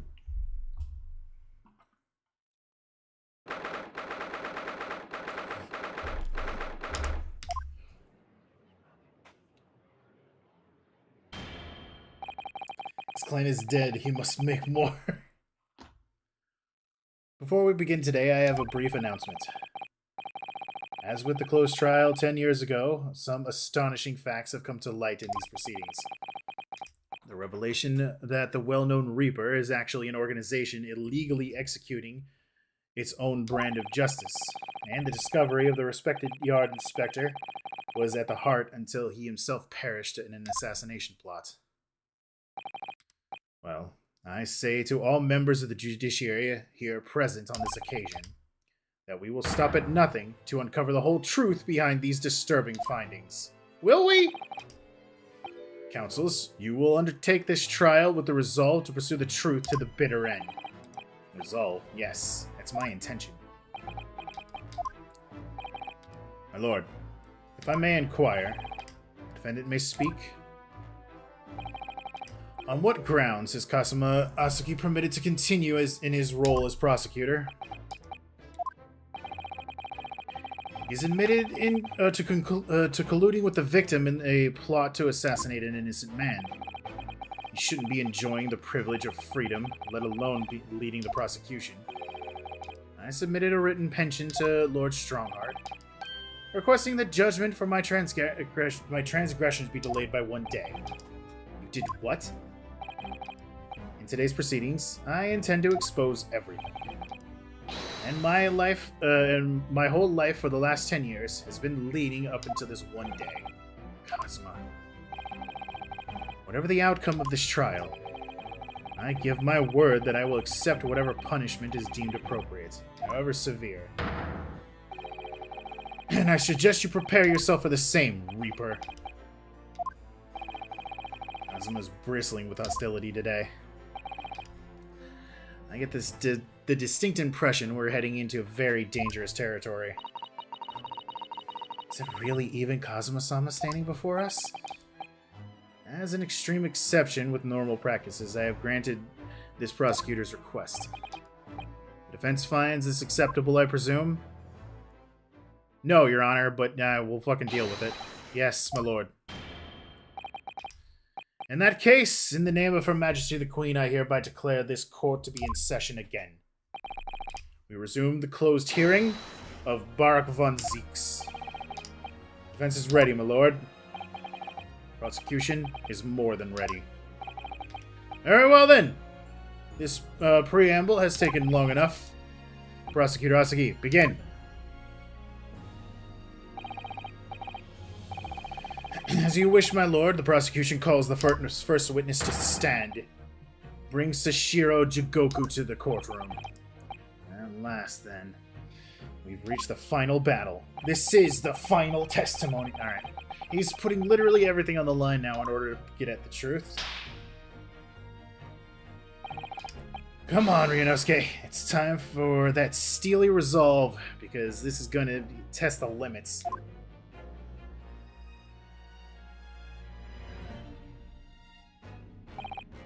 Witness, state your name and occupation for the court. So, it was you who issued this, was it? Your subpoena? I did what was necessary. Well, look at the young man, what the young man has become. I didn't think I'd see the day when you'd take that tone with me, I must say. The witness will ensure his responses are pertinent to the questions asked. My name is Sashiro Jigoku, a Supreme Court judge from the Empire of Japan. 16 years ago, this man came to London as a visiting student.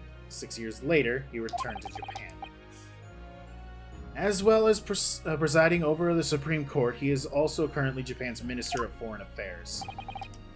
I am, of course, fully aware of Mr. Jigoku and his preeminent roles.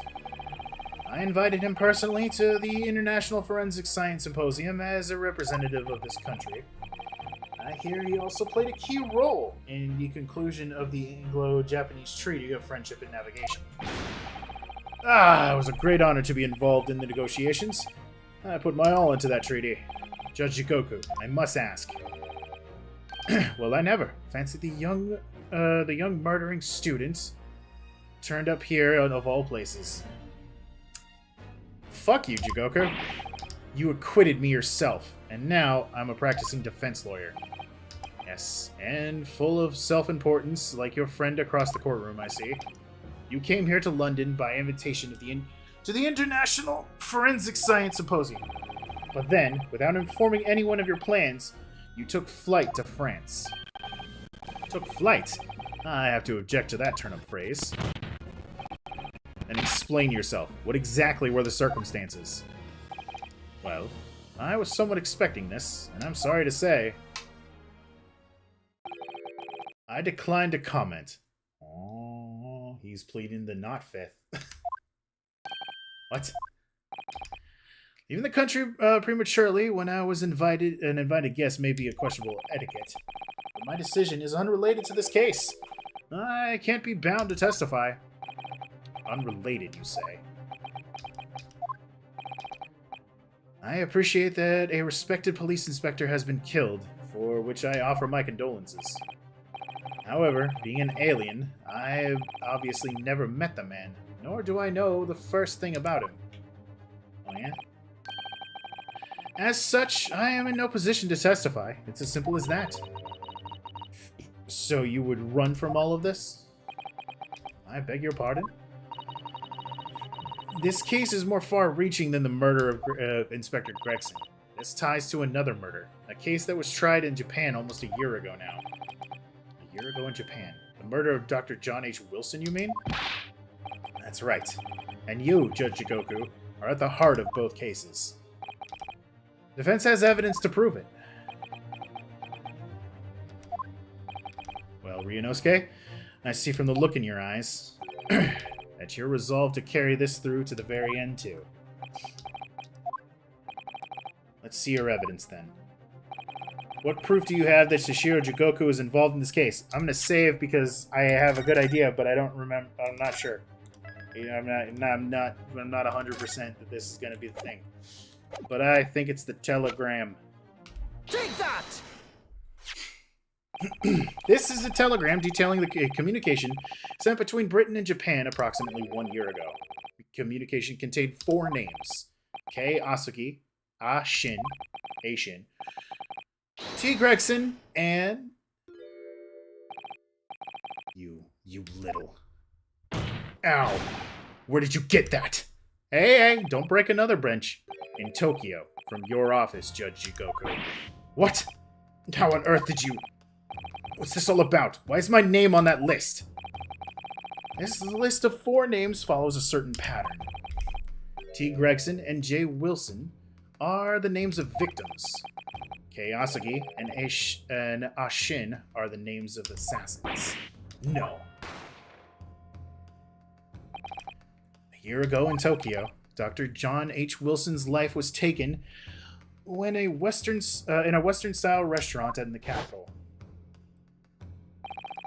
The culprit was found to be a visiting student who went by the name of Giselle Brett, but her real name was Asa Shin, a professional killer who sent on a mission to kill from Great Britain.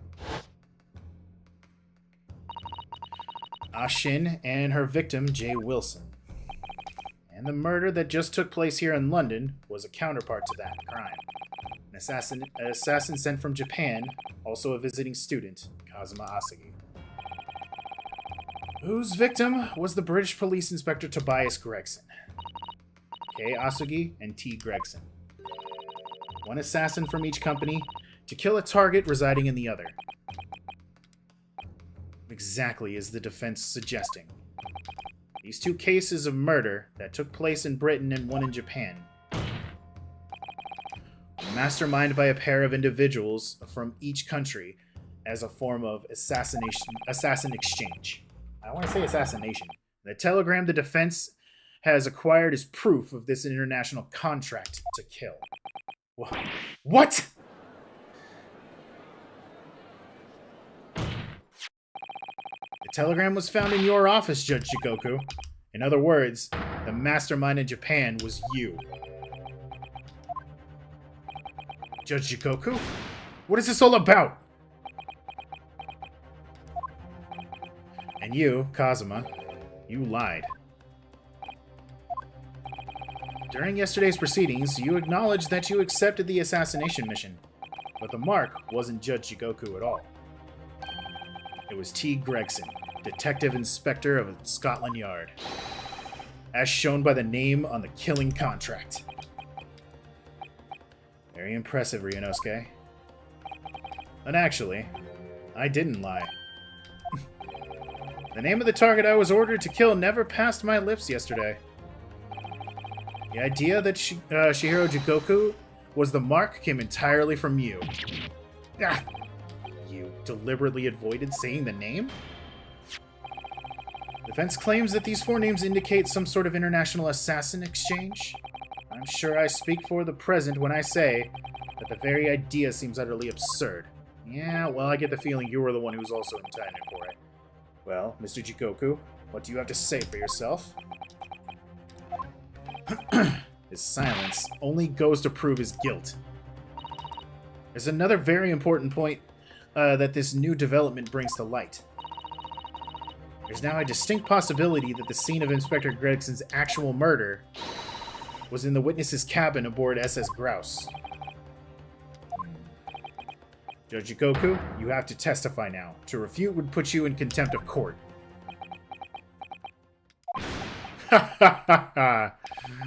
There's no need for quite such a vicious stare, young man. Very well then. As a parting gift to you all, I'll tell you everything I know. And I'll lie out of my ass.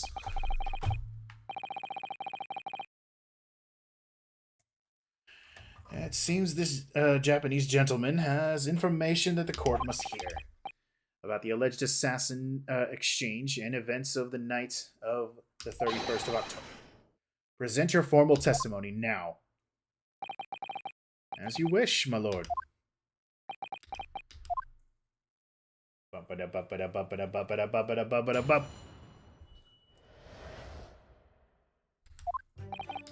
It's true that Kazuma was assigned the assassination mission 1 year ago now.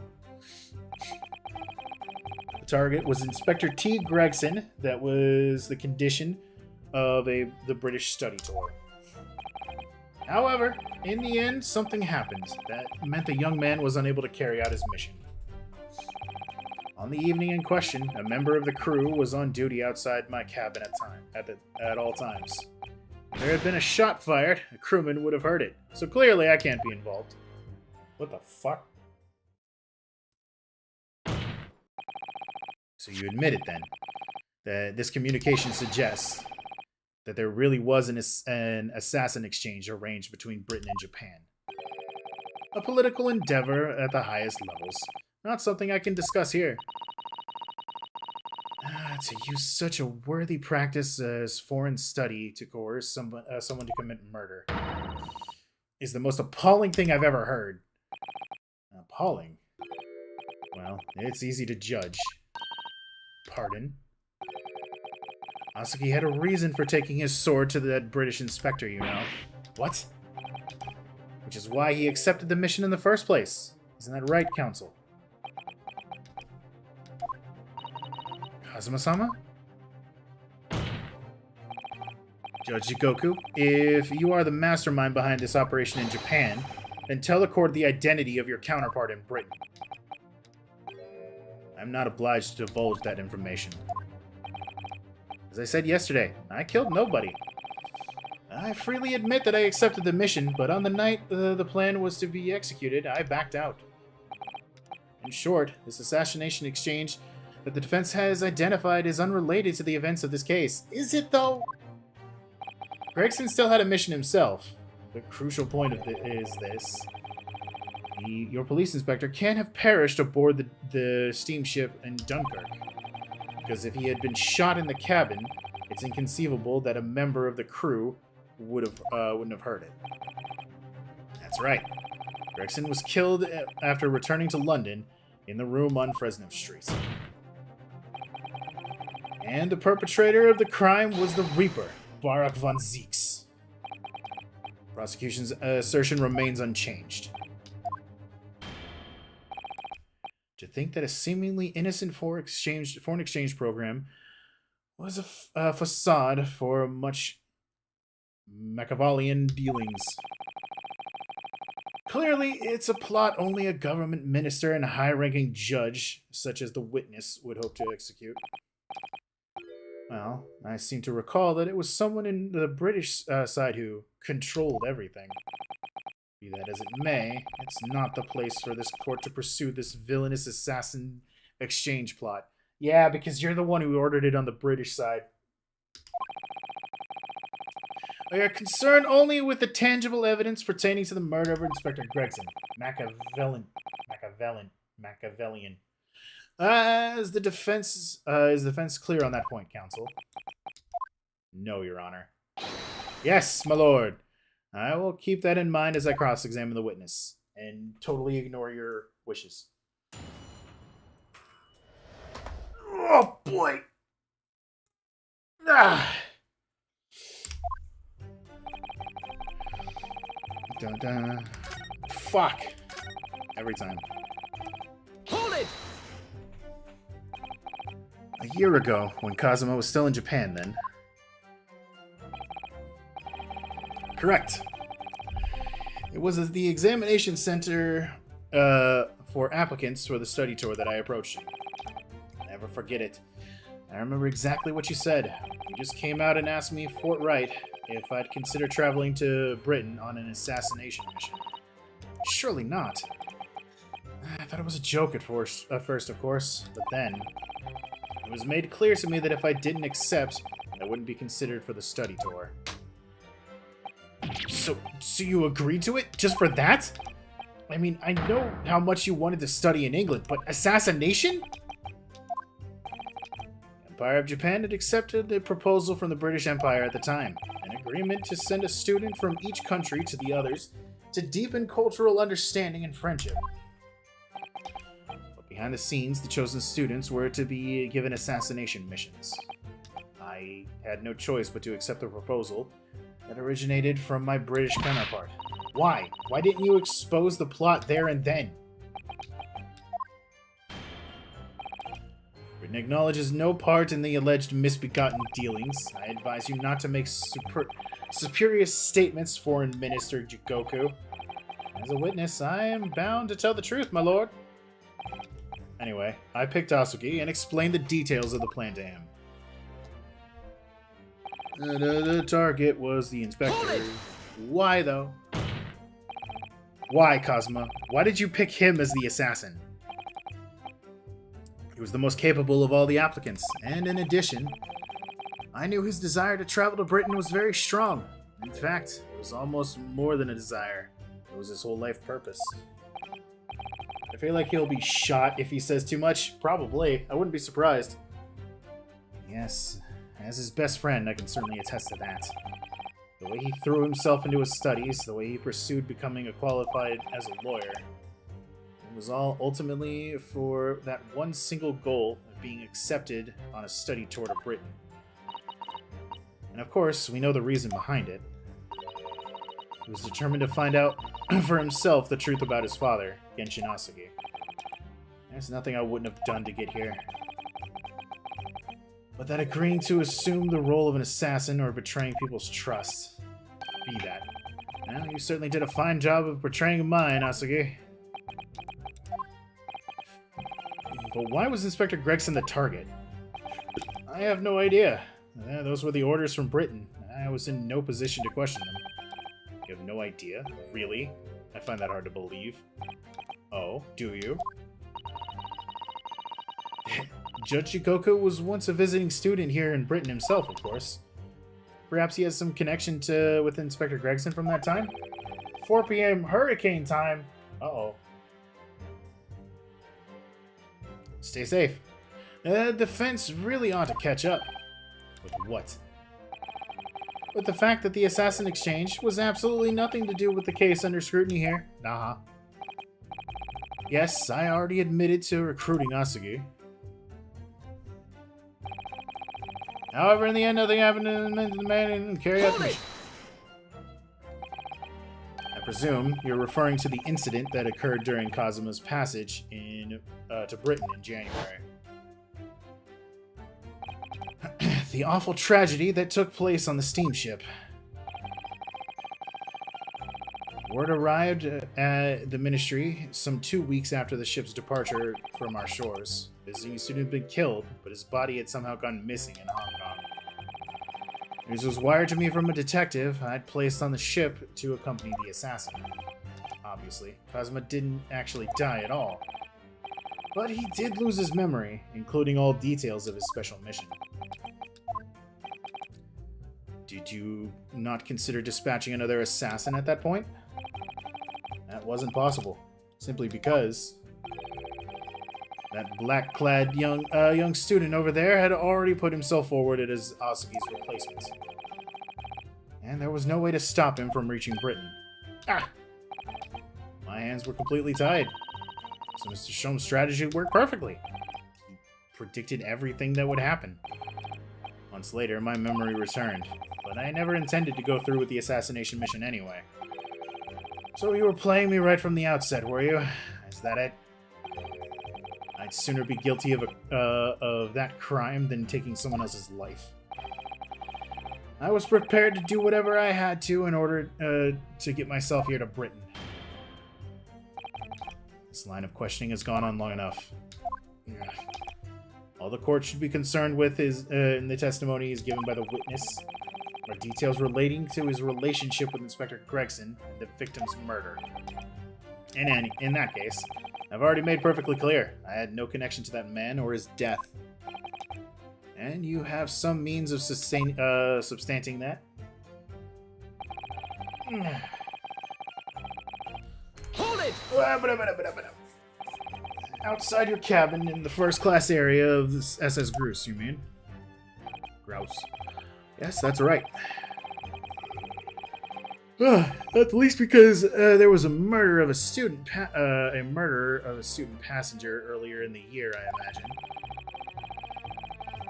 The liner operators had taken to posting a crewman outside every first-class cabin door. You can confirm the presence of the crewman's guard myself.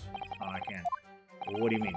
Because I accompanied Inspector Gregson to Dunkirk that night, and I witnessed it with my own eyes. There was a well-built crewman standing guard directly in front of the door at the witness's cabin.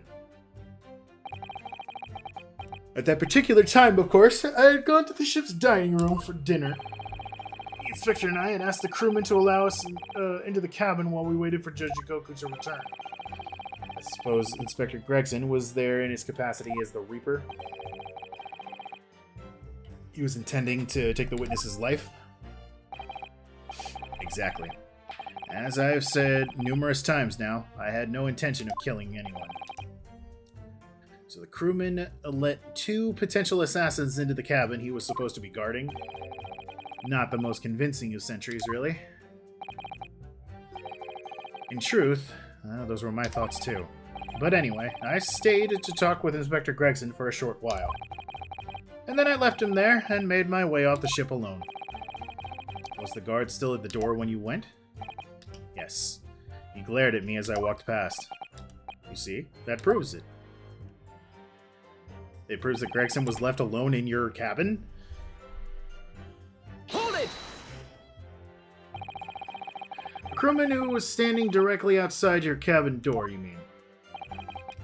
That's right. A muscular man with a permanent grim expression on his face. He didn't once move from that spot. To be honest, I thought he was a miserable fellow.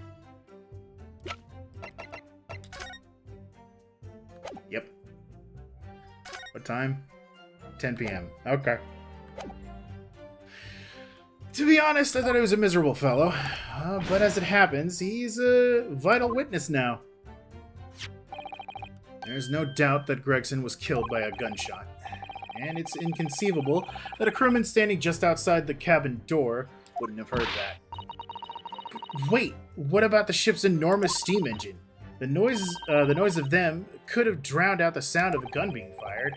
Sadly, young judicial assistant, that won't wash. Oh? You will recall that my cabin was in the first-class area of the ship, which is also, of course, the quietest. Don't imagine for a moment that it's anything like steerage, where the judicial assistants go. I didn't mean... Way to attack, dude. But a hole like that made by a bullet was found in your cabin, Judge Jigoku. That's compelling evidence that a gun was fired in there. What's that? A bullet hole? Oh yes, now you're talking about what the detective uncovered on the wall yesterday, I presume. It was obviously a rotten panel eaten out by a woodworm. What? No doubt he didn't find an actual bullet. Yeah, that's the hole in the argument.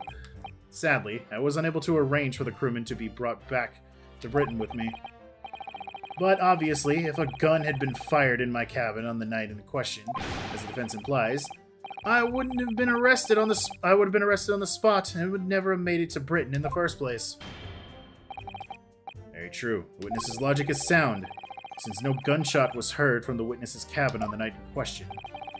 We must assume that the witness is telling the truth. Yeah, sure. I'm glad you've seen sense, my lord. I know Kazuma's already admitted to taking on the incredible assassination plot, but even so, hear it confirmed by somebody else is still a real shock. It's a shock, I said. It's unforgivable. Using Kazuma-sama's feelings to manipulate him into agreeing to such a despicable plan. But I think Kazuma manipulated Judge Jigoku too. He completely double-crossed him. Oh dear. It's hard to see that as a stroke of brilliance on Kazuma's part. One way or another, though, Gregson ended up dead. I really think that the murder must have happened aboard that steamship. So you mean Judge Jigoku must be lying? I know I shouldn't let my emotions cloud my judgment. But you must destroy him, Mr. Naruhodo. Fucking kill him. Okay.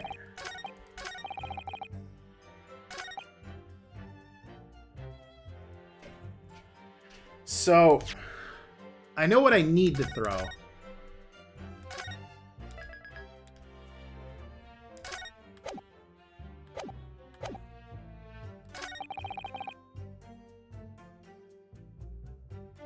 I feel like it's on this line because it's specifically saying that the crewman would have heard it.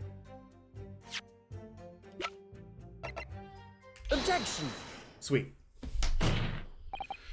Yes, as the court has heard, there was a crewman posted outside of Judge Jigoku's cabin. However, we can be sure that, contrary to the witness's claim, the guard wasn't there at all times. What? I have here a notice of a particular event that was scheduled to take place aboard the steamship on the 31st. What? Where did you get that? It's evidence gathered by Mr. Herlock Sholmes. You were acquainted yesterday, if you remember. Herlock Sholmes again. According to this itinerary, that's how you spell that, huh?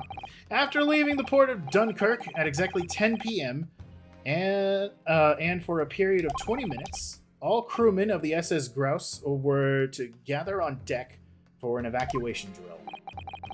All crewmen were away from their posts.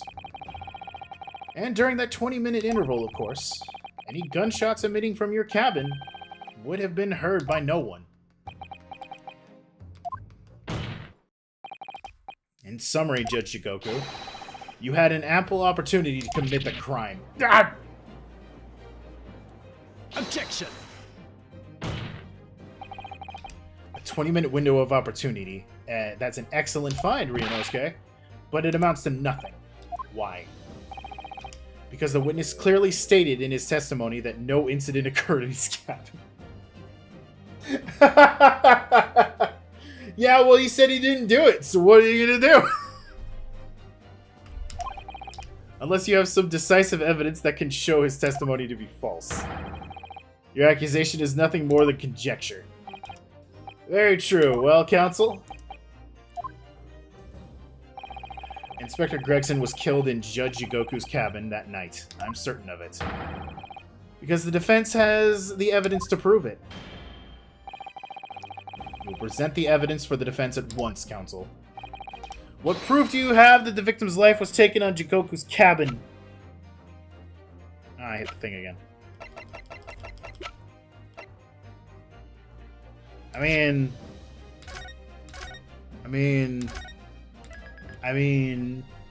this is literally the only evidence I can think of. But I'm gonna save just in case. Take that!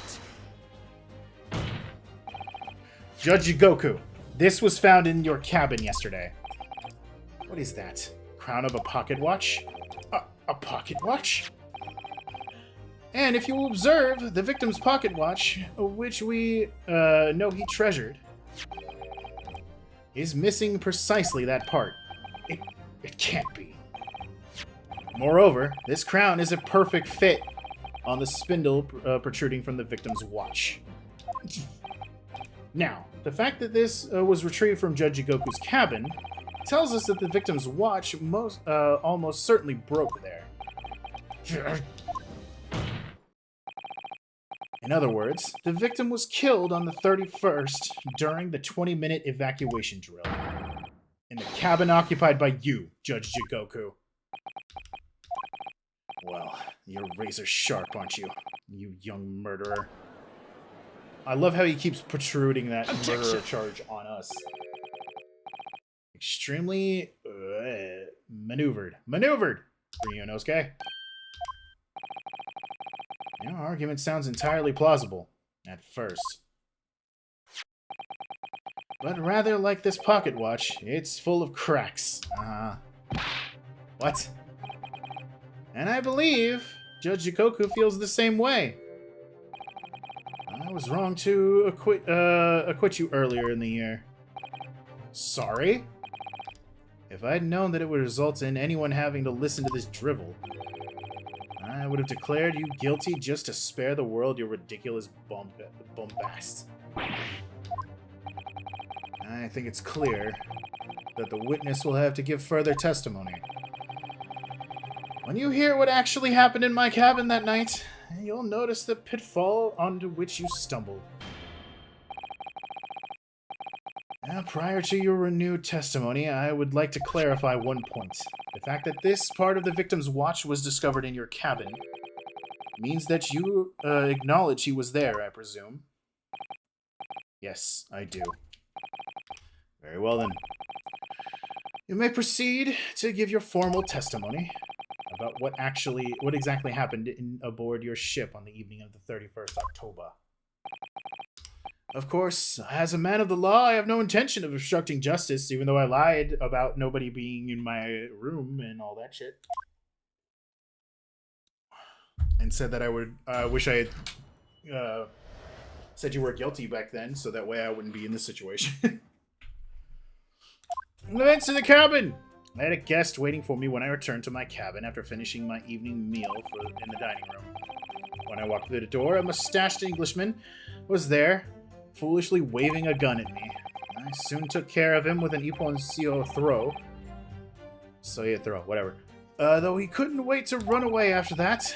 I imagine his watch was broken when I threw him over my shoulder. It has nothing to do with his murder.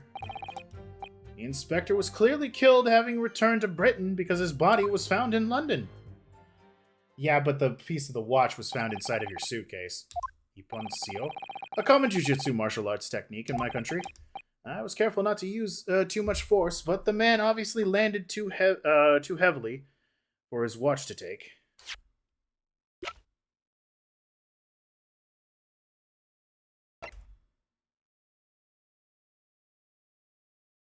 Why doesn't it say specifically that it was found inside of the...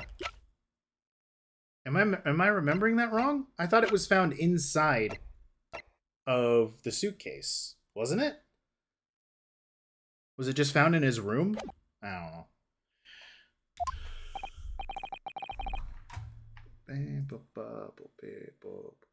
What is it? Hold on.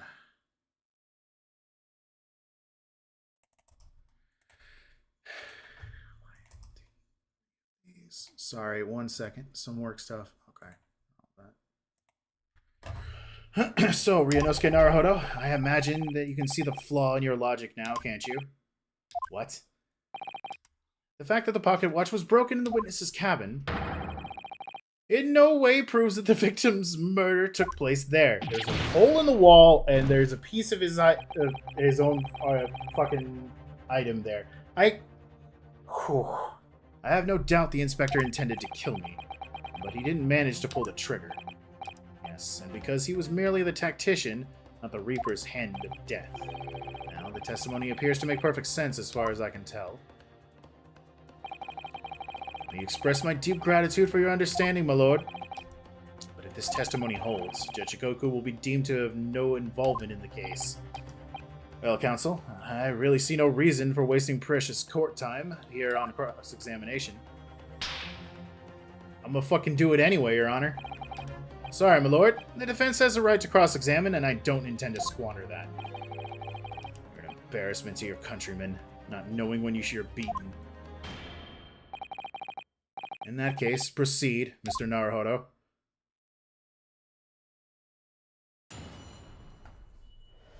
What a dick. Hold it! Because the so-called guard posted at your cabin door had just let your killer pass, you mean?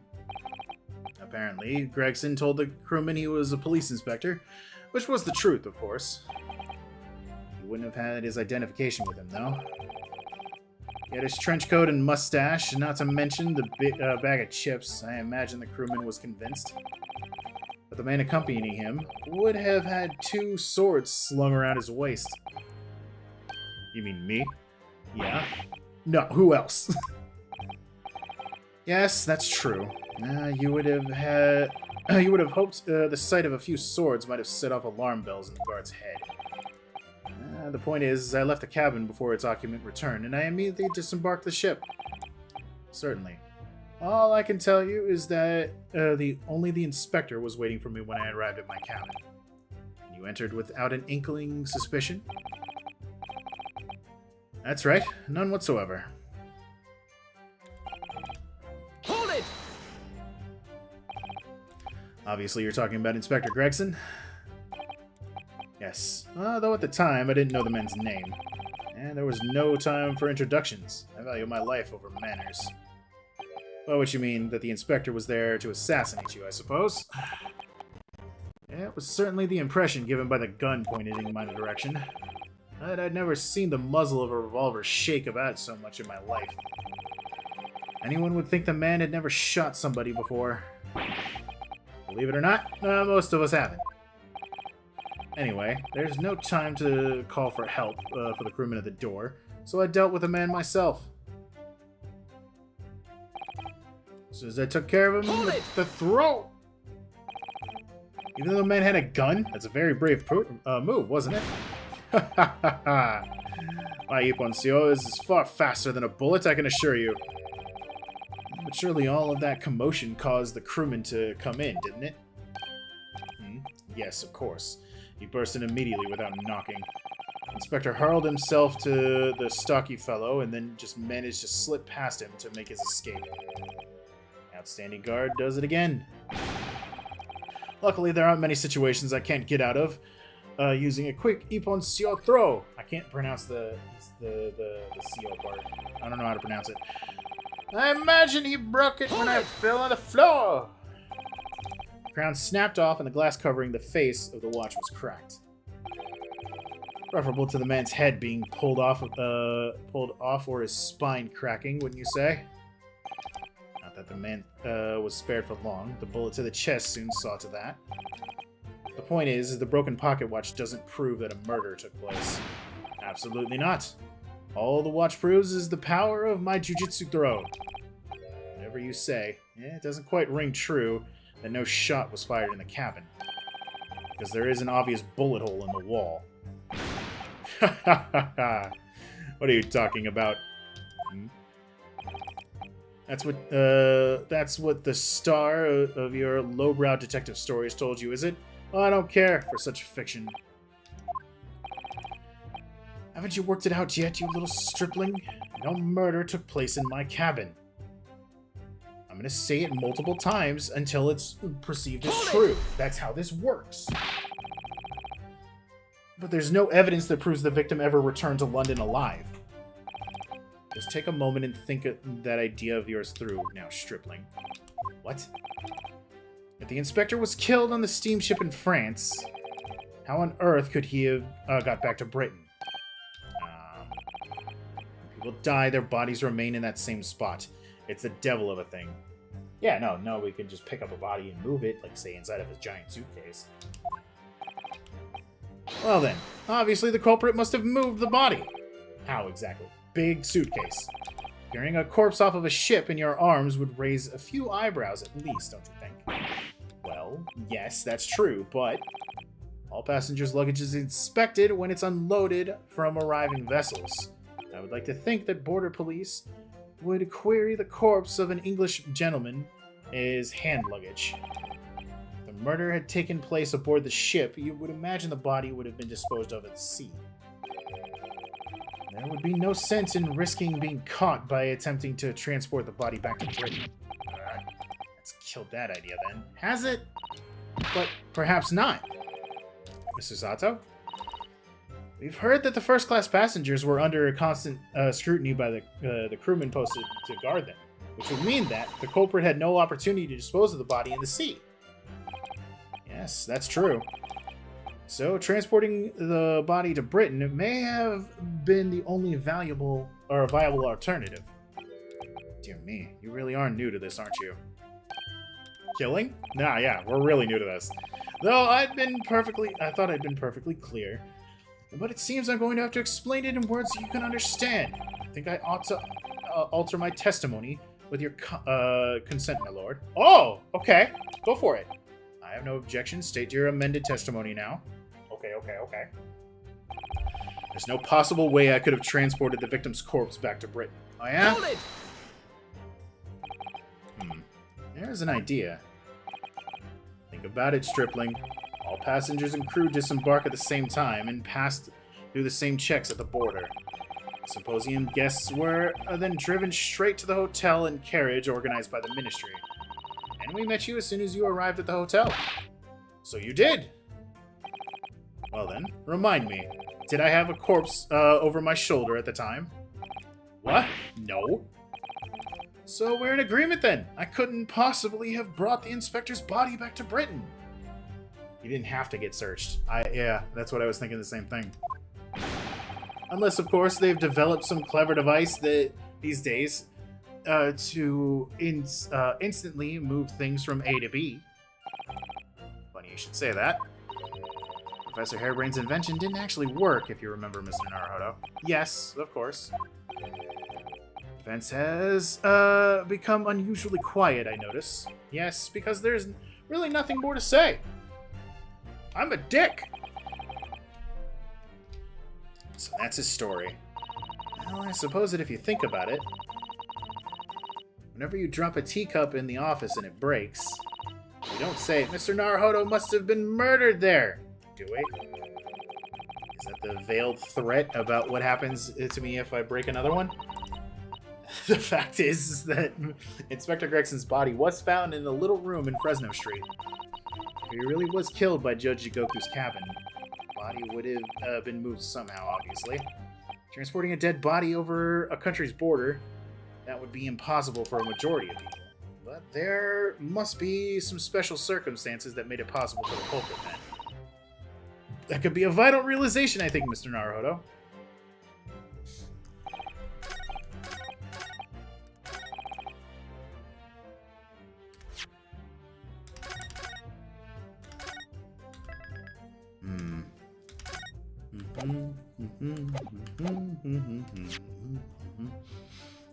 So what do I have to prove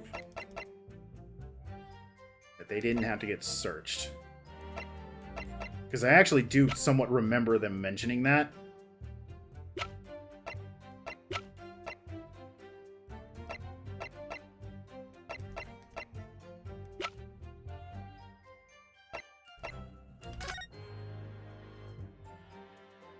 I'm thinking the photo because we can see the thing in the photo right here. But I don't know if that's good enough. But it's also, I think, legitimately all I've got, so fuck it. Alright. Can't wait to see how this goes. There's no possible way you could have moved Inspector Gregson's body, you say. I would say the opposite is true. And what's that supposed to mean? Far from being impossible for you to do it. The transporting of Inspector Gregson's body back to Britain is something only you could do. What are you talking about, Ryunosuke? As well as being a judge, Mr. Jigoku is also Japan's Minister of Foreign Affairs. Which means he's exempt from having his luggage searched when he entered the country. We learned that when we first met you upon your arrival in London. Well, all those passport checks and luggage searches at the border took rather a lot of time, I must say. I'm very envious of your ministerial status. You don't have to go through any of that, did you? Ah, I knew you were jealous. Can you do propaganda too? What do you mean? How do you mean?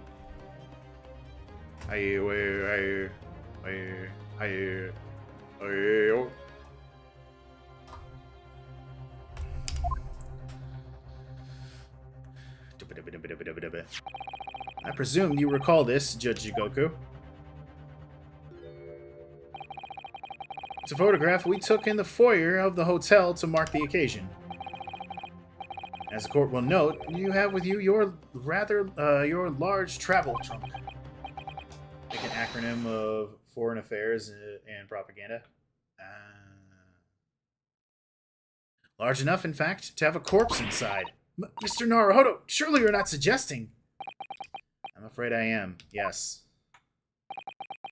3 days ago, when we were chatting innocently with the new arrivals from Japan in the hotel, the body of Inspector Gregson was just meters away from us, inside Judge Jigoku's trunk.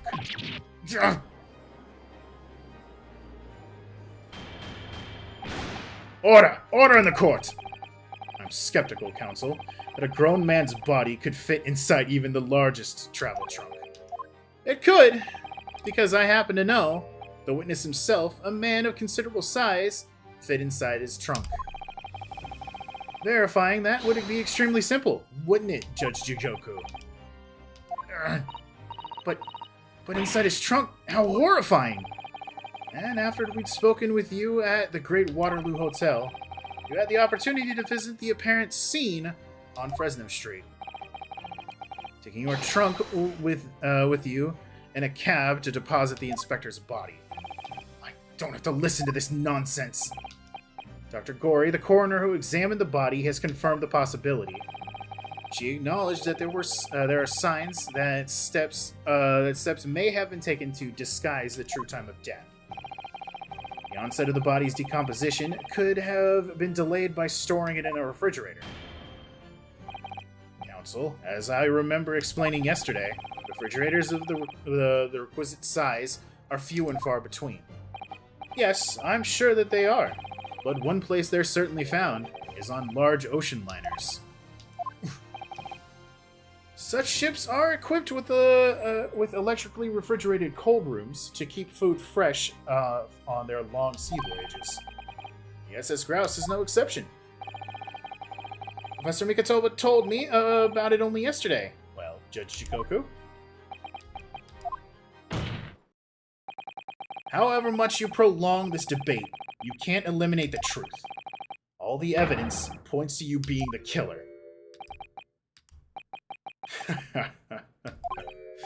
Well, this is all very heartening. I can see that it was a wise move letting Asugi and you embark on this study tour. What are you talking about now? Logical reasoning, of course. All court proceedings will be built on logical reasonings in the new century. And I can see that you've both laid firm foundations for that already. Judge Jigoku, please, stop diverting attention from the issue at hand. The defense has made an accusation against you. How do you respond? Respond? Yeah, there's really no need for me to respond, is there? Why ever not? Because before you can even begin to answer the question of when the victim was killed, you must first establish one key fact. Where was the victim killed? It's quite logical. The actual scene of the crime? Prosecution's stance is unaltered. The killing took place at Fresno Street when the gunshot was heard. As the accused, Barak von Zeeks shot the victim at point-blank range. It's so tunnel vision. There's so much evidence sitting in front of you, and you're still focusing on him. Since no tangible evidence exists to disprove the prosecution's claim at this time, the defense's deductions amount to little more than an elaborate fairy tale. I'm afraid that's how the logical reasoning of the British are known for really works, young strapling.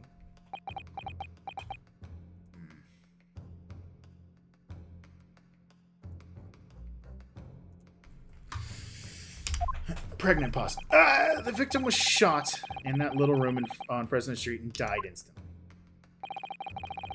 Tunnel vision, but it works because they all fucking have it. That's true. Every single prosecutor. I'm afraid it's the prosecution's claim that that's the only fairy tale here. How can you say that? Quite simply. Because the claim directly contradicts in certain pieces of evidence in our possession.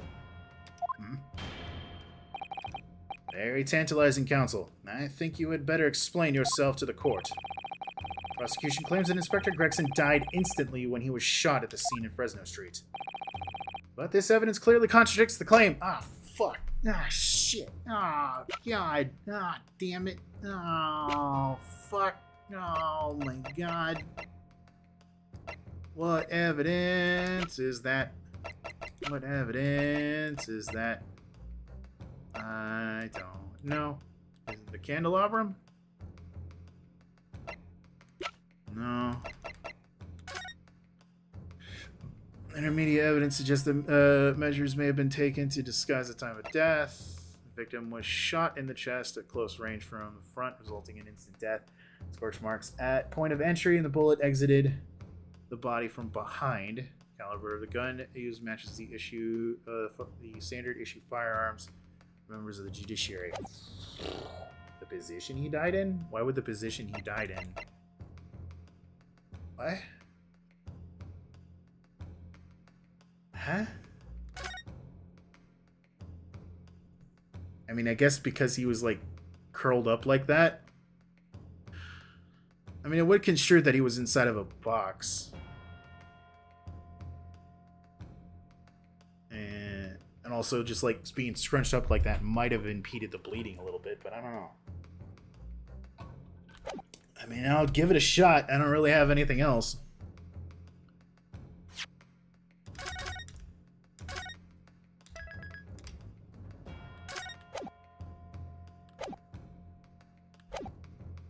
Take that. I hit T. Take that! Photograph of the victim in the very location you claim he wasn't killed. Ref, I appreciate you, for real. But even if you have like a conjecture idea, give me until I at least like ask for help, okay? Please. I know you're not meaning to. I appreciate it, but let my brain fry before posing anything to me. I ask. A photograph of the victim at the very location you claim he wasn't killed. Yes, but the point is the posture of the body itself. If Inspector Gregson had been shot there in that room, it's out of the question that his body would have curled up into a ball like that. Objection! I'm sorry to disappoint you, but your logic is flawed. You could easily have adopted a fetal position due to the pain of the shot, which subsequently proved fatal. Objection! You said he died instantly, dumbass. I'm sorry to disappoint you, Judge Goku, but it's your logic that is flawed. What? According to this autopsy report, the victim died instantly. He would have felt no pain, much less have been able to draw himself into that position. Ah! Which begs the question of why the victim's body is curled up then that way. Though the answer should be abundantly clear by now.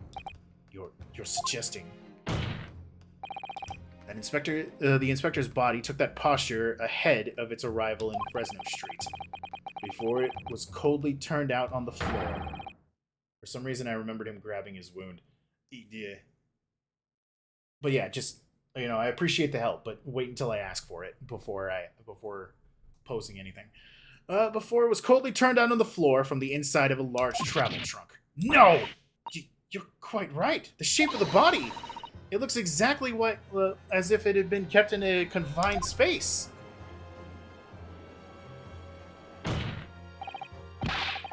Judge Goku, present your trunk for examination. I believe it's very possible that it will contain traces of the victim's blood. Arrgh! Present my trunk? I refuse. What? On what grounds? Show the court your ass. I am the Minister of Foreign Affairs for the Empire of Japan. I shouldn't have to put up with this treatment just because of some stripling's baseless accusations. In other words, Judge Jigoku, there is blood in your trunk. I decline to answer that. As the Minister of Foreign Affairs, I have privileges of... At this moment, you're not a government minister. You're a witness in a trial in Britain's highest court. I don't care who you are, what your status outside this courtroom might be. You will not withhold information. Nothing is more important than the truth. I love how they're always pointing it across the street, like across the aisle. Order! Order in the courts! Well, Mr. Jigoku, what's it to be? You can't be serious. You did it?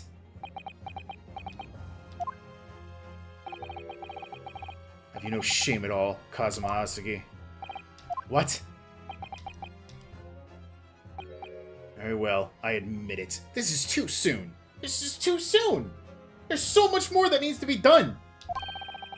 I did bring the inspector's body into the country. Inside my trunk, exactly as postulated by the defense. What? You? Dear God, outrageous! It was you! You admit to Inspector... No! I admit to nothing more than what I've said. Of killing the man, I certainly have no recollection. What on earth is this cryptic statement supposed to mean? I merely disposed of the inspector's body, which was left in my cabin, in order to avoid unwanted attention. As the judicial assistant over there pointed out, I had no chance to throw it into the ocean. So I decided my only option was to bring it into Britain with me to dispose of it somewhere else. You can't still deny it. If you didn't do it, then who on earth did kill the man? As you know, there was one other person in my cabin that night. He had the opportunity. And moreover, he already accepted a mission to take the inspector's life. That's right. Who else could it have been? It was you, Kazuma Asagi. You.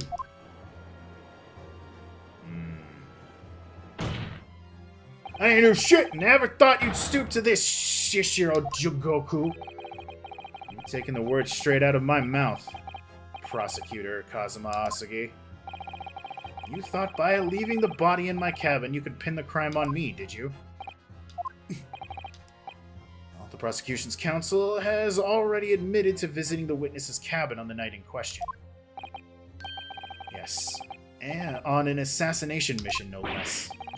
You wouldn't. So, what do you what do you make of that, young stripling? You've heard my testimony now, and that's all I have to say on the matter. I'll admit to nothing more. I don't believe this. So are we going to switch over to defending Kazuma? Because his admission of dumping the body there literally just means that, you know, that Von Zieks is off scot-free. He didn't do shit other than show up at where the body was and by accident or on purpose. I don't know if they intended it or not. But, yeah. I don't believe this. Counsel for the defense, what is your position now? The court awaits your responses to the witness's assertions. The assertion that on the night in question, the victim's assailant was in fact Mr. Kazuma Asagi. This isn't the dead end it seems to be. The answer's right in front of me. It comes down to Jigoku or Kazuma. Both of them had the opportunity to kill Gregson, but only one of them did it. I'm just a step away from proving who. Very well. The defense is ready to respond to the assertion put forward by Judge Jigoku. The idea that the victim's murder could have been committed by Prosecutor Asagi? Okay.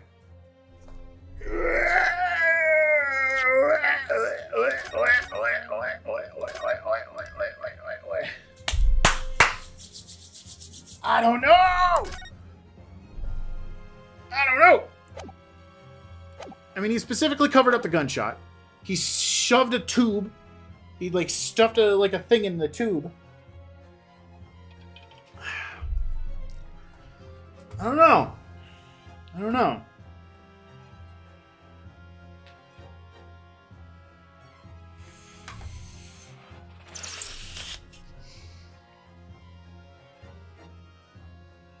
But do we have any evidence that supports that fact?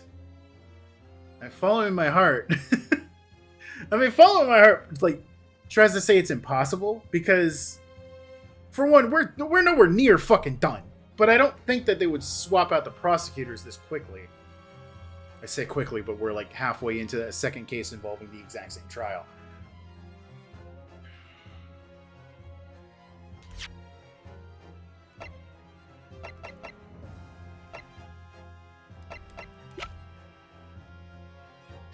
It comes down to this revolver.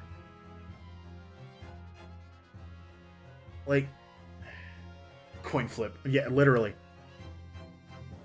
If I had to say it, I would say impossible. I don't know if I'm right or not, but I'm going to say it. Judge Jigoku, let me remind you of something you said only a few minutes ago. You claimed that logical reasoning is the future of judicial process. It is, no question. Well, logical reasoning can prove something here. Namely, that it would have been impossible for Prosecutor Asuki to commit the crime. What? Court will only accept an argument that is supported by compelling evidence. So present what you have, counsel.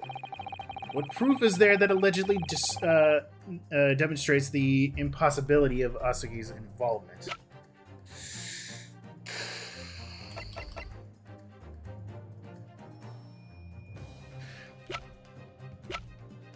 This is stupid.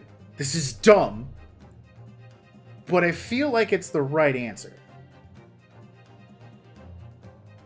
Because why would he use a gun?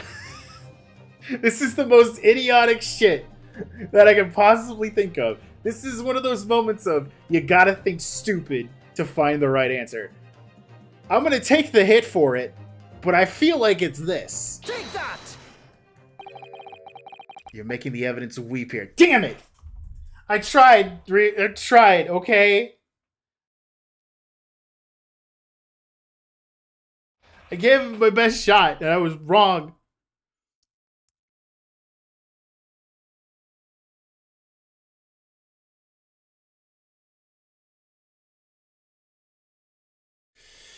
Making the evidence weep here, Ryunosuke Naruto. Sorry. Every piece of evidence has a role to play in arriving at the truth. There's no playthings you can toss around in the courtroom for entertainment. You're such a bitch. Never mind the evidence. You're about to make me weep, Mr. Naruto. Oh no, I can't upset Susato-san, or I'll end up being upset too.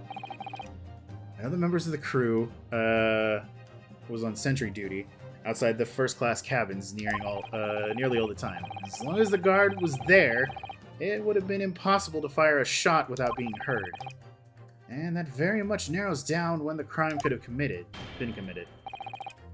Court will only accept the compelling evidence. Is it the schedule again? I guess it's the itinerary again, because it says specifically that it was happening at 10 p.m. And by that point is when he claimed he left? Oh. I mean, fuck it. What do I have to lose? Take that! This itinerary for the crew members of the SS Grouse, my lord, is the conclusive proof. I mean, that makes sense. And I went to Stupid Town. Yeah, he can prove he left. I went to Stupid Town. It was like, why would he use a gun? He's got a sword, like that. But the itinerary does make more sense. An itinerary. How does that prove anything? Judge Jigoku, the moment you acknowledged that you found the victim's body in your cabin, this itinerary suddenly became much more significant. What? Why? On the night in question, as always, a crewman sentry was on guard outside of your cabin door.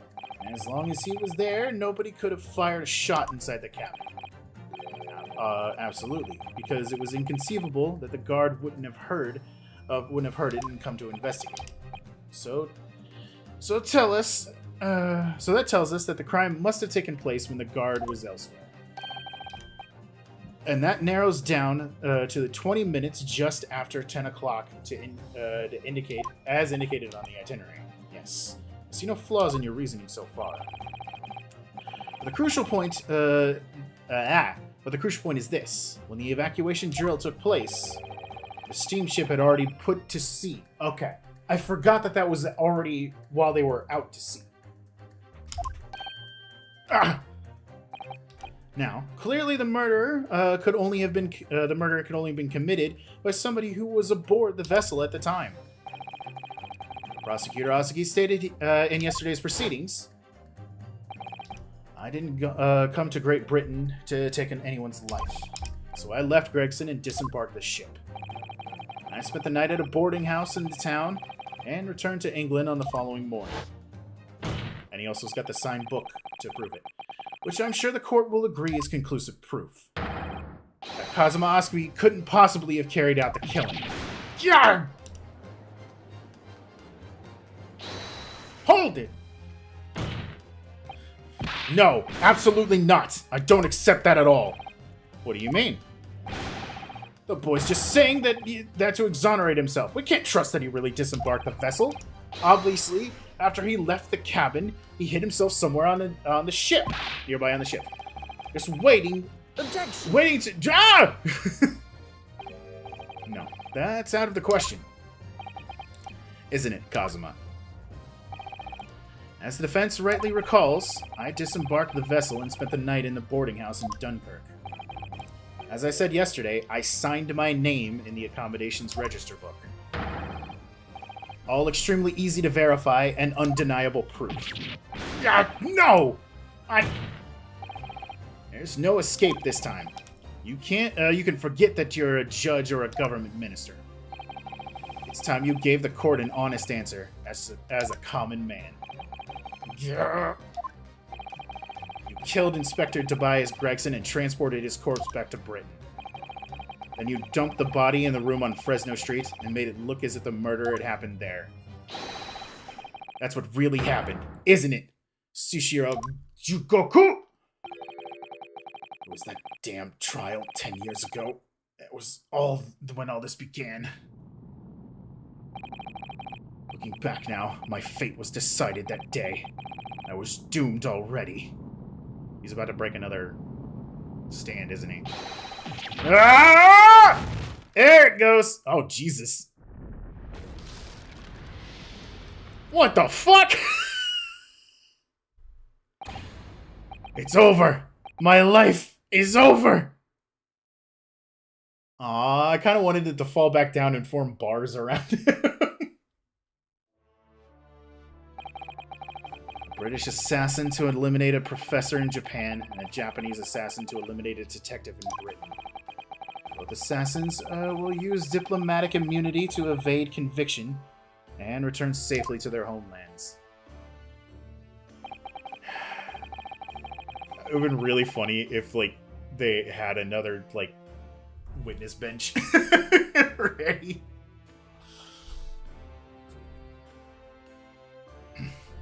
The Assassin's Exchange request arrived from Britain about 10 years ago. And though it was hardly a request, it was a demand. And for that, you decided to recruit Mr. Osugi. But things didn't go according to plan. Your chosen assassin never made it to Britain. You found yourself unable to dispatch a replacement. Because I was already on my way to Britain at the time, and Kazuma's place. And that left me with only one option for carrying out my obligation. To eliminate the mark myself, personally. Of course, there was but a single opportunity for me to do that. The International Forensic Science Symposium, I presume? That's right. I decided it would be safest to carry out the plan before my arrival in Britain. So I enlisted the help of my British counterparts, and made arrangements for a pretext that would take the inspector to Dunkirk. To lure the man in, he was given a sham mission by the Reaper. What? The Reaper? There's only one person who could have done that. Cosmo, not now! The mastermind of the entire operation, the Reaper himself. So, that means that the assassination exchange was all planned by the Reaper? I'm not at liberty to say anything about my British counterparts. Anyway, the inspector accepted the Reaper's mission and dutifully infiltrated my cabin on the steamship. It was all a trap designed to lead him to France and his own death. Oh, how awful. It was past 9 o'clock when I returned to my cabin from the dining hall that evening. I didn't give him time to attack me. I choked him until he lost consciousness. But there was a guard just outside the door, so I left it at that for the time being. Even the slightest noise might have aroused suspicion, so I bided my time waiting for the 20 minutes after 10 o'clock. I'd intended to finish him by strangulation, but moments before I had the chance, he suddenly came round and went for me in a reckless move.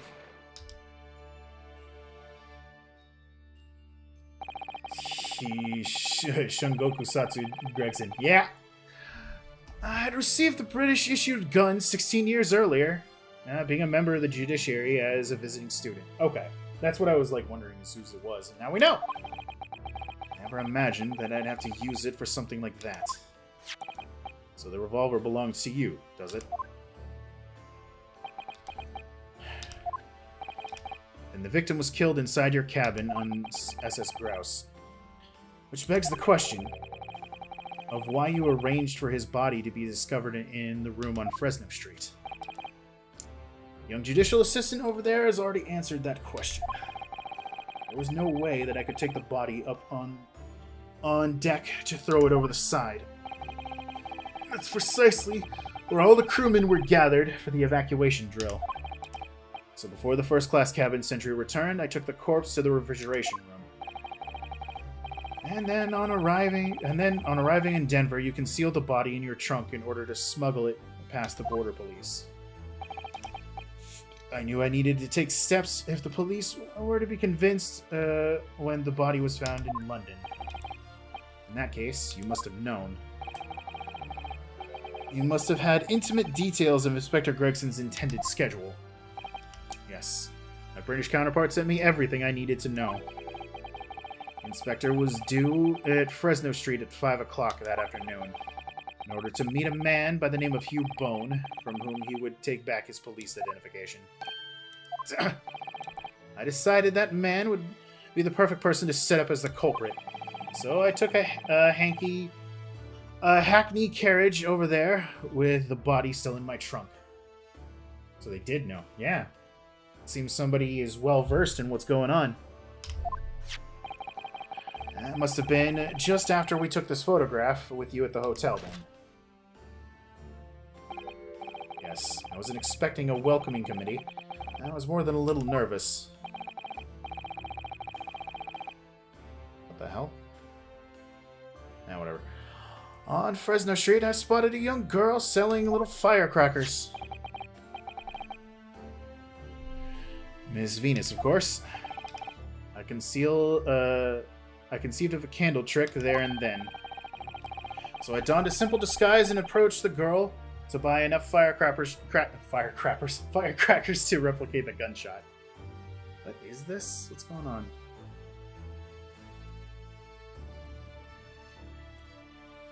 Sorry, just my work system being weird. Alright, anyway. What sort of disguise? Now, for some reason, the inspector had a bright red hairpiece of his own in his own traveling case, so I put that on. Although I suspect I drew more attention to myself than I would have otherwise. The hairpiece was found at the scene, and the inspector had it ready for the Red-Headed League investigation. I only arrived at the room at around 4:45, so I quickly placed the body on the floor and moved the notice board and set up my little candle trick. I arranged it so the firecrackers would go off with a bang around 15 minutes later. So that Mr. Boone, who was due to arrive at 5, would walk straight into a trap. Except, at the last moment, I made a careless blunder. Well, what was that? I imagine it was the bag of fish and chips. Ah! I didn't notice that it had fallen out of his overcoat pocket when I moved the body to the refrigeration room. Put it back in his pocket following morning, but... well, it seems the warmth of the heated cabin had accelerated the decay of the fish. Anyway, that's everything. All the sordid details of what I did. This can't be over. There's no way this is over. There's got to be more to this shit. Why is he presiding as judge? This is fucking... what is going to happen now? Something I like is that it's still plausible for people in universe to believe that Barok is the Reaper if they don't know him personally and have a bias as we do. Yeah. I've heard enough. We've arrived at the truth about the murder of one of the country's most capable and respected police inspectors. The plot chickens. Oh. The witness will be tried in the coming days. For a crime of such a vile nature, you can expect the most severe penalty. An exchange of assassinations. What a foolhardy idea. Mr. Jigoku, one last detail. Who was your counterpart in Britain? Who was the mastermind behind the assassination exchange? Nothing you say now can make matters any worse for you. Just tell us. You're off!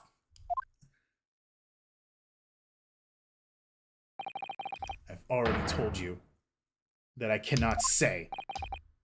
Even though as things stand, you may very well never set foot in your homeland again. What are you waiting for? Can't we get this over with now? It's finished. All of it. I'm finished.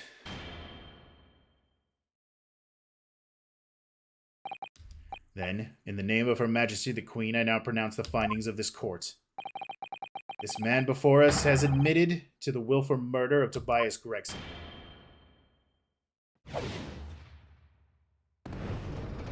Wait, no, that's bad. Wait, no, hold on. Don't forget, he's not the one on trial here. Sashiro Jigoku, it is the opinion of the court that you should be found. Oh, fuck. What the hell? And may I remind all those present to the strict confidentiality demanded by this closed court. Okay, but are you going to pronounce Von Zeke's not guilty? Like, we were also here for another thing. Moments ago, Mr. Jigoku signed a written confession admitting to the murder of Inspector Gregson and the subsequent conveyance of the body. In short, the defendant's innocence has therefore been established beyond doubt. There we go. Imagine strongly realizing he accidentally just gave Barok a guilty verdict. Yeah, because Barok was the one on trial. Oh, wonderful. Well done, Mr. Naruhodo. Yes, thank you. Is something wrong? I'm just a little troubled by his silence. The true identity of the Reaper of the Bailey, and its extraordinary assassination exchange. We do remain in the dark about these mysteries, however. Insofar as the incident brought against the defendant in this trial, we have reached a conclusion.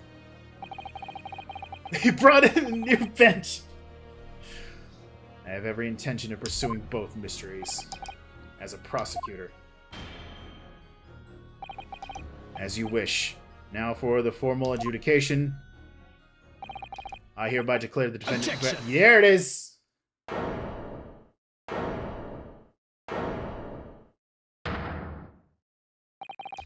Prosecution calls for the adjudication to be deferred. Counsel? The accused's innocence hasn't been fully established.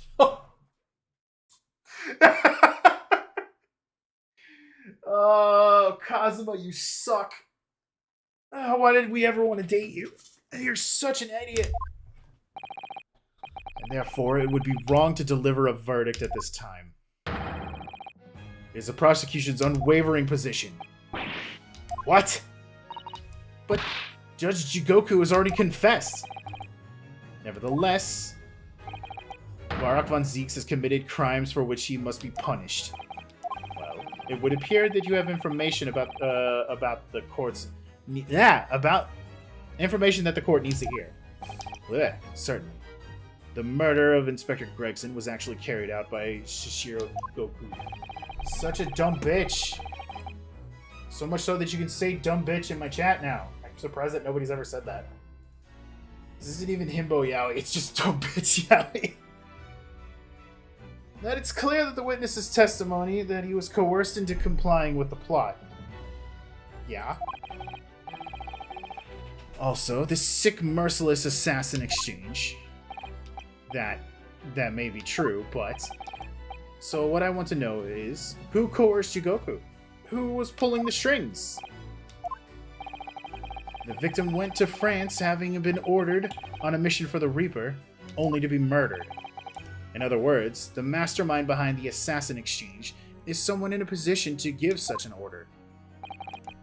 As we've already established, the Reaper himself. Well, certainly, that would appear to follow. The prosecution hereby formally accuses the man in the dock, Baron von Zieks, of being the Reaper of the Bailey. And furthermore, I'm going to prove his guilt beyond all reasonable doubt. Uh-huh. What? The fuck you mean? Called him, Baron again. It's gonna happen, alright? Order! Reaper of the Bailey, a long-standing mystery of council. This would be a decent place to stop. I mean, I'm still able to keep going for a little bit. My throat feels fine. Are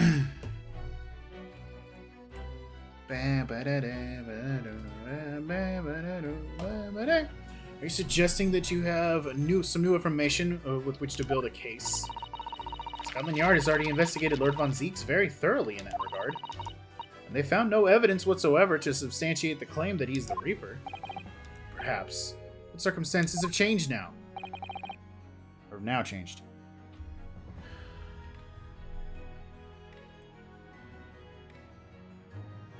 Of whose...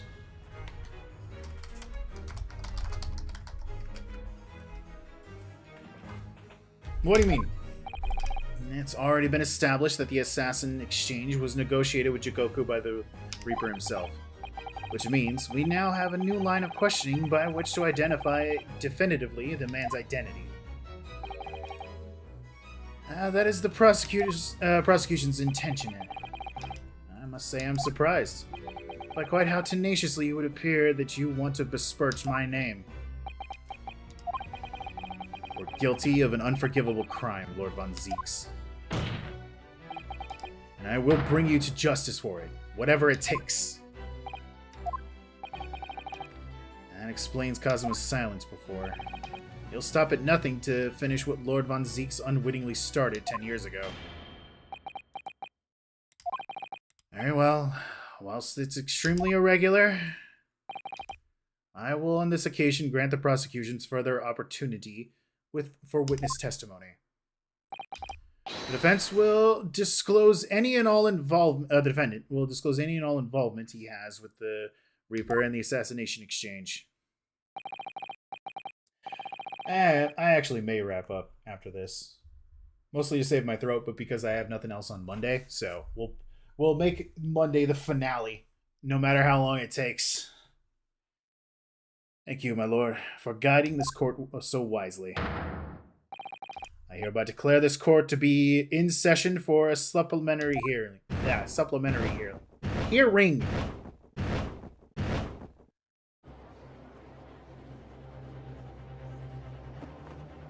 Fuck you! Pray turn a blind eye to the discourtesy as I verify that this vile and unremitted accusation hasn't soured the contents of my hallowed chalice. Lord von Zieks! I first had to suffer the pseudonym of the Reaper 10 years ago now. Where did you get the wine? You had it. It was, you know, you just had it. It's just there. It's always there. It's like Schrodinger's wine. It's there and not there at the same time. Ever since that time, I endured the weight of implied guilt that's gone with it. And now he doesn't. So I welcome the chance to testify now and crush those allegations once and for all. Good. Then let justice decide, Lord Von Zeeks. The prosecution seeks to begin building its case by calling the accused to the stand as the primary witness, in order that he may answer the accusation brought by the prosecution that he is the Reaper of the Bailey. And what say the defense? Putting the defendant in the witness stand can be extremely dangerous. Kazuma-sama is so emotional at the moment, he's not thinking logically. You're right, he's not himself.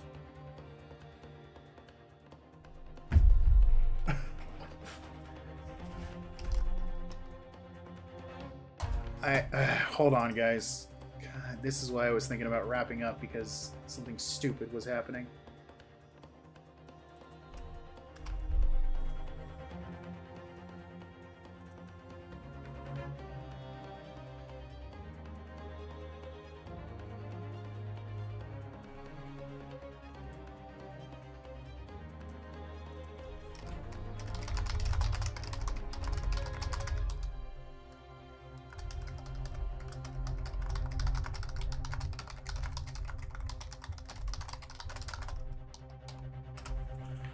Jesus. Alright, anyway.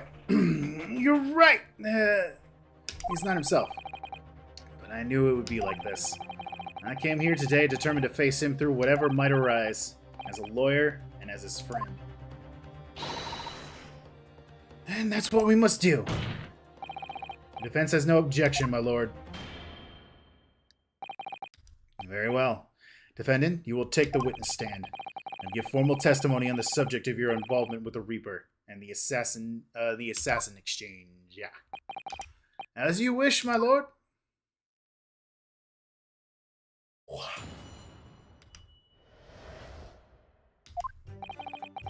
I've never taken a the life of another, nor have I instructed another to kill.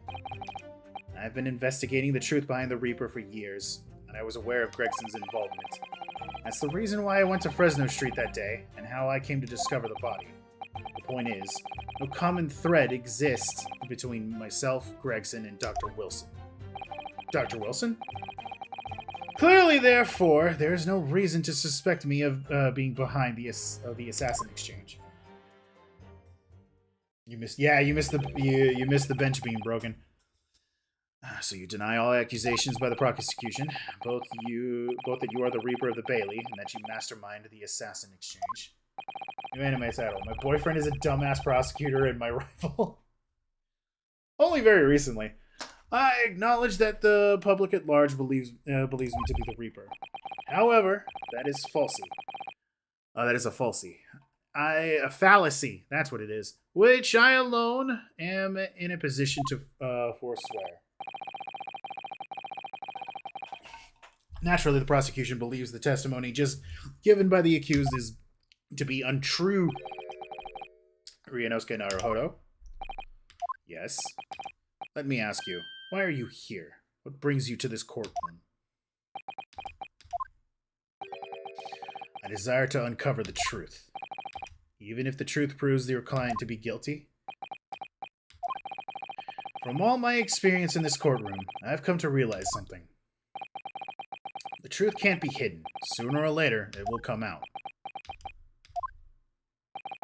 So it's always my intention to work with my client in the pursuit of the truth. I want you to remember what you just said. Yeah, I want you to just fucking... Yeah, we're exes. We're exes now. He's not my boyfriend anymore. He's a dumbass. Enough dilatory chatter. Counsel for the defense, proceed to cross-examination of the witness. Yes, my lord. I know exactly what you're thinking, Kazuma. I know you're just waiting to point it out. Contradiction you're convinced lies somewhere within the man's testimony. I don't know how I'm gonna disprove. I didn't really catch anything. Nothing jumped out at my brain. Hold it! Why is the judge giving constant blue eye stare? Because he's just the way that he is. So you're not what the general public refers to as the infamous Reaper of the Bailey. Exactly. Don't imagine for a moment that the court will be satisfied with a one-word answer on this. I realize that. Here's 3. And you're intending to comment on every sentence. This could take a while, Kazuma. Didn't you find it disturbing, though, that one by one defendants who had been acquitted after your unsuccessful prosecution were killed? Let me answer that question by posing another. If, one by one, the defendants who had been acquitted after your successful defense were killed, would you find that disturbing? Disturbing? I couldn't possibly say how it would make me feel with a one-word answer like that. Exactly. Well, that told me. But even though I'm not the Reaper, that doesn't mean I ignored all the hearsay. Not the normal judge. This is the final boss. Yeah. I still think I am in firm belief right now that of all the people who have been doing this stuff, it's I feel like Strongheart is at the center of it all. Hold it! You say for years. How long exactly? This is the very first time the Reaper's influence was felt in this courtroom, 10 years ago now. And your investigation led you somehow to Inspector Gregson, you're saying? I didn't want to believe it. He was a personal acquaintance. We worked on cases together in the past. A friend, even. Just because he looks like that? It's not because just because he looks like that. It's because it's the way that he acts, and just the very fact of like his own want to be like the head. Like, what was it before? What was it called? Whatever position he was in. His ambitions just scream, I'm gonna do whatever I can to get this shit done and clean up London. Felt like a betrayal. But I demanded permission to search his office at the Yard without his knowledge. Which is when you found his secret notebook, is it? He wants to be Attorney General. That's the one. My brain was going general, but I couldn't remember what kind of general. It's when I first learned of the location he'd noted only as grouse and the appointment at 5 p.m. on the 31st. He's just passionate. And, you know, sometimes people who are super passionate can make really stupid decisions that are harmful to a lot of people. Although I don't know the significance of those details at the time. I didn't. So now we're in the nub of the matter.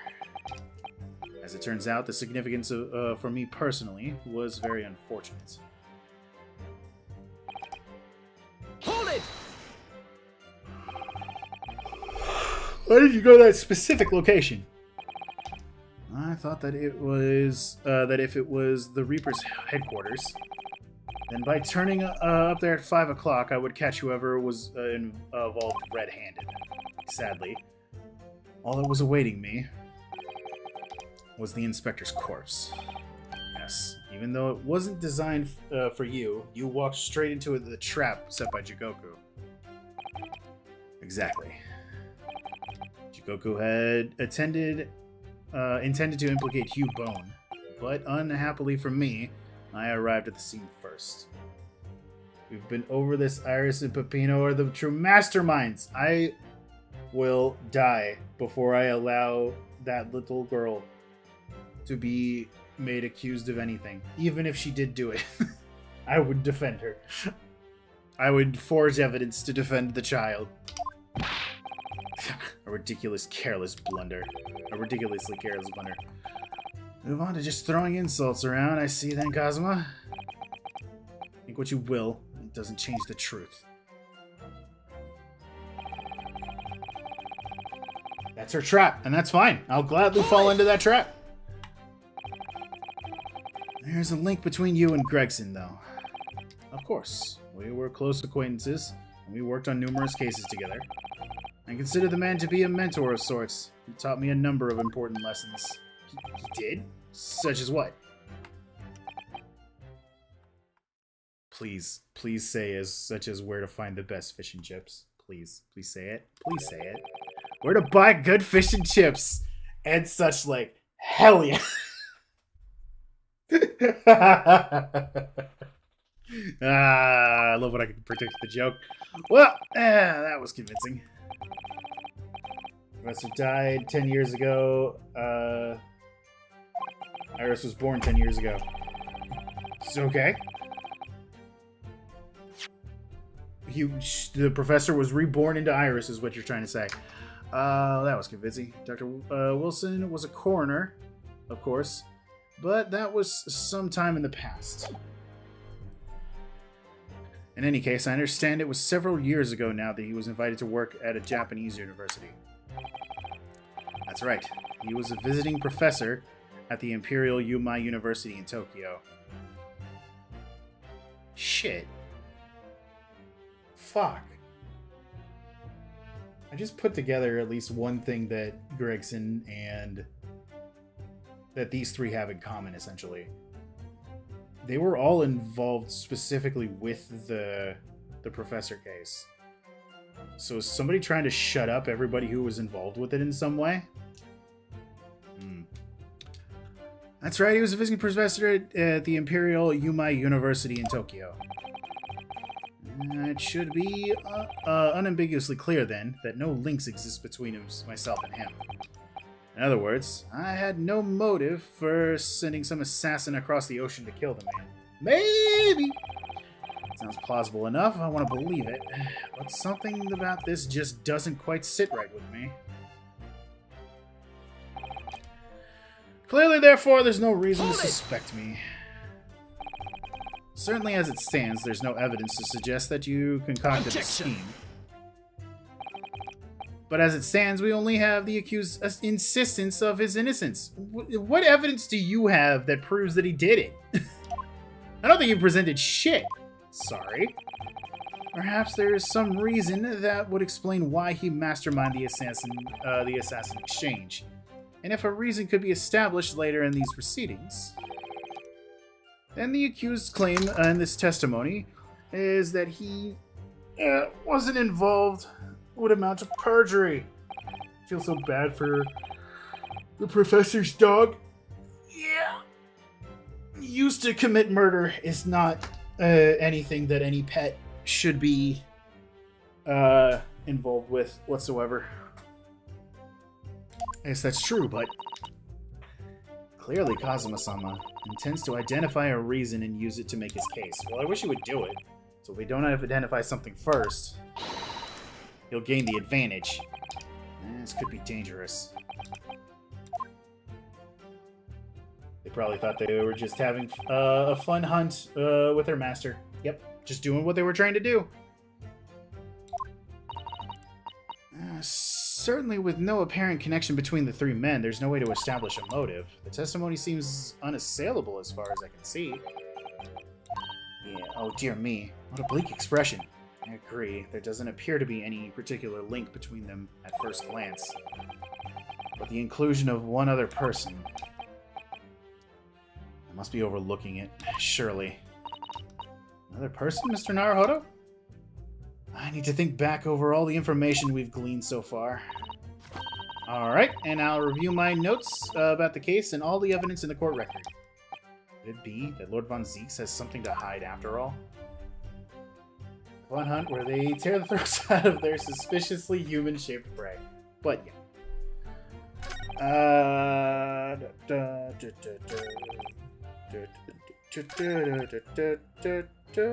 There it is. I'm confident. Objection!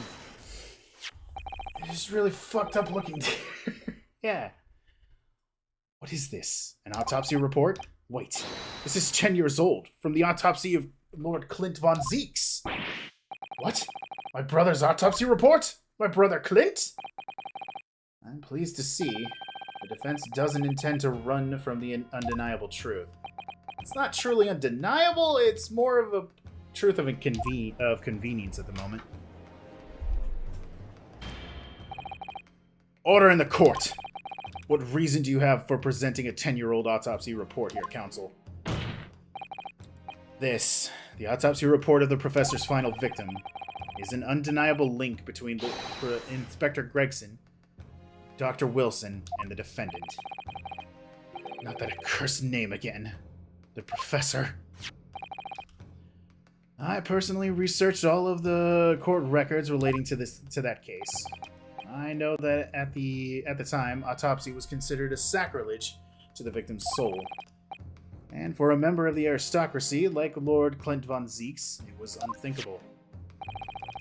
But someone implored the powers that be to allow the autopsy to go ahead. Inspector Gregson. He declared that he was certain that he would obtain conclusive proof from the procedure. It was Dr. Wilson who conducted the autopsy. His signature is clearly visible on the document. As promised by Gregson, the autopsy did indeed produce evidence. What evidence?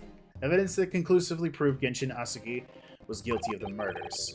In my brother's dying moments, he mustered all of his remaining strength to leave that vital clue behind. What, did he eat the part of the weapon? What? I don't understand what happened. Indeed, that was the key to indicting the professor for his crimes and the conclusive evidence that convicted him. It's inevitable. It enabled Lord von Zeeks here to avenge his brother's senseless death with a merciless victory in court. I'm getting hungry. It's bad to say, but I'm getting hungry. Find out Monday, next time on Great Ace Attorney 2.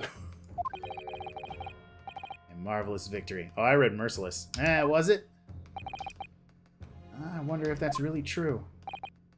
What?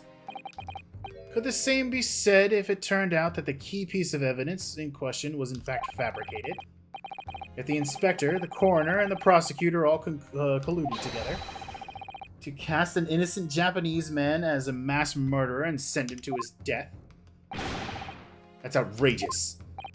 And now, 10 years later, for some reason, the secret has been threatened and needs protecting. Which is why the inspector and the coroner had to be silenced, isn't it? By someone in power in Japan and in Britain, using the two killers recruited for the assassination exchange. Order! Order at once! 10 years ago, my father was convicted in this very courtroom as a mass murderer to be sentenced to death. But it was all a sham, and I swore to myself I'd prove it, which is why I had to come to Britain, whatever the cost. It's Schrodinger's wine again. You'll have to forgive me if I feel compelled to toast this vengeful Nipponese's tendency of purpose here, tenacity. However, he who fails to quash his emotions in the courtroom has failed as a lawyer. Come on, Kazuma. You know this won't wash. You're claiming your father was misrepresented in a trial that took place a whole decade ago. You must see that without evidence, there's nothing more than wild accusation. As it happens, I have evidence. What? I would hope so. I don't think it's going to be good evidence, but hey, he's probably got it. As the court has heard, I crossed the channel to France with Gregson on the 31st. I went with him on the pretext of being the assassin recruited to kill Seishiro Jigoku. But my true intentions were to make the inspector tell me the truth. What truth? The truth about the evidence. He acknowledged that what I had already deduced. There's a closely guarded secret about what went on in that autopsy 10 years ago. What? A secret? I know nothing of any secret. While we waited for my supposed mark in Jigoku's cabin, I drew my clan's illustrious sword, Karuma, before the inspector's eyes. He very quickly understood what my true motive was. Right. Oh, see? Yeah, that Asugi's young lad, are you? And what? You're gonna cut me down with that thing? Is that it? That will very much depend on the answers you give me to my questions. I want to know what really happened 10 years ago. The truth. That's all. Before we get into it, let me make one thing clear. I still believe your father was the professor. There's no doubt in my mind. But unfortunately, back then, we didn't have the evidence we needed to make the crime stick. So, you admit it then. The evidence used on my father's trial was fabricated. It was for the good of the country. Anyway, I was just following orders. Orders? What exactly did you do? Speak! I'm not saying another word. Even if your life depends on it? That's right. Even then.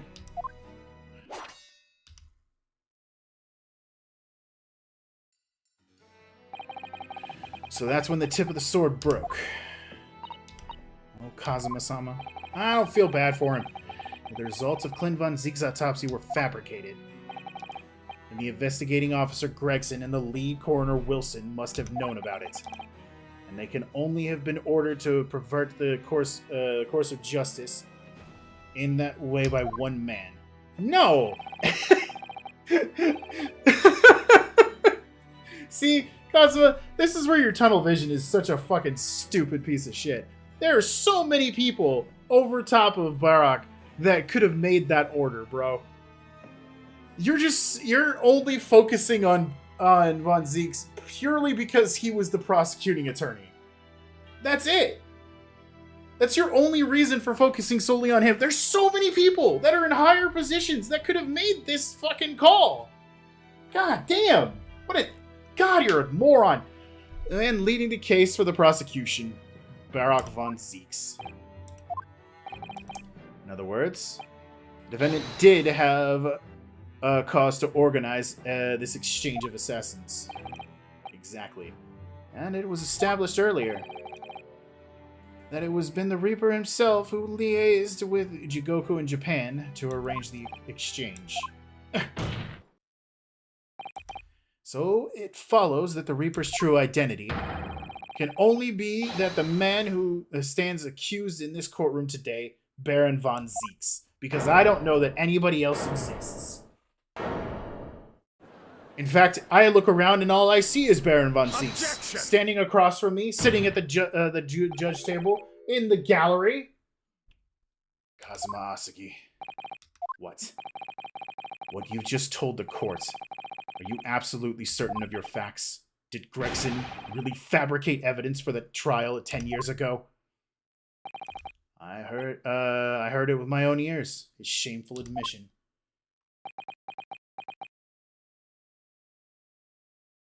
What? What? I don't know what you're talking about. Oh, whatever. In that case, I know the name of the Reaper. What? What? Lord von Zeeks? I gave no such orders. I know that for certain. Which narrows down the remaining possibilities to one. If Lord von Zeeks isn't the one behind all of this, then yes, there's only one other person who could have done something like this. I believe I know who it is. You. I just had a feeling this name was going to come up. The true identity of the infamous Reaper of the Bailey is... Oh, fuck. Uh-oh. I have two thoughts on the matter. One is my, admittedly, just like he feels like a villain. And the other is I don't even know if I have them as an option. Okay, I don't have them as an option. Oh, fuck. I mean...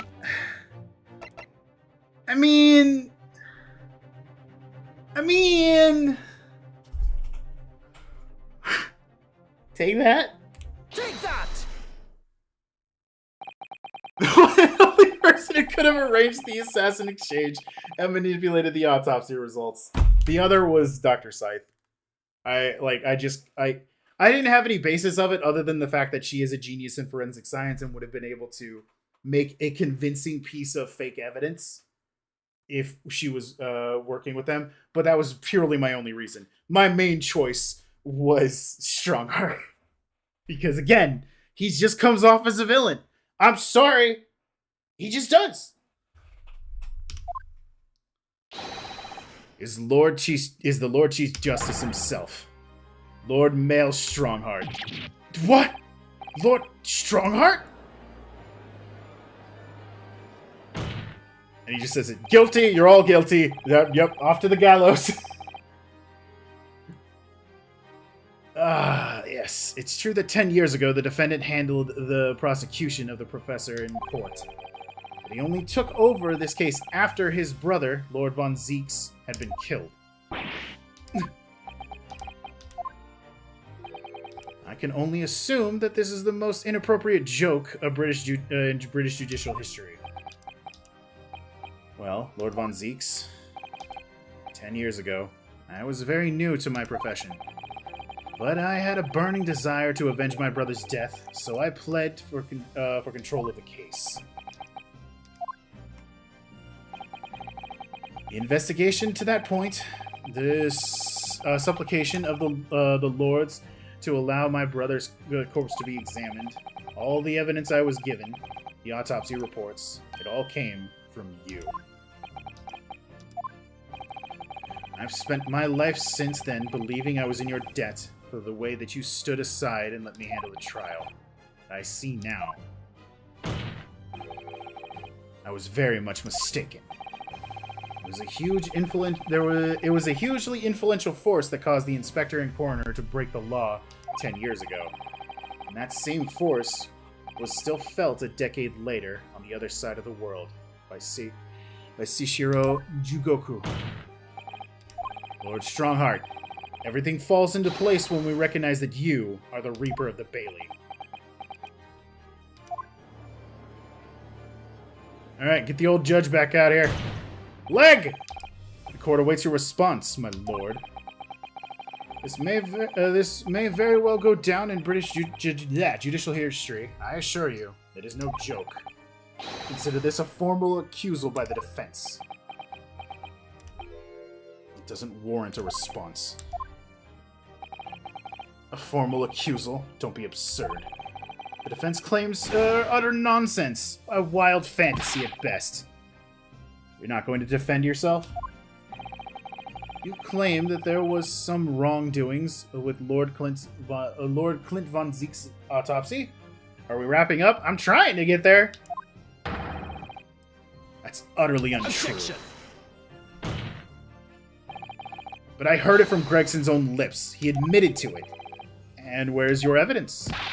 What? Gregson's dead now, unless you were thinking of summoning a ghost to the stand. Damn it, when we need a fae, they're never around. You mean to say? I forget how the system works in your little backwards country. But in the courts of the British Empire, without evidence, there is no case. I have no intention of entertaining some wild fantasy that I can't possibly be sustained by anyone or anything. Ah! This is Ace Attorney. That is entirely possible. Exactly. That's what I'm saying. Where's a fae when we need one? Order! Order on the court! Following Inspector Gregson's murder and in light of Dr. Wilson's death as well, there's really no one left who could testify about the events of 10 years ago, is there? So that was the real purpose of the assassination exchange. This court has no business raking over the coals of a case that was concluded a decade ago. My hand hurts. It feels like I'm puncturing my hand. Honestly, I don't know why I keep doing this, but, you know, I'm here now, so we're doing it. The accusal brought by the prosecution and the defense is categorically denied. I take it there are no objections. Kazuma. He's more or less waited his whole life for this moment. Is there really nothing else that we can do now? Well, there happens to be one other person that could possibly give some form of testimony. Is there no other avenue we can go down to in the pursuit of the truth about what happened all those years ago? If only there was someone who could testify. There is! He's gone to extraordinary lengths to cover his tracks, insofar as dispatching an assassin all the way to Japan to ensure Dr. Wilson's silence. Dr. Scythe won't say anything against Strongheart. But there's one ray of hope.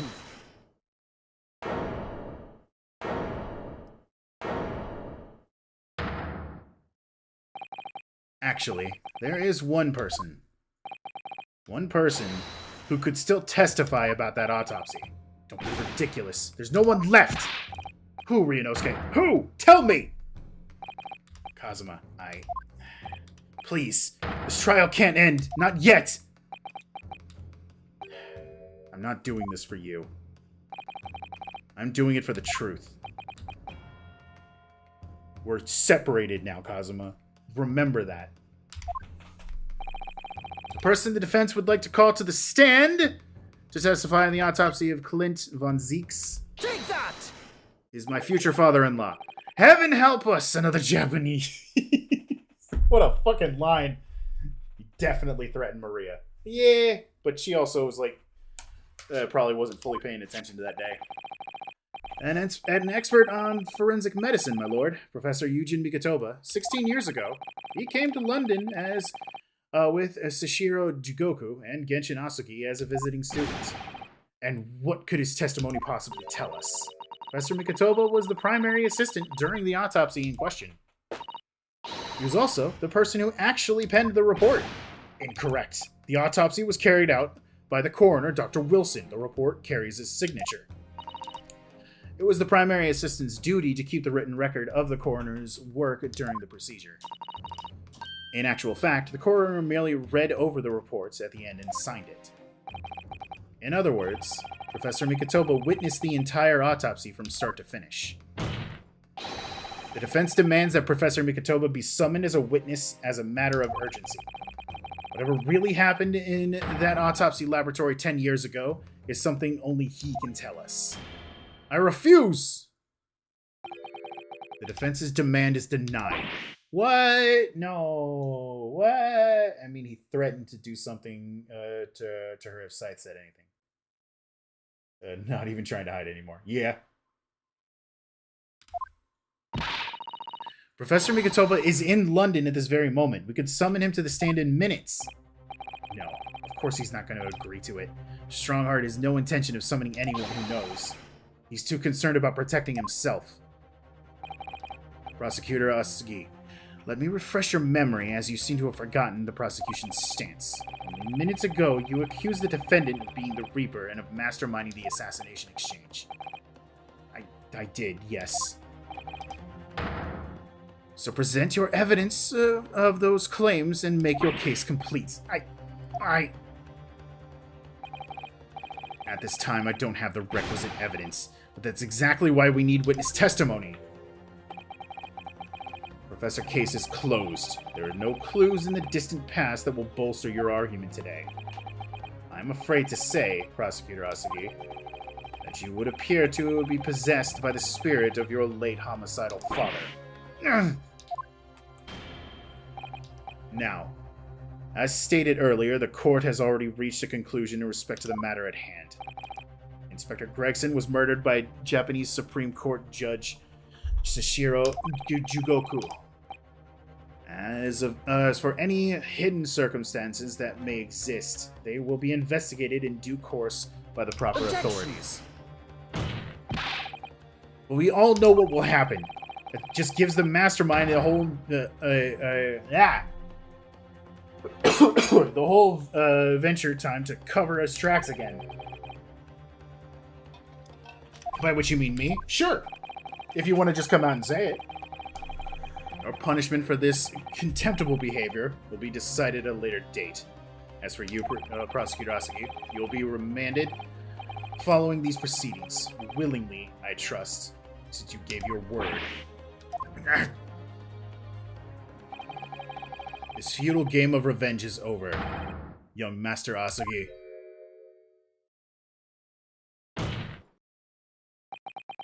Yarr! And then the queen bursts in the door and goes, "No! I will preside over this! Get in the stand!" Yarr! Oh, he's having a time. That will be all. I hereby declare... Hold it!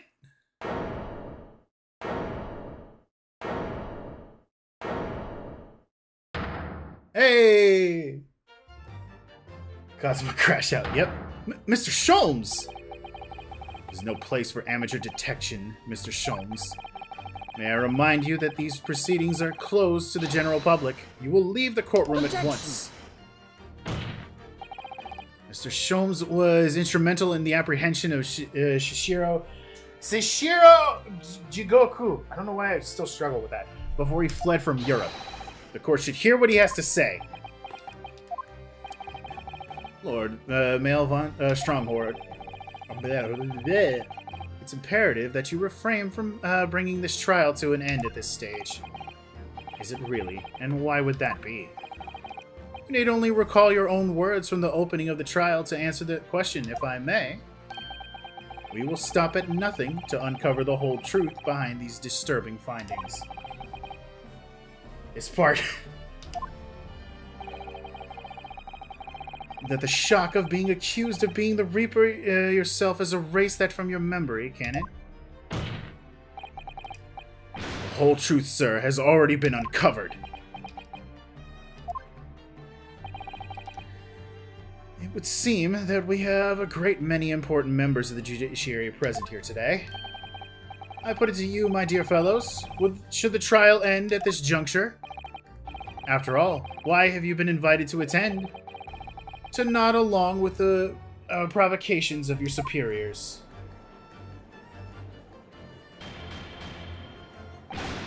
Order! Order in the court! It seems to me that we stand before a door that leads to a new era of legal practice. A door that is ajar. Let us emerge from the shadows of the Reaper's decade-long ascendancy. For you and you alone, my dear fellows, have the power to push this door open now. The auditors of the gallery have no rights to express an opinion on court proceedings. Silence! He's right! The judge is an absolute authority here. Yes, if he calls the trial to an end, it must end. But what will they really do? I sense dark things occurring behind the scenes. Dark things indeed. Is there a single person here present who could... I don't know what that one said. What's... He's whipped the gallery into a frenzy, the man. The trial should go on. Summon the witness! That's right. I need to clear this up before the young Japanese man does something. My lord! You assured the presence that would uncover the whole truth! Vindicate yourself of this outlandish accusation. The truth, the whole truth, and nothing but the truth! That's the very foundation! Toast to my dependable colleagues in the gallery.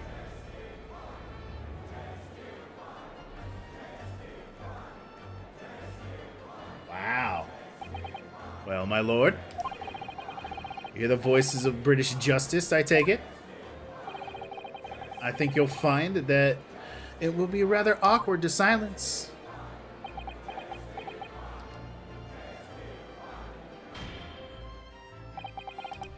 The court will recess briefly. I have no intention of shrinking these allegations, or shrinking from these allegations. Now I don't. Bailiff, arrange for the subpoena of the witness at once. As soon as the gentleman arrives in the courthouse, we shall reconvene. Recess won't be necessary, my lord. Fuck! Pardon? Mikatoba is a close friend of mine. He accompanied me today and is waiting in the antechamber as we speak. I do believe he's enjoying a little trip down memory lane, in fact.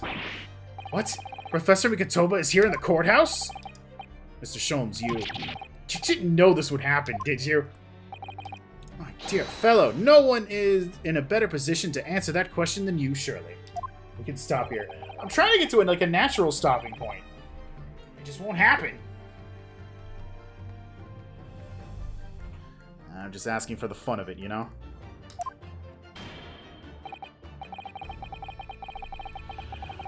I must thank you for your assistance in this matter, Mr. Sholmes. However, you are no further use here. Kindly leave the courtroom at once. But of course, in truth, I find myself rather busy now as a result of these developments. Mr. Naruhodo? Ah, yes. This is as good as you'll get if I recall. Is there no, intermission? For, a pause? At all? I trust you have Iris's little lucky charm with you. Absolutely. It's still in my pocket. She sends her regards and a reminder. If you find yourself at a dead end, the ears are at your disposal. Just one tug, if you please. Oh, of course. In that case, the trial will continue without delay. Bailiff, show the witness to the stand. So it's Lord Strongheart. He's the Reaper of the Bailey. Where exactly is this trial going to take me, I wonder? Just how deep am I about to plunge into the darkness of the abyss? No, that's a different thing. I'm ready. I'm ready to head into the heart of this maelstrom and confront whatever horrors it tries to drown me under. Oh, thank fuck. Oh, thank God. My throat is saved. Ah! I didn't realize there was going to be an ad break. Fuck.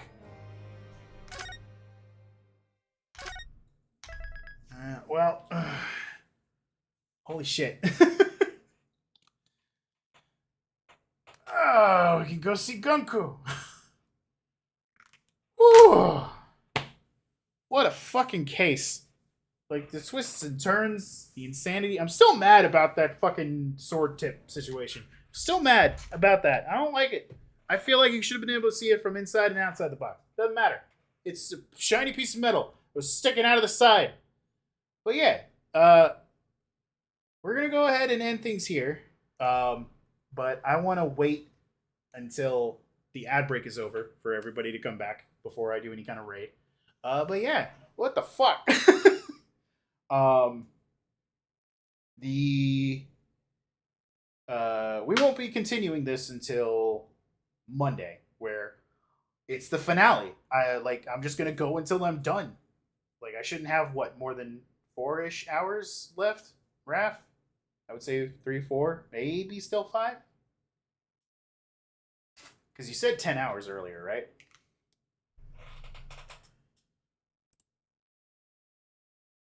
What is happening? Why are there so many people that are just yelling at me right now? I don't appreciate it.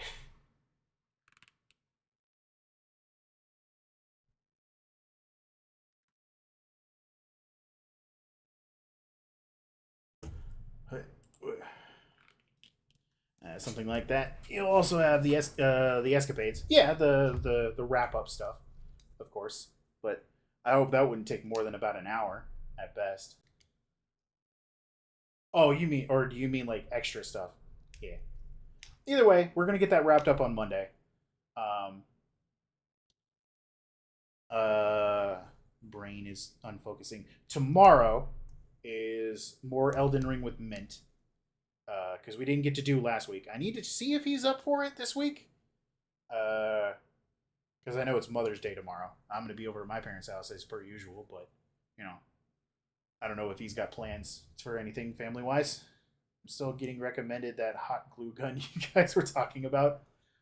Welcome to the internet, where everything is listening to you at all times. And it's going to continuously throw stuff at you because that's the way that the world works, unfortunately. Ad blockers. They're nice.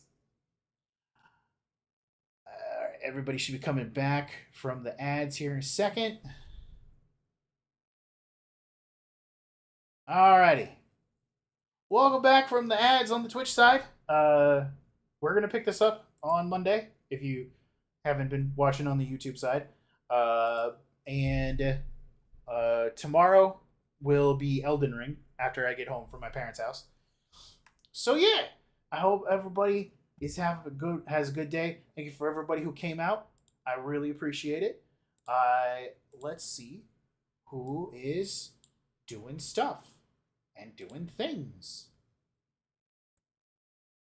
I have enough to do it. Hey, there you go.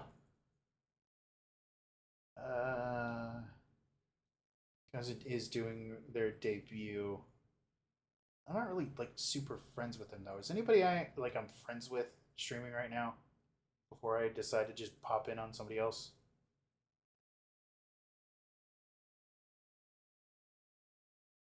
No, not really. Okay. So we're gonna go ahead and get you guys over to Kazu Kaisuke. She is, at least I've been told, She is debuting a new model today, and also it looks like she's doing an open thing with Jackbox right now. So yeah, pop in on over there, give her some love, throw some follows her way, and I hope you guys have yourself a real good day. I will see you tomorrow night for tomorrow night for Elden Ring. Goodbye. Bye bye, watchers.